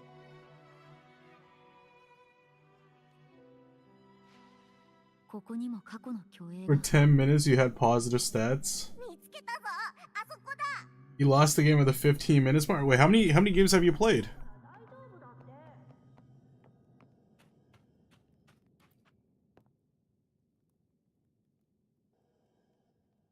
ここにいれば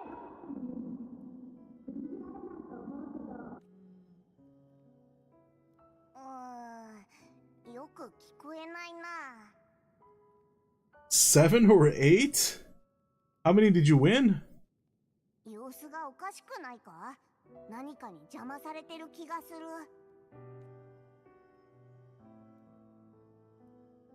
近くに悪さしてる奴らがいるのは感じるけど、姿が見えない。まるで壁で隔てられてるような。 0? Really? Can't be that hard. Who are you playing?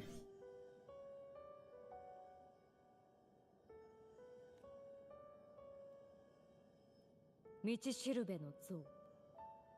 ここに現れたのが偶然だとは思えん。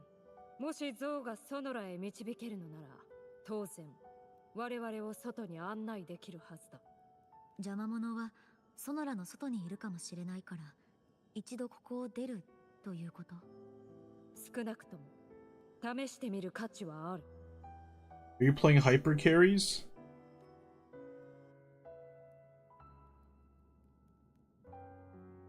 You know what Doombots are? I was there in the inception of Doombots. I don't know how much they've evolved now. But I was there when they first introduced it, yeah.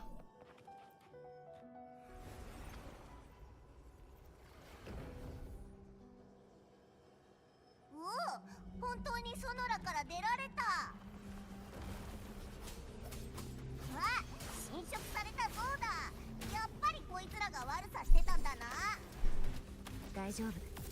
私が片付ける。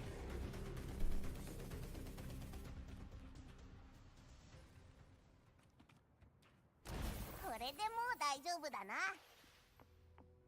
し、ソノラに戻るぞ。あ、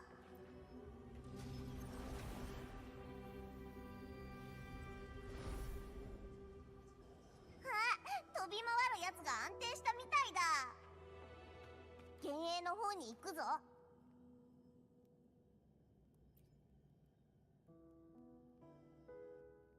エンジェルもここにいればよかったのに。信じられないと思うけどちょっとぐるって回ったらエンリコが手を回して転んじゃった。それで前歯まで折っちゃったんだよじっとしててよ。薬が塗れないじゃん。顔にあざができてるのに笑ってられるなんて。正直に言いなよ。それだけじゃないんでしょ。あの人怒ると面倒なんだから。 They have cheats, they have better AI and cheats, and you have problems? What problems do I have? Can't... Like, how much crazier have they gotten? Aside from just like shooting skill shots in every directions, what else do they have? Like, how much health do they have? They have more health? They have more defenses? Like, what's up with... Do they have that? They got faster items? They have free money? What do they got? こんなに怪我してたら冒険に行けないし。まあ、どうせ今回も同じだろうけど、多くのうつろじゃ何も見つからない。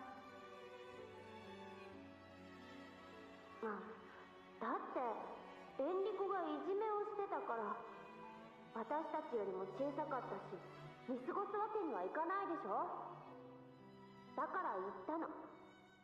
土下座させたいならまずは自分でやりなよって。 One is always Vagar that has shots across map and polymorphs you? What? There's polymorph now? When did they give Vagar polymorph? そしたら急に怒ってきて。勝てないくせに強がるんだから。はあ、いかにもあんたらしいけど。はあ、そうだ。狩り場の様子がおかしい。父さんたち何日も。それにテロおじさんから借りてる剣もそろそろ返さないと。とにかくしばらくはマネスの底に行けないと思う。大丈夫。高潮が過ぎれば元通りになるよ。はあ、すぐに諦めちゃうなんて。それでいいの？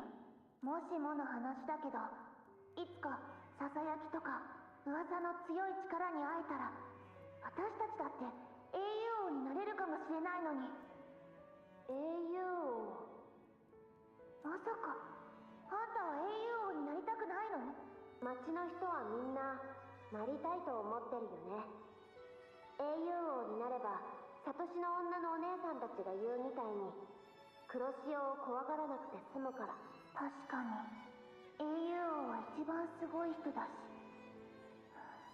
そう考えると私たちからはすごく遠い存在な気がする。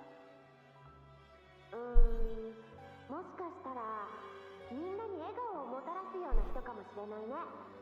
黒潮がなくなればみんなの顔にはきっと笑顔が戻るから。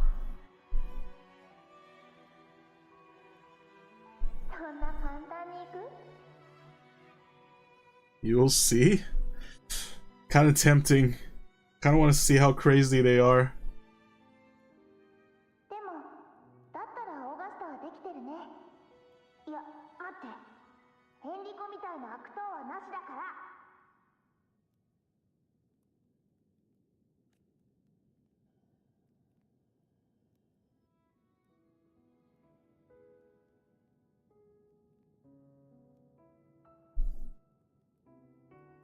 オーガスタ。ああ、ヨだ。言い逃れはできないな。幼き頃の馬鹿げた姿ゆえ黙っていようと思ったのだが。 Hey Dark Sonic. Anime girls, yep. つまり上ごとの町、いやファビアヌムはオーガスタの故郷なの。そうだ。まさかこんなに時が経ってから自分の過去と再会するとは。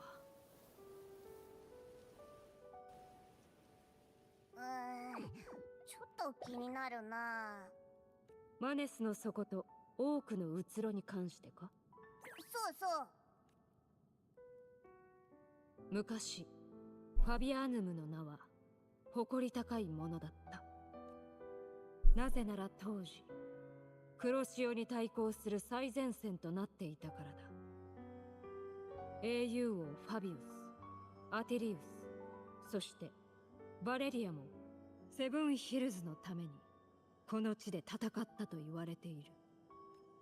だからこそこの町では英雄王たちの物語がいつまでも語り継がれていたのだろう。中でも世が一番よく聞いたのは英雄王たちが古の文明の遺跡。 Is this like Genshin Impact? Yep, it's similar.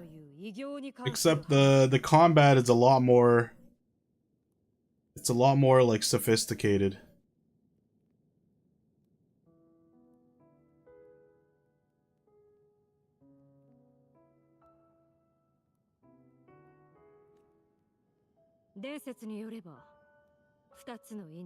It's very action heavy. That's why I'm playing this game. マネスの底の大門は開かれるという。そして今なお英雄王のささやきはあの秘密の地下世界をさまよっている。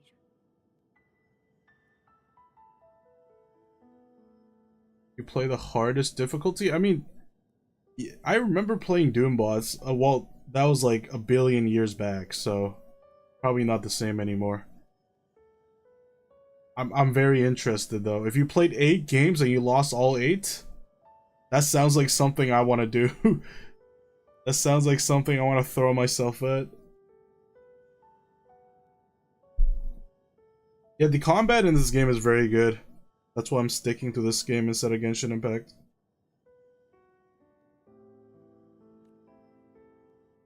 そう、ささやきだ。その声を聞けば英雄王に匹敵する共鳴能力が手に入ると信じられている。マネスの底へ通じる洞窟は大きな多くの木の下に存在すると言われているが、子供たちの間で流行った噂話に過ぎない。しかし、 Yeah, I'm taking a slight break from Doom. I will get back to it. I will beat that level. That level did not treat me well yesterday, but we'll get back to it eventually.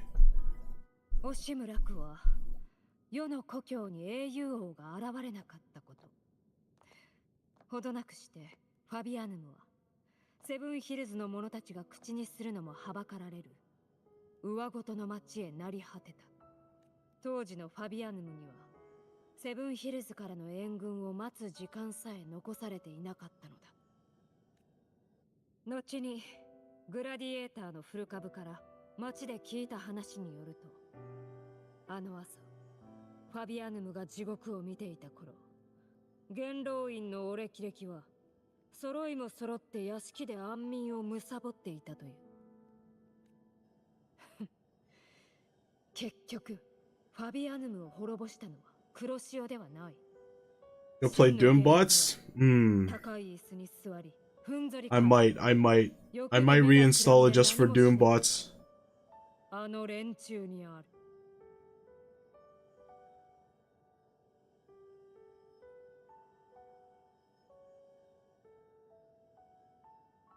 You hate the final boss of Tag 1 because they put a ton of hazards in the arena on more possessed demons. Ugh, I hate possessed demons. If they were tougher, fine. They're faster. It makes them more Makes them more like scary. But still, at the end of the day, like what ended my run was that stupid shield soldier. Was he even any of the actual difficult stuff? And now you have 120 ping and it'll be hard for you? Don't worry. Don't worry, I'll do the heavy lifting. You play with me, eventually you'll win.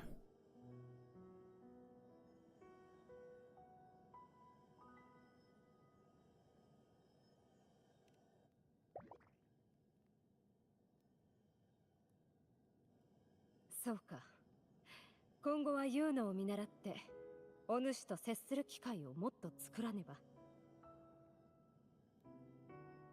だが、なぜソノラは我々にこれを見せたのだ。もしかしたら我たちが探してるあの純粋な黒潮の周波数に案内してるんじゃないか。匂いもどんどん濃くなってるぞ。あるいは他に理由があるのかもしれない。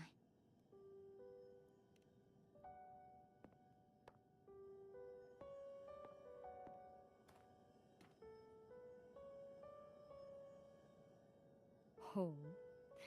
横暴な黒潮でさえ征服できない魂が真実を伝えようと。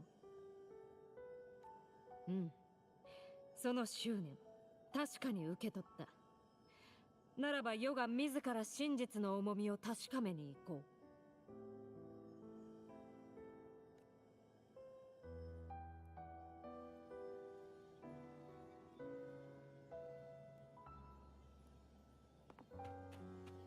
前方に競泳が混乱してるみたい。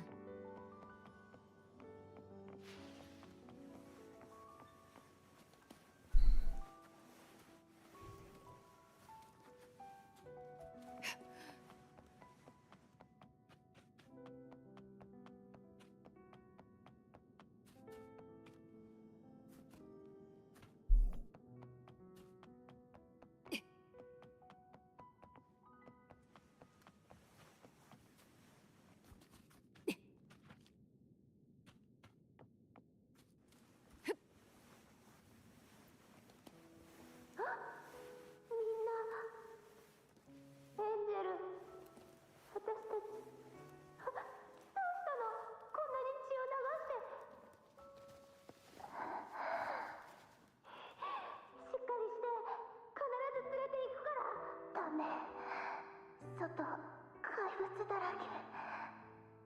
私が一緒にいたら逃げきれない。あんたは一人で。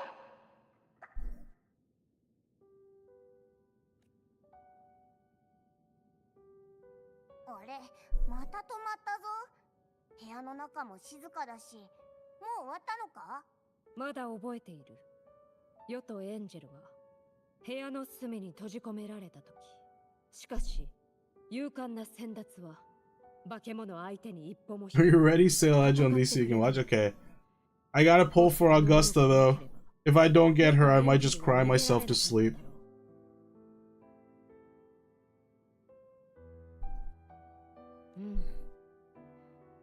当時の先達の行動を再現して残像を倒す必要があるのかもしれない。そうすれば再現は続くだろう。でもこいつらはただの幻影だろ。どうやって倒すんだ？前と同じかもしれない。そうか、道しるべの像だな。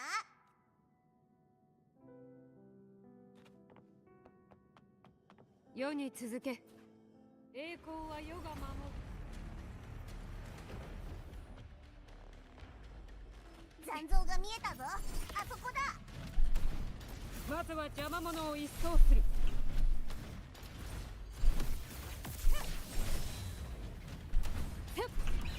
無駄なあがきだ。勝利の方向。ソノラに戻ろう。何か進展があったはず。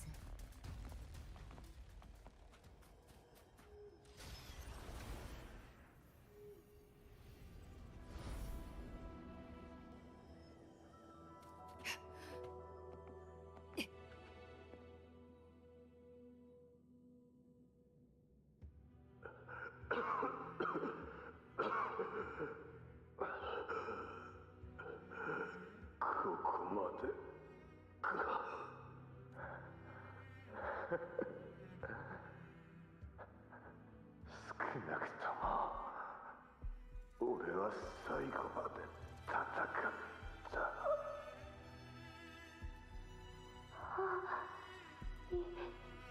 息してない。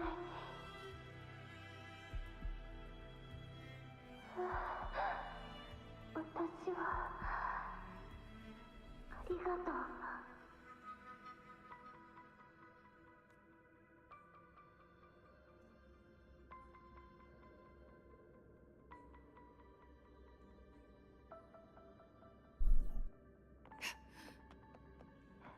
エンジェル、しっかりついてきて。もう少しだから。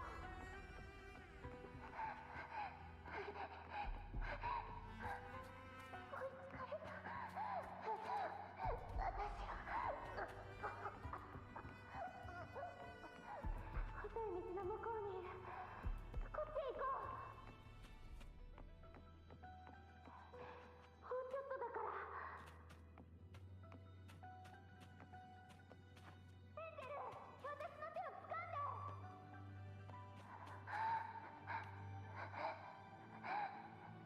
オーガスタ、私はこうだ。オーガスタ、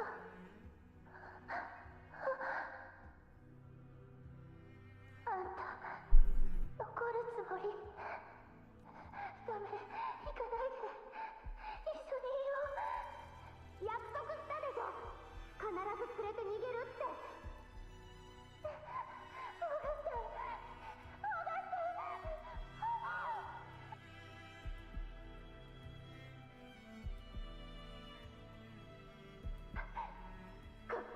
この悪者め！決闘しよう。怖くない。準備はできてる。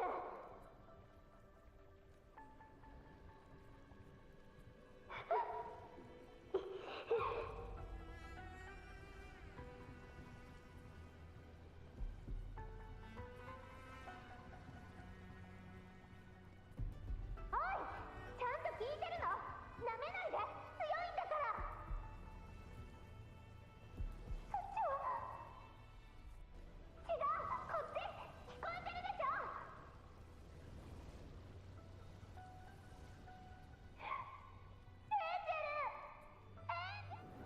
黒潮の恩寵を受けられるのは長所のみ。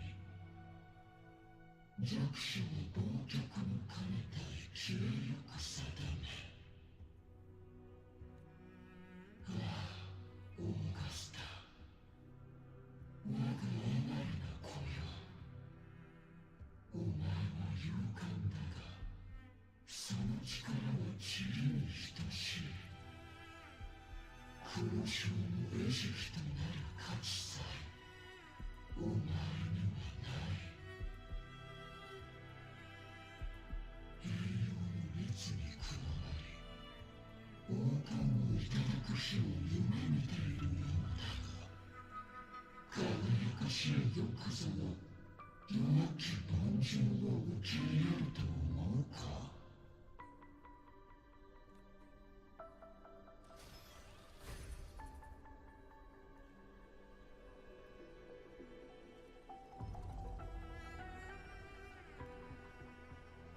黒潮は私など眼中になかった。奴の標的は最初からエンジェルだったのだ。確かにささやきの声は聞いた。だが噂とは違い、それは耳障りな拒絶の響きだった。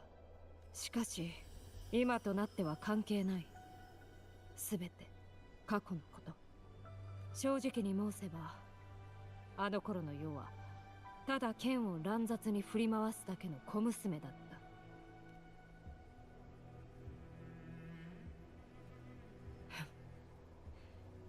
子供の頭に存在するのはただ強くなることだけ。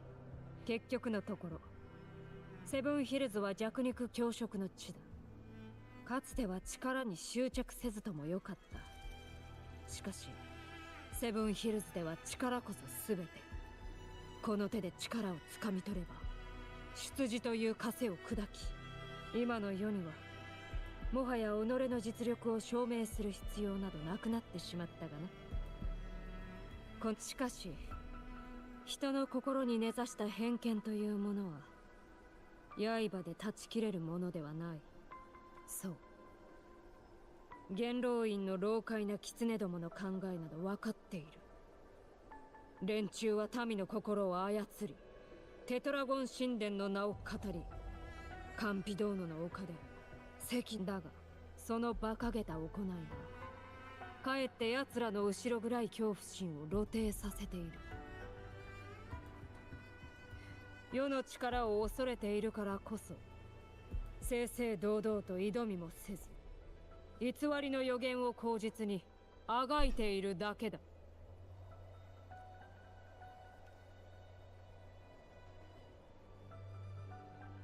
いや、正確には恐れていないと言った方が良いだろう。黒潮はセブンヒルズを脅かす悪夢そのもの。故に人々は再び流浪の淵に落ちる日を恐れ、そして世はセブンヒルズの総督として迷いを断ち切り、民の期待に応えねばならぬ。指導者に恐れる権利はない。民も分かっているはず。共鳴力を理由に世の王たる資格を疑うのならば、真の器を持つ英雄王とやらを呼ぶべきだと。もし真の英雄王が現れぬのなら、今度こそ世が英雄王の称号を得るに足る人物であると証明してもらおう。ただならぬ力を持ち、黒き波から誕生したもの。実際のところ英雄王の予言通りなら、漂白者こそ救世主なのかもしれん。もしお主が立ちふさがるのなら、世は喜んで挑戦しよう。お主のような断りを踏破した強者は宿敵となるか親友となるか、そのどちらかだ。どちらの道を歩むことになれ、世もこの剣も血を燃えたぎらせ待つのみ。私が英雄王になる気なんてないよ。それに王だからといって絶対的な武力や共鳴能力を持つ必要はないと思う。交流からリナシータに来るまで、私は数多くの素晴らしい人に出会ってきたよ。彼らの能力や境遇は様々だけど、もちろん弱点もあった。彼らを彼らたらしめるゆえんは力や地位といった外的な要因だけじゃない。誰にも奪われず揺らぐことのない本質こそ大事なんじゃない？オーガスタ、私が保証するよ。あなたにも。そうか、言うのも似たようなことを言っていたな。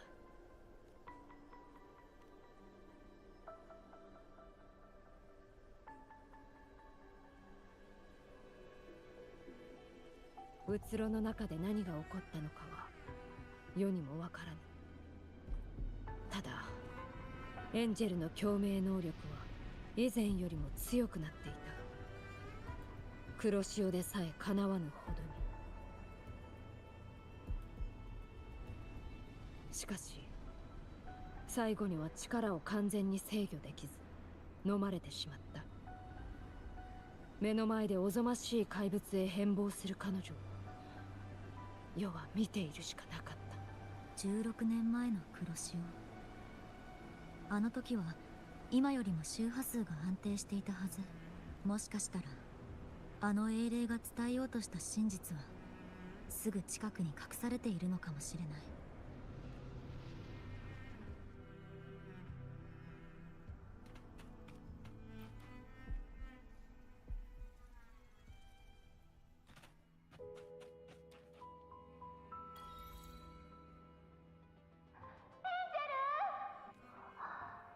エンジェルが黒潮を追い払ったの、すごい。あれ、怪我が。よかった。ささやき声が力をくれた。ジェル。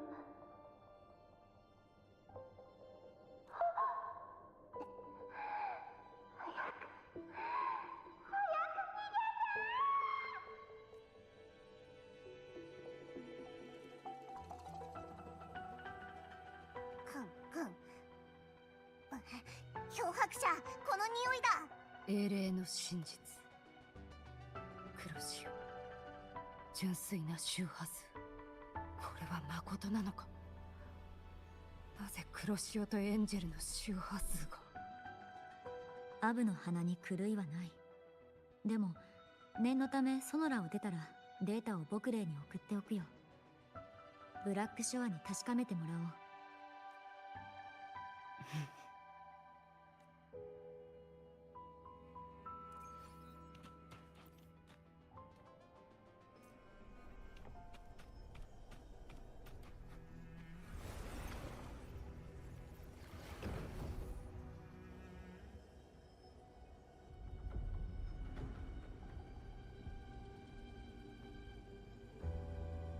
待たせたねボス。データをテティスシステムで何回かフィルターにかけたら大地全体で異常な地点が見つかった。そこに神王がいるはず。座標送っておくよ。つまり我々が送った周波数は確かに黒潮のものだったのか。ほぼ間違いないね。ただ一つだけ気になるところがあるんだ。ボスたちが送ってきた周波数、なんて言えばいいかな。一言で言えばすごく安定してる。多分黒潮と何者かの共鳴能力が激しくぶつかり合った時の名残だと思う。黒潮と比べれば大した脅威じゃないけど、他のエナジーに触れてうっかり起きちゃったらどんな力が解き放たれるのかちょっと予想できないかも。エンジェル、そして黒潮の力が。感謝する。漂白者、行くぞ。いよいよ本番だ。道すがら他のものも集めていく。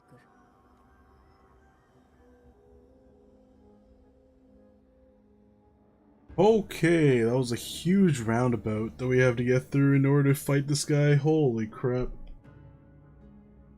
Hey, yo, that golem's got some cheeks. ペースを上げてください。神王追跡の命令が正式に下される前にアンカーストーンの設置を確実に完了しなくてはならないのです。まったく、アビディウスよ。君は自分の立場をまだ理解していないようだ。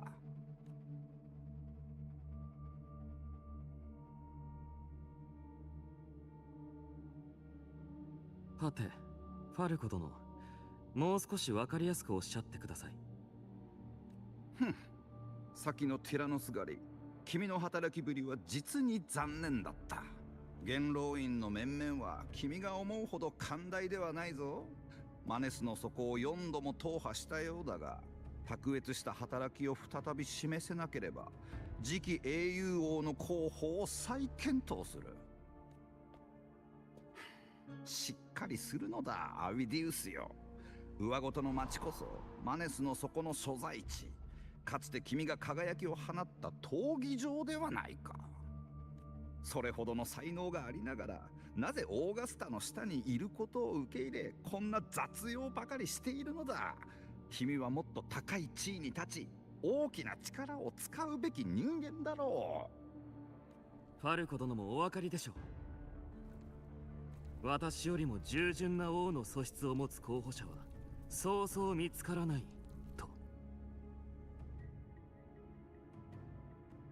もし私が貴殿の立場なら、この状況では口をつぐみます。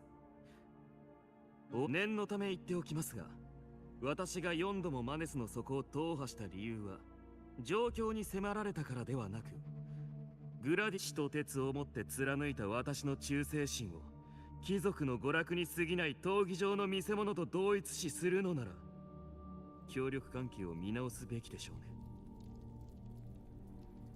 アビデウス。ほう、その年で随分と骨がある。野心に目がくらんでいるわけではないようだ。どうしたのだファルコ。危ない。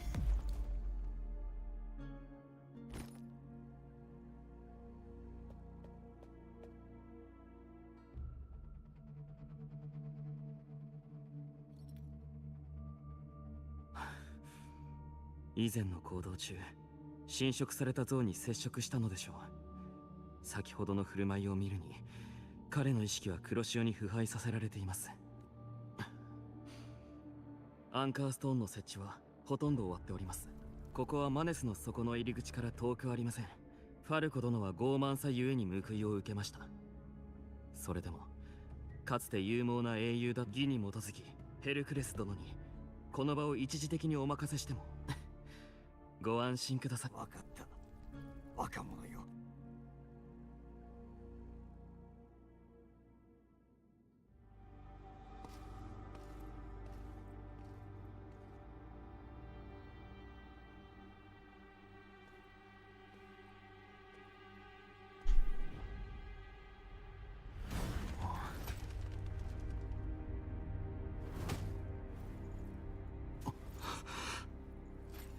どうしてこんなことが。いや、これは黒潮が見せた幻に違いない。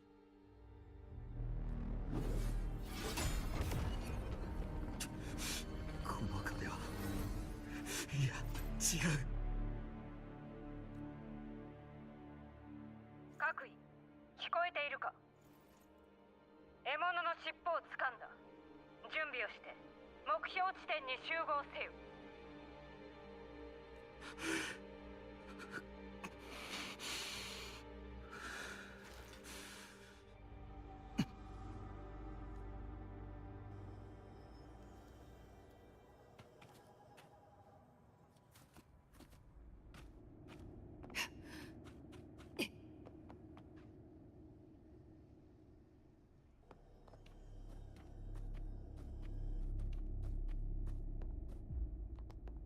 すぐ近くだ。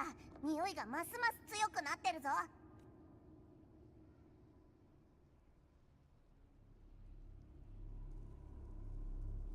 神王の姿が見当たらぬ。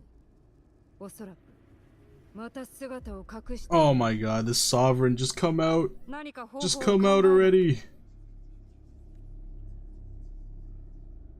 もしかしたらこれが使えるかもしれない。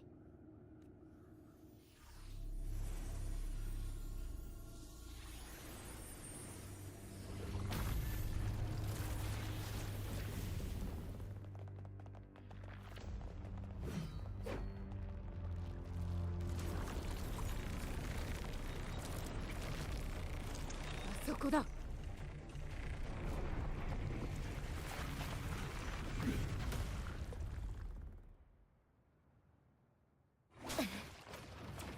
し。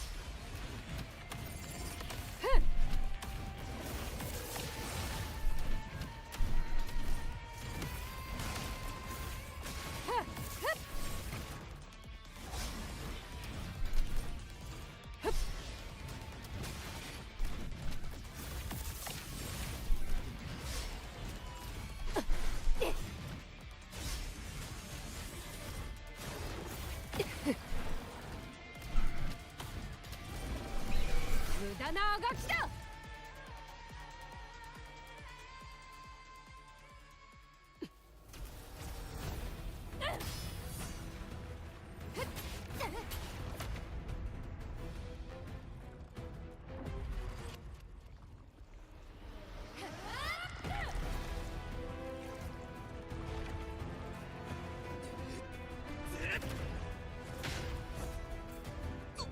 Wow, this guy's weak as hell. Holy crap.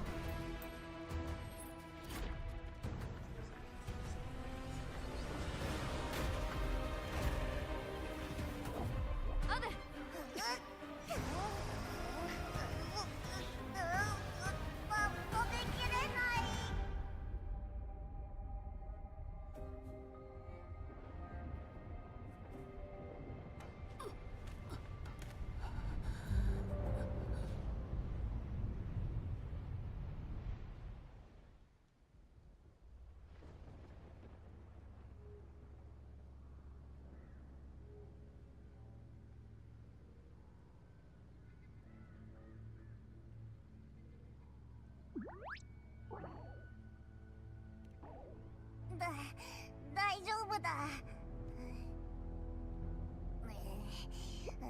でもこれ以上は食べられない。少し休ませてくれ。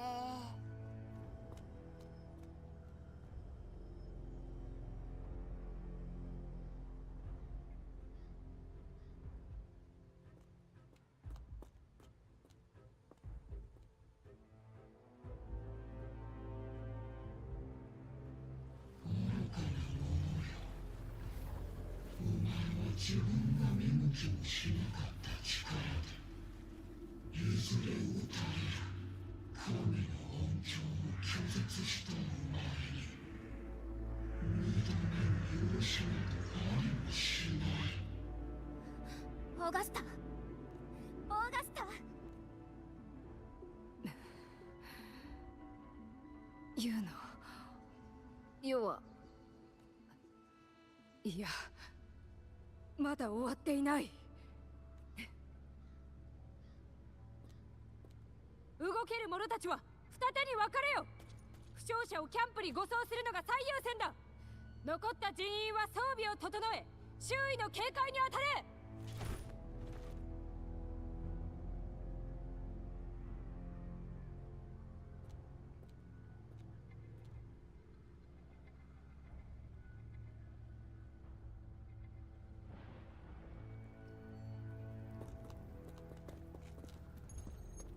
ボス、何が起こったの？さっきから変な予感がする。テテスシステムの警報も鳴りっぱなしだし。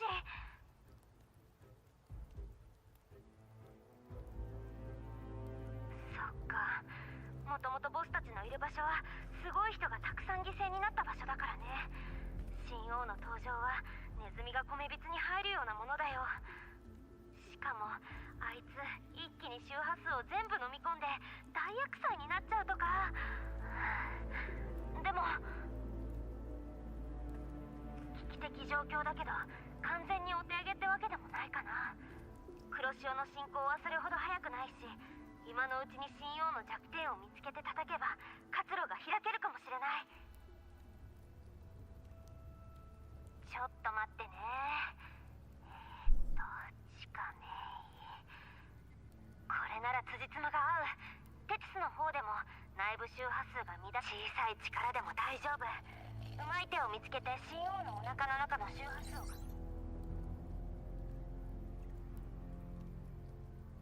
なんでよ、こんな時に問題が起きるなんて。黒潮のせいだ。黒潮の周波数が黒潮のもしあいつに何か食わせることができれば。そうよ、アンカーストーン。まさか神王にアンカーストーンを飲み込ませるつもり？けど確かにアンカーが体内で抑制効果を発揮する可能性も。ええ、なかなか鋭いじゃない。まずはどうやって神王を騙しておとなしくアンカーストーンを飲み込ませるか。この難題はオーガスタと漂白者、あなた。もう一つは黒潮の形態を安定させて神王を権限させること。これは私にしかできないでしょうね。それは認めん。神王の力が桁違いに強くなった今、回復したばかりの体ではエナジーの大量消費に耐えきれぬだろう。見くびらないでちょうだい、オーガスタ。私はセブンヒルズ史上最高のサトシの女よ。そして黒潮に対抗できる唯一の存在。これくらいのことで簡単に死ぬわけないわ。それに炎の中で垣間見たの。私は人々の優しい眼差しの中で白い小さな花に抱かれて死を迎える様子を。あれは暖かい春の日だった。心配無用よ。せいぜいいつもより長く眠るくらいね。絶対に大丈夫だからどーんと構えてなさい。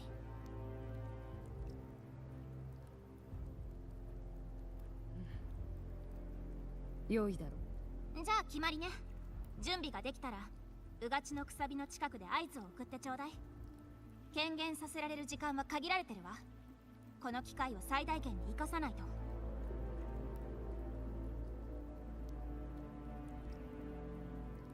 漂白者、何か忘れてない？ありがとう。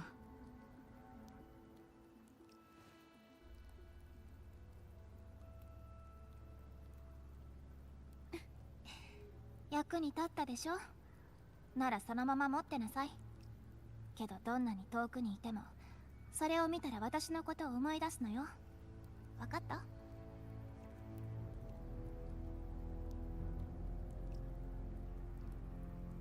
じゃあブレスレットのお礼にちょっとしたお願いを聞いてもらうわよ。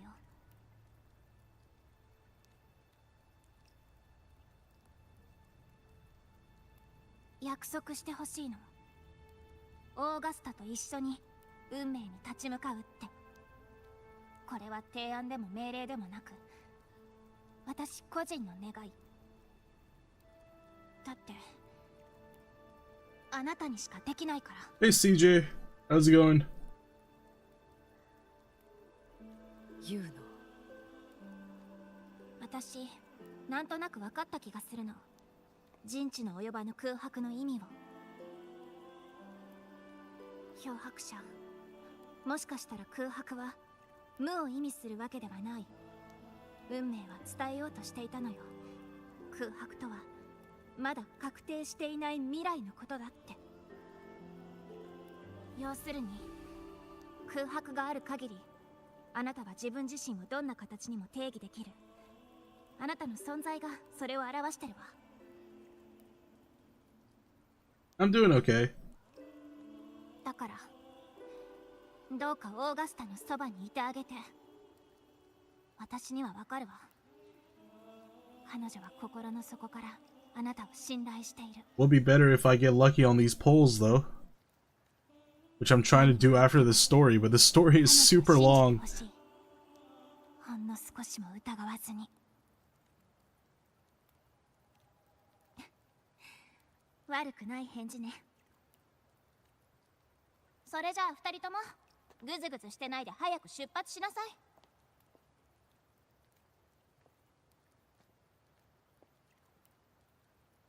さっさと問題を片付ければ、このつまらない場所から早く出られるんだから。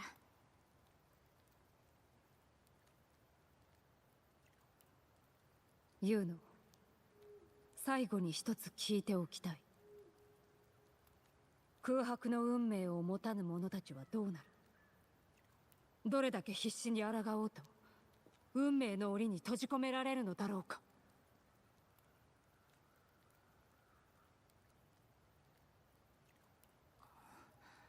私にもわからないわ。そうか。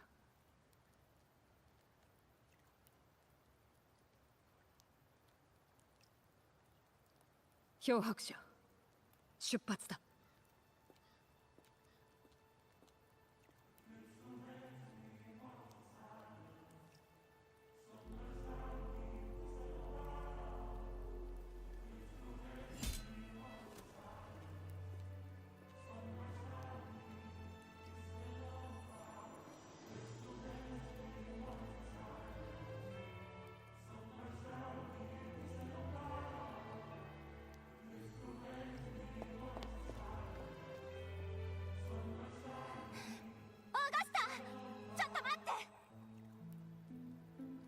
私思うの。運命の行き着く先は決まっているのかもしれないわ。でもそこに至る道は一つじゃない。人が万物の霊長である理由は選択できるからよ。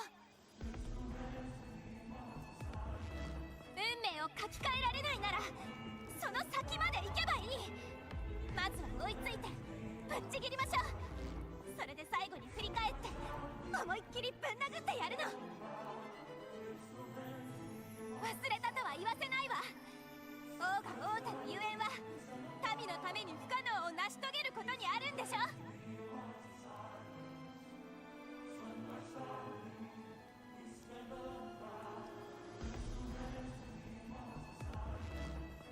漂白者、上ごとの町の外周へ行こアウィディウスたちが設置したアンカーストーンがまだ残っているはずだ。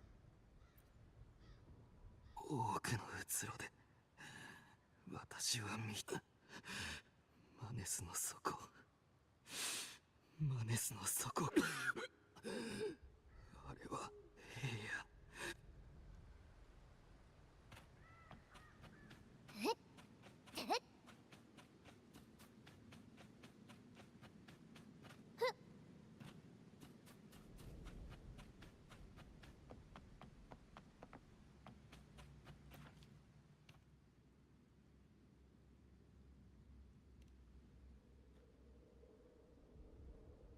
これだね。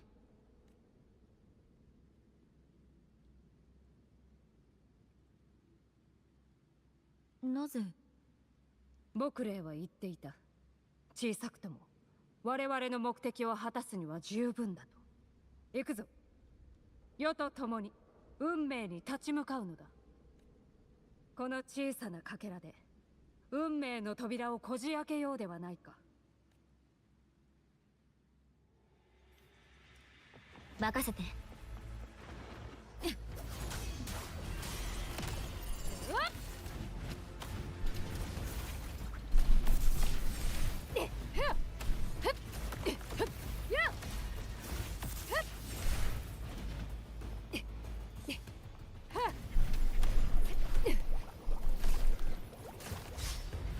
勝利の方向。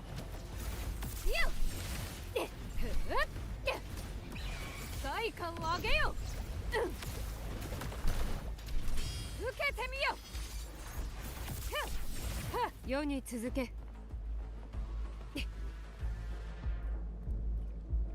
栄光は世が守る。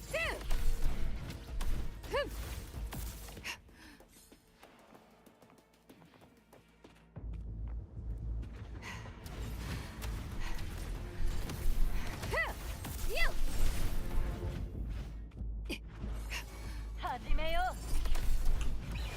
セブンヒルズのために。よっよっよっ。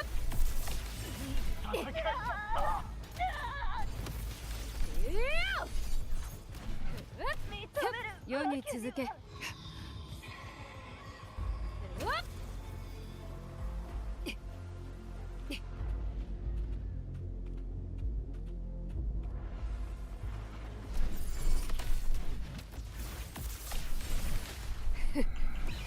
無駄なあがきだ。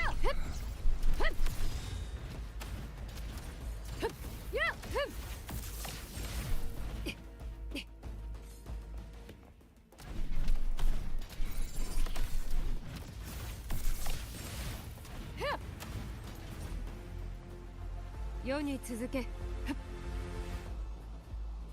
Holy crap, how far away do I have to go? Thought he was in the tree?「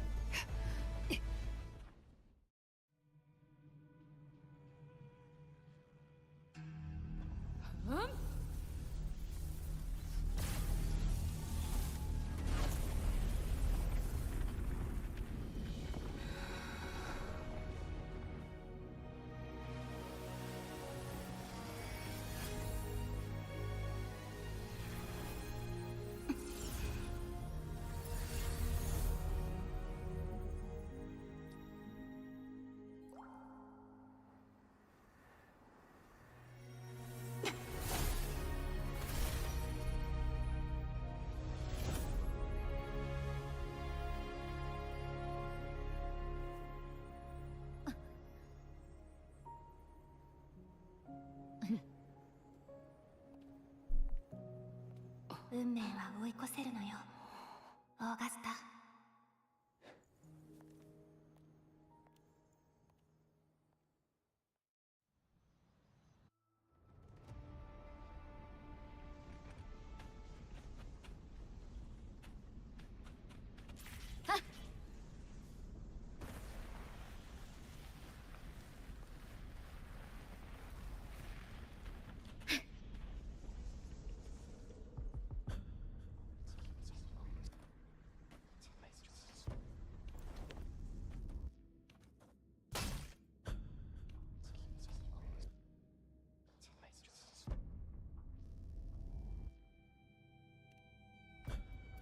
いや、少し昔のことを思い出していた。漂白者、16年前に世がうつろの前でささやき声を聞いた時の話は覚えているか？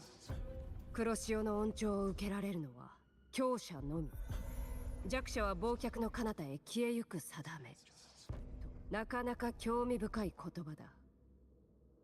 誰にも打ち明けたことのない話をしてもよいだろうか。あの途切れ途切れに続くささやきは、黒潮が世を忘却した時から影のようにつきまとっている。戦いの時になると決まって現れるのだ。回避の仕方も剣の振り方も導いてくれた。しかし相手を倒せば倒すほど次第に弱くなり、やがて消えていった。だが束の間の平穏は、総督のささやきは戻ってきたのだ。それも以前より騒がしくなって、あれ以来一瞬の安らぎすら得られていない。無視しようにも導きからそれるたびに、運命は残酷なやり方で世を引き戻す。甘かったのだ。全てを自分の掌中に収めようなど。そしていやおうなく感じ取った。あのささやきは他の誰よりも世の進むべき道を知っているのだと。今に至ってもラグーナ人の予言は誠なのだと語りかけてくる。だがよい。今度は世が確かめる番だ。任せて。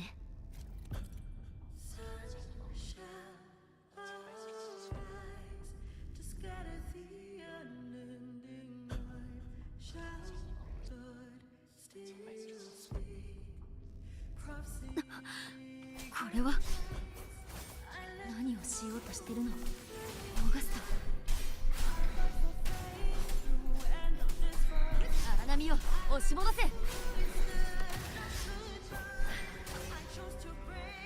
悪行はこの手で裁く。はあ、風よ悪を切り裂け。や風よ巻き起これ。ふっやっ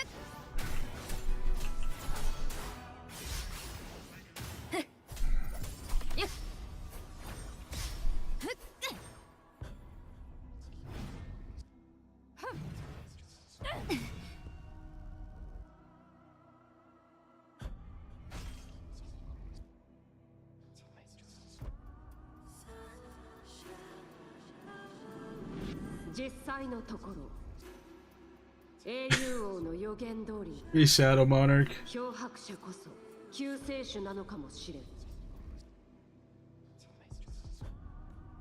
要するに空白がある限り、あなたは自分自身をどんな形にも定義できる。あなたの存在がそれを表してるわ。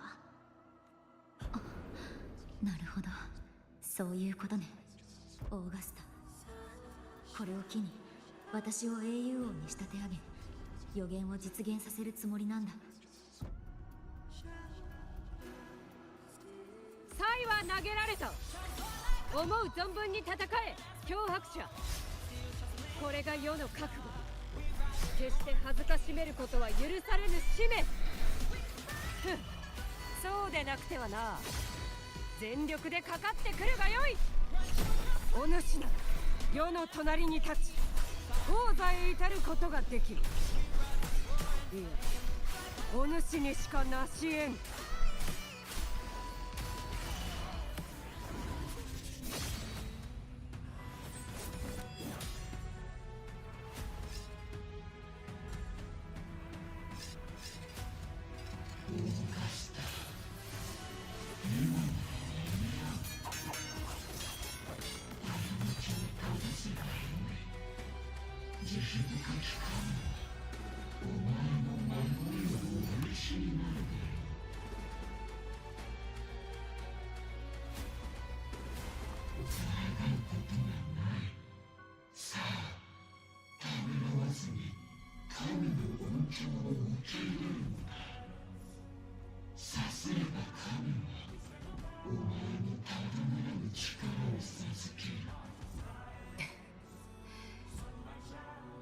球王の血をもって最上の栄光を体感するか。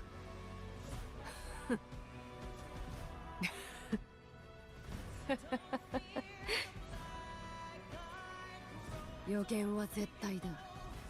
それは貴様自身が世に証明した。だというのに、なぜ世が叶えようとしたらそのような形相で止める。貴様の誠の狙いは世にあったからだ。初めから力は罠だった。答えよ。貴様は何者だ。そしてエンジェルに何をした。オーガスタ、人の子の分際で神の執念の計画を疑うのともってのほか。人間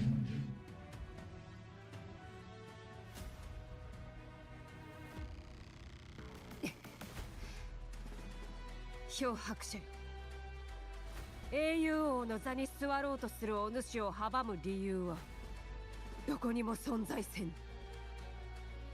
空白の運命を持つ者は無限の可能性を秘めている。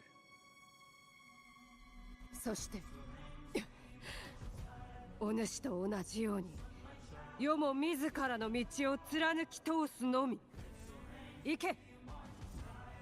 あの約束されし絶対の予言を真実にせよ。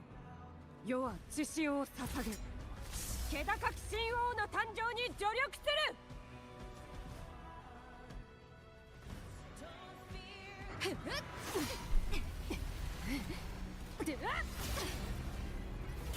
愚かな不信心者め、広大さを響けろ。神のようでその魂を見直そう。愚かなやつめ。ラグーナの神は船の切符を買わなかったと言ったであろう。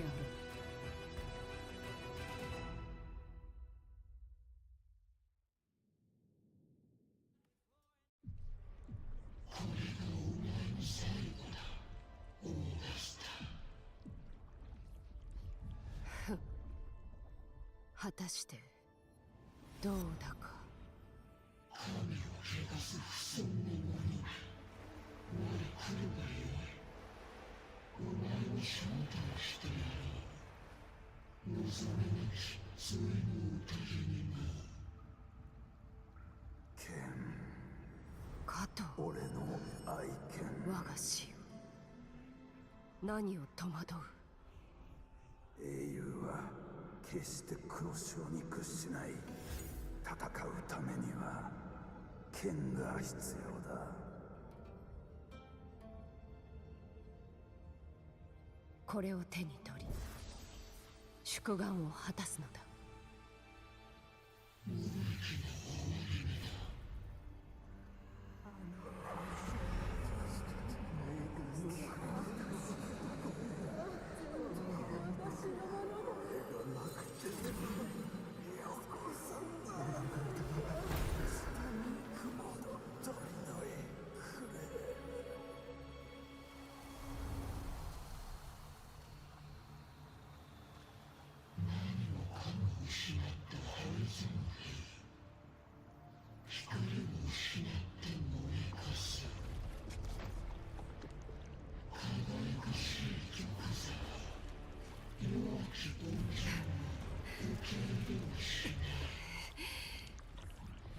何もかも失った廃山兵か。それは違う。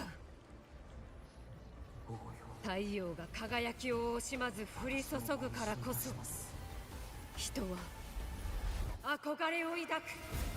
これが世の選んだ道。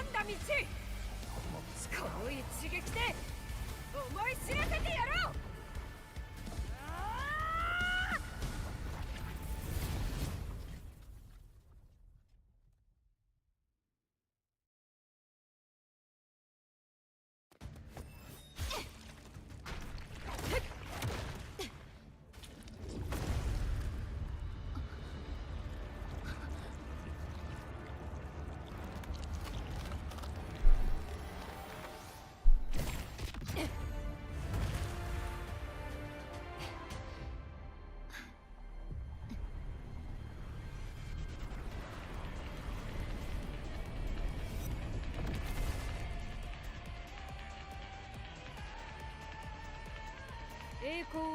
Alright, finally. Holy.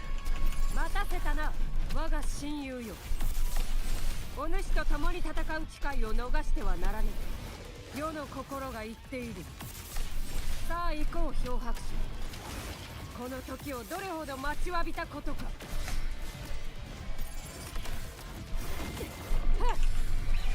セブンヒルズのために。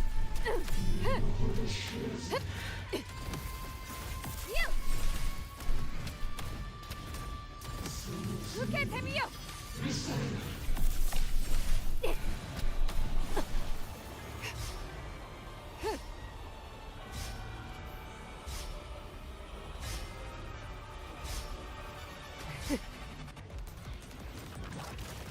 これ式の痛み。無駄なあがきだ。風が今波となる。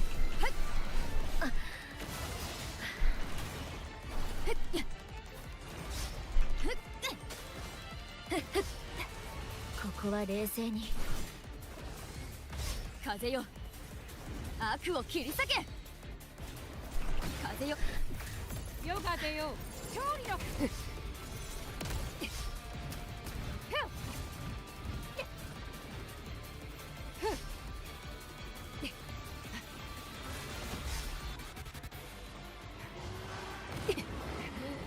歯を食いしばるのだ。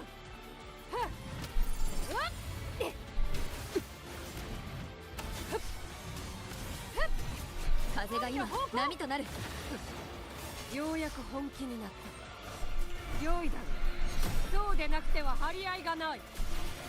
漂白者、共に立つのだ。This boss is kind of on crack though, holy crap. 勝利の刃で偽りの王の心臓を貫く。答えるのだ、我が友よ。よっ、よっ、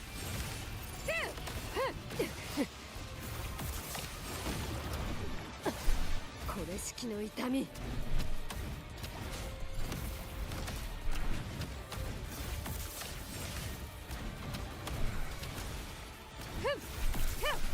栄光は不滅。風が今波となる。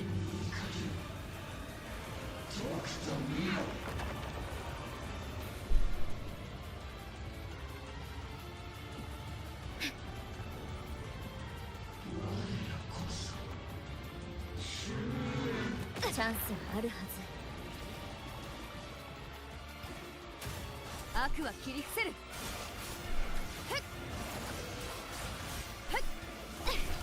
これからよ、悪行はこの手で裁く。聞いてみよう、嵐よ、私に力を。共に戦おう。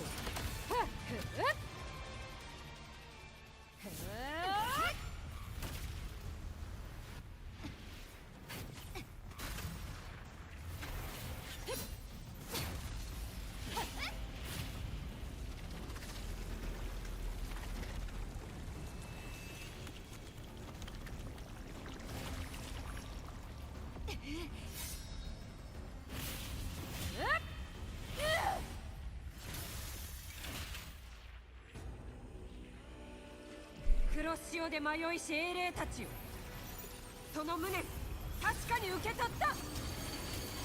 世に続け。偽りの神に思い知らせてやろう。英雄とは誰か、そして真の力とは何かを。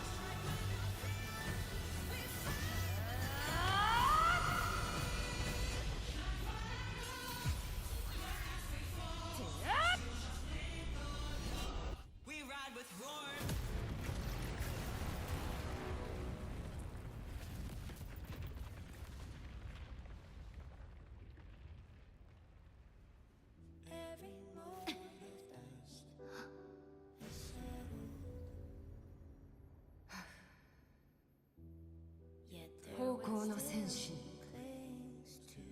祝福を。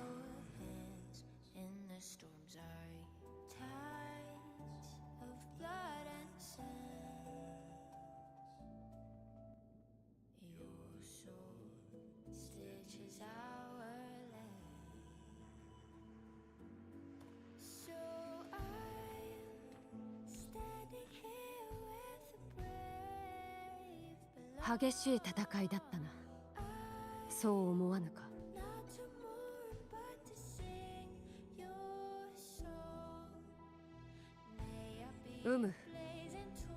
これも全てお主のおかげだ。漂白者、いやセブンヒルズの英雄王。私からも言っておきたい言葉がある。ただならぬ力を持ち、黒き波から誕生したもの。この予言が正しいとすればオーガスタこそ救世主じゃないかな。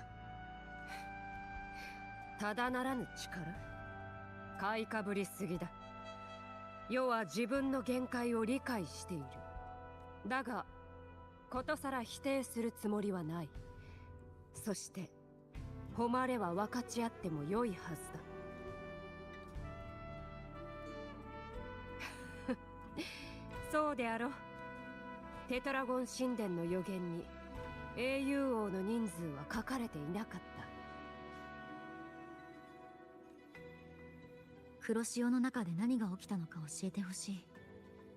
あの時私はてっきりお世辞にも愉快とは言えぬが、忘れがたい強烈な体験ではあったな。知りたくば後で詳しく話してやろう。振り返ってみると、おそらく黒潮の中にいた周波数は世を導いてくれていたのだ。英霊は決して屈しなかった。たとえ絶望の淵に突き落とされたとしても、彼らはほの暗くも温かい一筋の火を灯し、迷いを晴らしてくれた。そしてそこには世と共に戦場をかけてきた戦友の存在も。お主たちがいなければ勝利をつかめていない。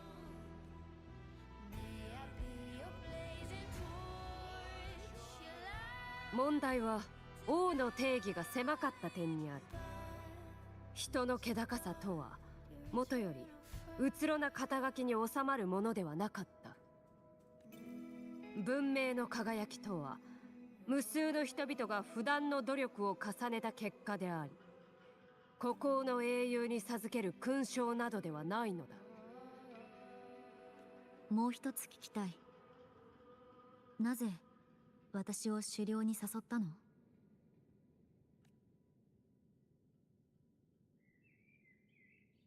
何度でも言う。我々は皆お主のような強者と肩を並べて戦うことを渇望している。その答えは変わらない。しかしお主には本心を打ち明けよう。空白の運命も誘った理由の一つ。今回の狩猟は世が長らく準備を進めてきた。だが災いの訪れは予期できなかったのだ。手がかりはサトシの女たちが見た不明瞭な未来と数枚の壁画のみ。そんな時お主が現れた。神殿の中にある欠けた壁画は見たであろう。消えた壁画に空白の運命。そこで世はかけることにした。お主こそ狩猟の鍵になると信じて。事態が読めないうちはこの話をどのように打ち明けるべきかわからなかったのだ。幸い我々は空白の真意に気づいた。つまり賭けに勝利したわけだ。英雄王の器であり、うがちのくさびの権限を持つ者よ。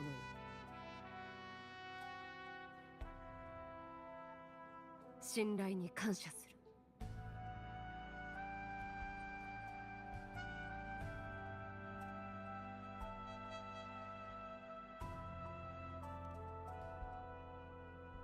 ならば今こそ世が約束を果たす時。うがちのくさび。これが今回の旅の終着点か。世の予想とは少し違っていたが、それでもお主と共にここまで来られたこと、インペラトル、行くのだ。待っているぞ。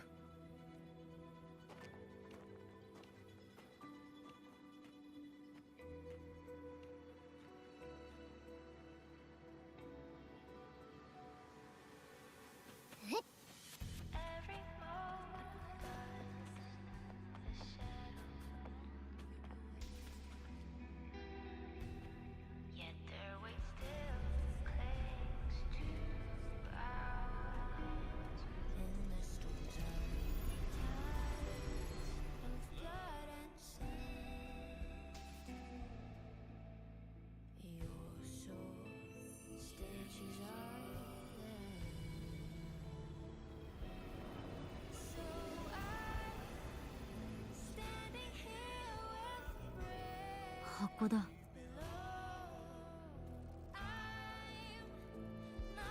この温かい感じは確かに受け取ったよ、インペラトル。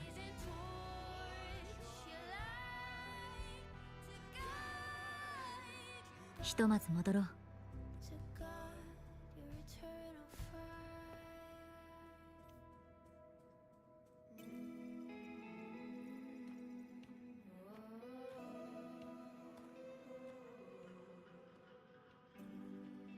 どうだ、何か見つかったか。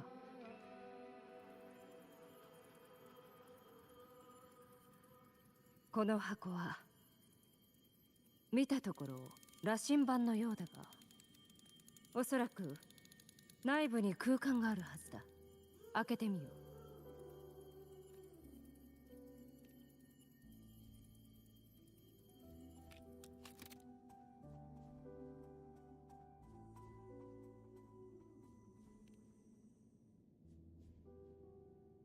採取の異物とあらば力ずくでどうこうできるものではあるまい。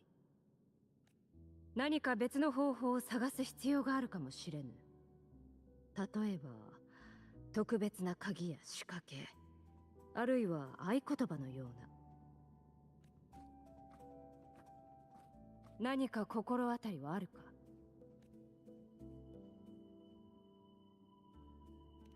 私の知り合いはインペラトルについていろいろと知っている。もしかしたらこの箱を開けるヒントを知っている可能性もある。彼女は特別な力を持っている。危機が完全に去ったわけではない。黒潮はうがちのくさびによって一時的に抑えられているだけ。それに黒潮が何とか突如として激変したこと、そしてオーガスタを狙っていたことがどうも腑に落ちない。彼女ならセブンヒルズが抱える黒潮の脅威を根本から解決できるかもしれない。He lost 20 games? Damn, those games are short. ほう、なかなかの人物のようだな。ぜひ彼女に会わせてくれ。その友人の存在、非常に興味深い。You guys have like 10-minute games or something if you lost 20 games in like 2 or 3 hours. きっとお主と同じように挑むに足る。 Fastest was 6 minutes? Holy. You can lose in 6 minutes? あなたと似てるところも多いよ。話が弾むと思う。戻ったらすぐに連絡してみる。以前の彼女はやむを得ない理由で遠出できなかったけど、もしかしたらいい機会かもしれない。さて、難しい話はさておき、今は我々の勝利を心ゆくまで味わおうではないか。今頃皆は焚き火でもして待っているはず。漂白者、そろそろ仲間たちのもとへ帰ろう。おそらく多くの期待の眼差しを向けられるはずだ。戦いが終わっていないことも、行く手には血にまみれた茨の道が続くことも承知している。だが皆が共にいる限り、セブンヒルズの旗はどんな嵐が訪れようと倒れはせん。不滅の太陽よ、どうか見届けたまえ。英雄たちが刻む不朽の後を。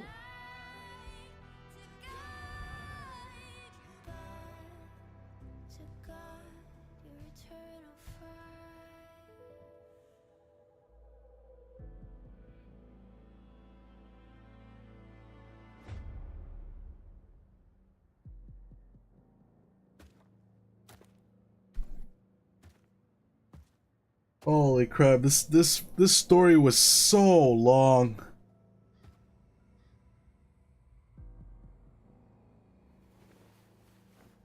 今回の物語はなかなかの出来ですね。特に主役の演技は完璧。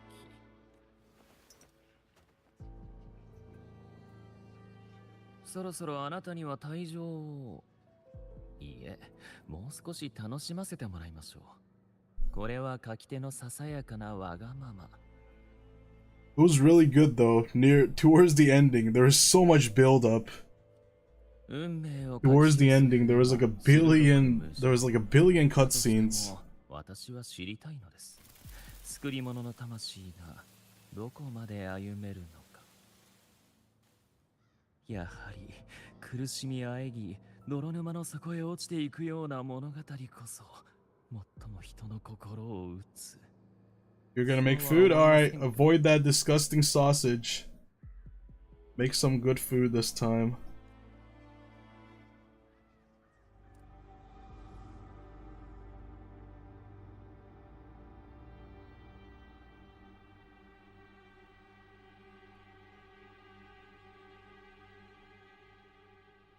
久しぶりだな、リナシータ。今回の獲物はもう決めたのか？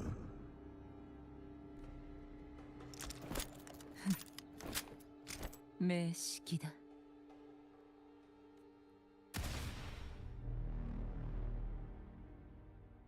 Man, all these characters are releasing past this point looks so good.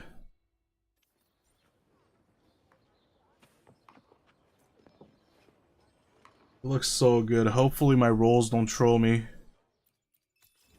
So I can actually have enough for all of them.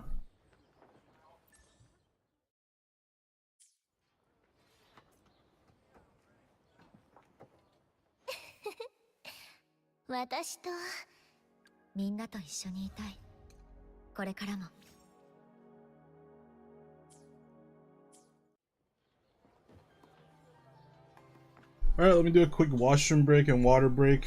We'll do the polls.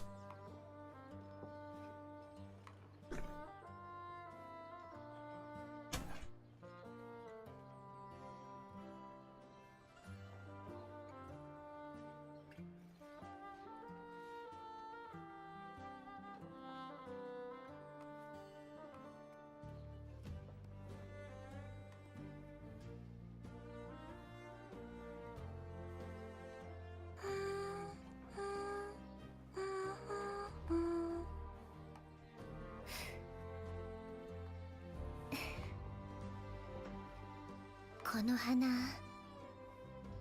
気に入ってもらえるかな。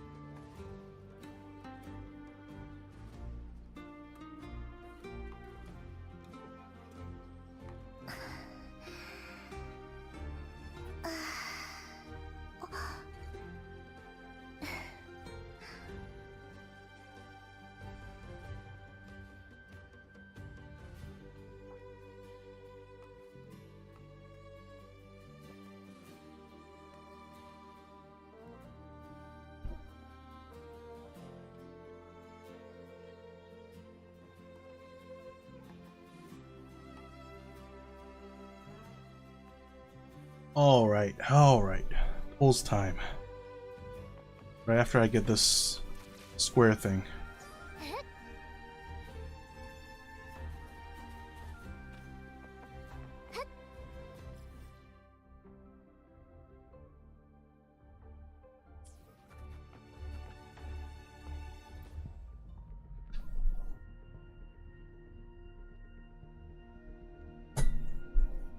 Alright, come on now. Come on now, I spent 5.5 hours going through this story. Give me some good luck on this pulls.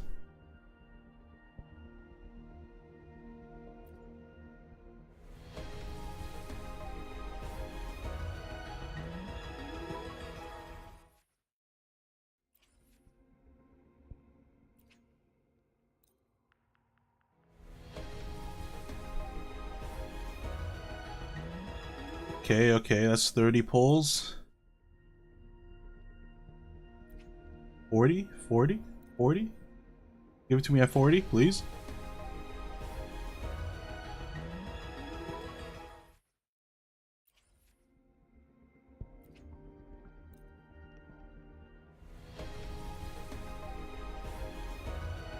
Man, every time. Never early. Never early.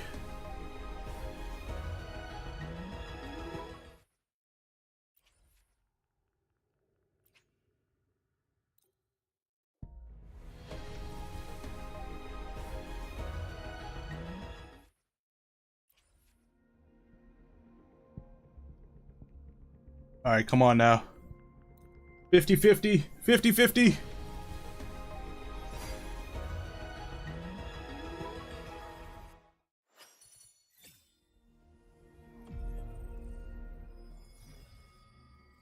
Yes! Let's go. Okay, I'll take that. I'll take that. We had to hit all the way to pity, but at least we got it.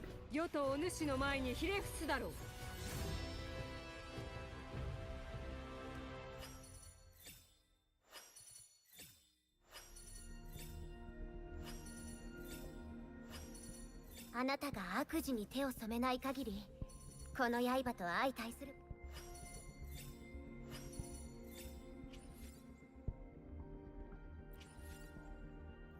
Nice.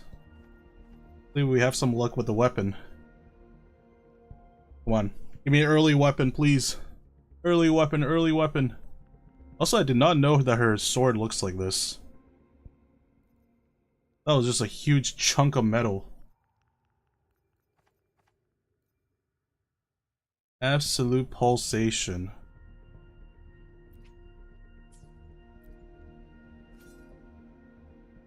That is a beautiful weapon.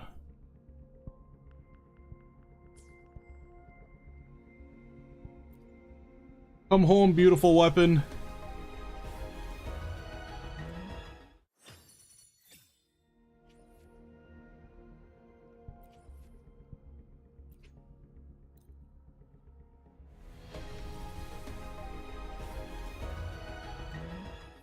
Come on, don't make me go to... Don't make me go to 80 pulls with this, come on.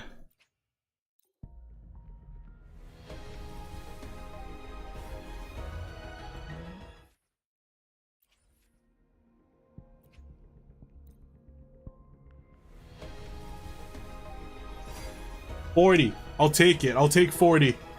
I'll take 40. I have some asteroids left for whoever's coming up next. Bless the RNGesus.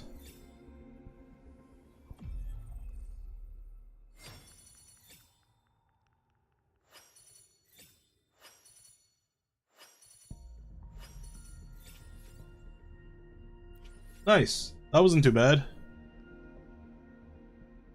That was not bad at all. 私と一緒に遊び。今日も京都で人助け。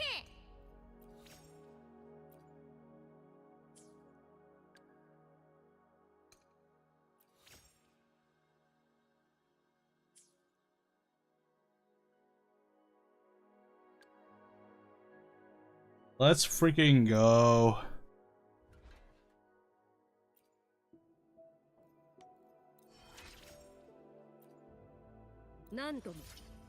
Man, I would have been so sad if after spending 5.5 hours on her story, I lose the 50-50. That would be so sad.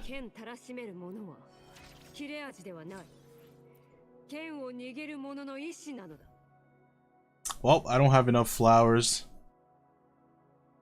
I'll do that on my own time off stream. I got everything else besides the flowers because I didn't really look into them for some reason. That's okay. All of these have trash main stat. Okay.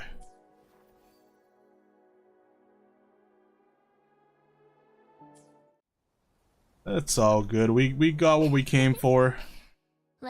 We got what we came for after 5.5 hours.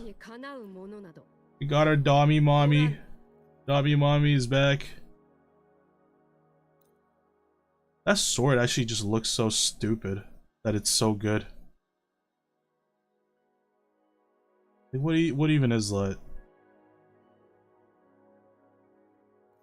Alright, what does this new weapon do?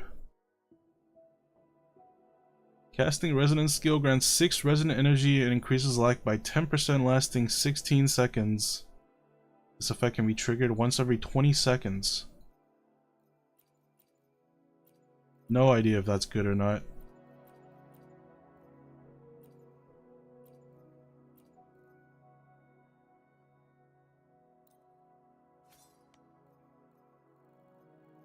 Yes, take all the swords.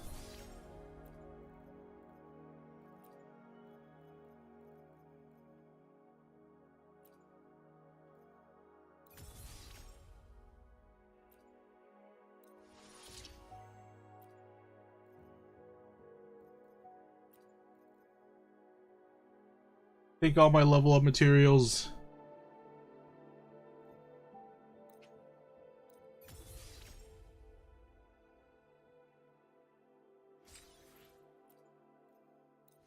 Yeah, your luck paid off. It's better luck than usual. It's definitely better luck than my usual, so I'll give you credit for that.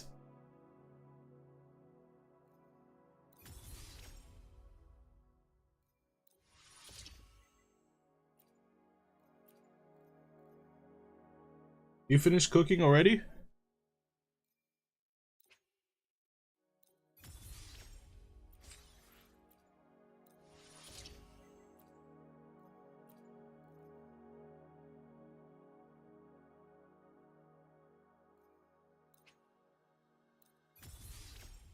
Beautiful weapon. Beautiful weapon. Take all my stuff.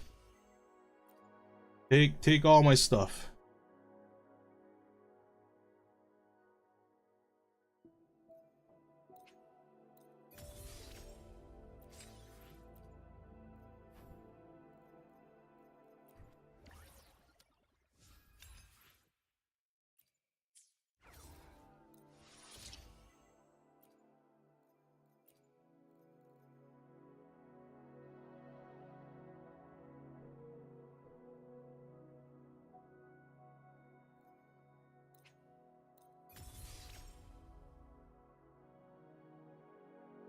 Ah, okay.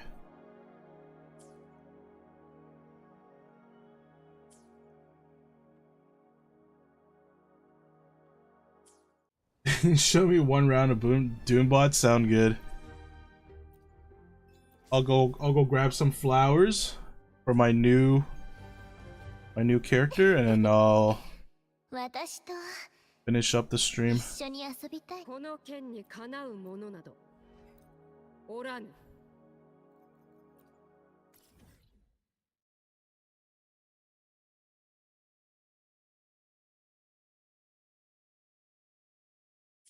I'm sorry, is there a single flower here? Oh, here it is. Luminous Calendula.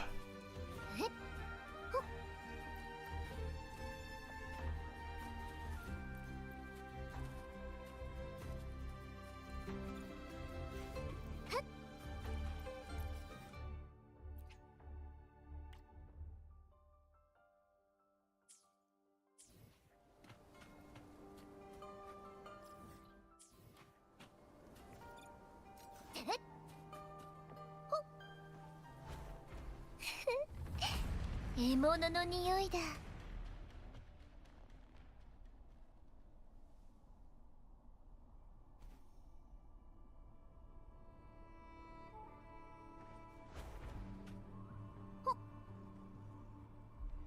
Oh, get off this stupid wall.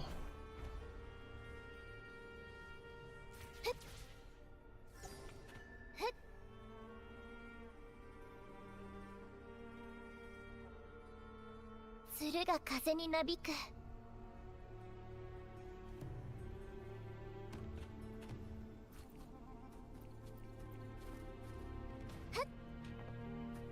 This flower is so easy to see.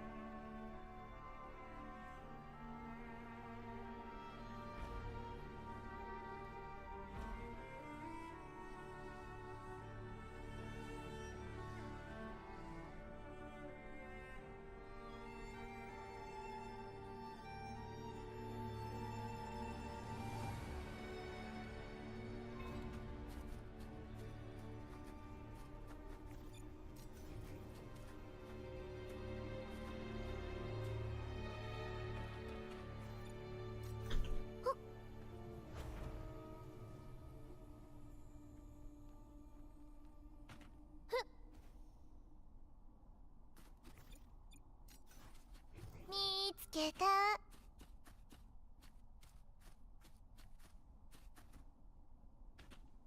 ああ、がっかりさせないでほしい。見つけた。ふっふっ。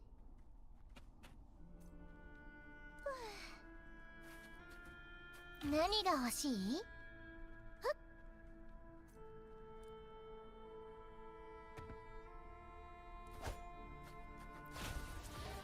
Oh, yikes.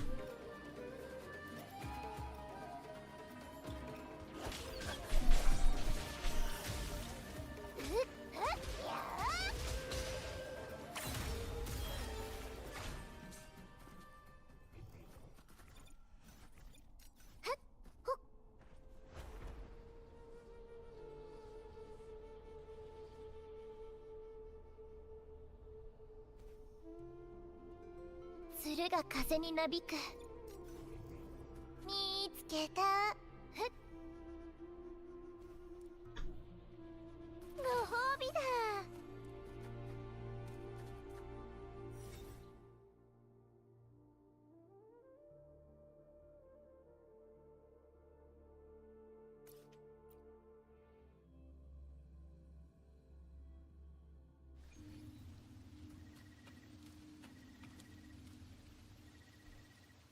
Nice, welcome back. What are you having?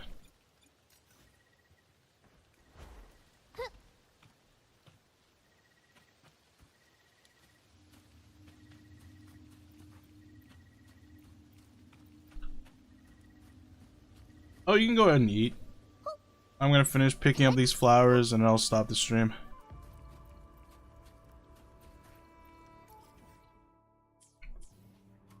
Sandwich sandwiches, good old sandwich sandwiches. 一緒に遊びたい？この剣にかなうものなど、世の地はセブンヒルズの大地を滴る。このたぎる流れは元老院の回廊にもコロッセオのまだ止まるわけにはいかぬ。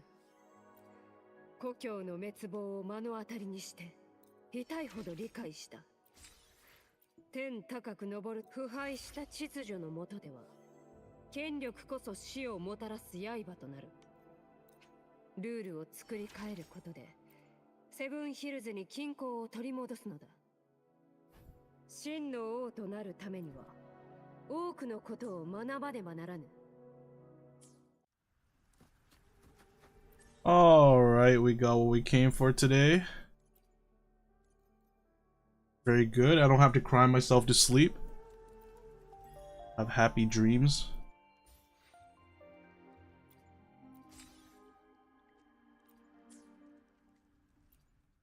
If I actually lost the 50-50 after 5.5 hours, I would actually cry. Good thing we didn't. Alright, I'm gonna wrap up for today's stream. Thank you everybody for coming. Although it's been so long that everybody left already, it's all good though. Hope you guys have a wonderful rest of your day or evening, and I'll see you guys next time. Take care now. Bye-bye. Yeah, if I actually lost the 50-50, the next stream would just be me crying live. Not even joking.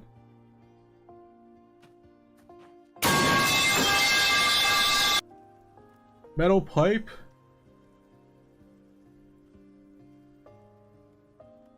I'll try to make some more of these, so you guys don't get tired of the same ones.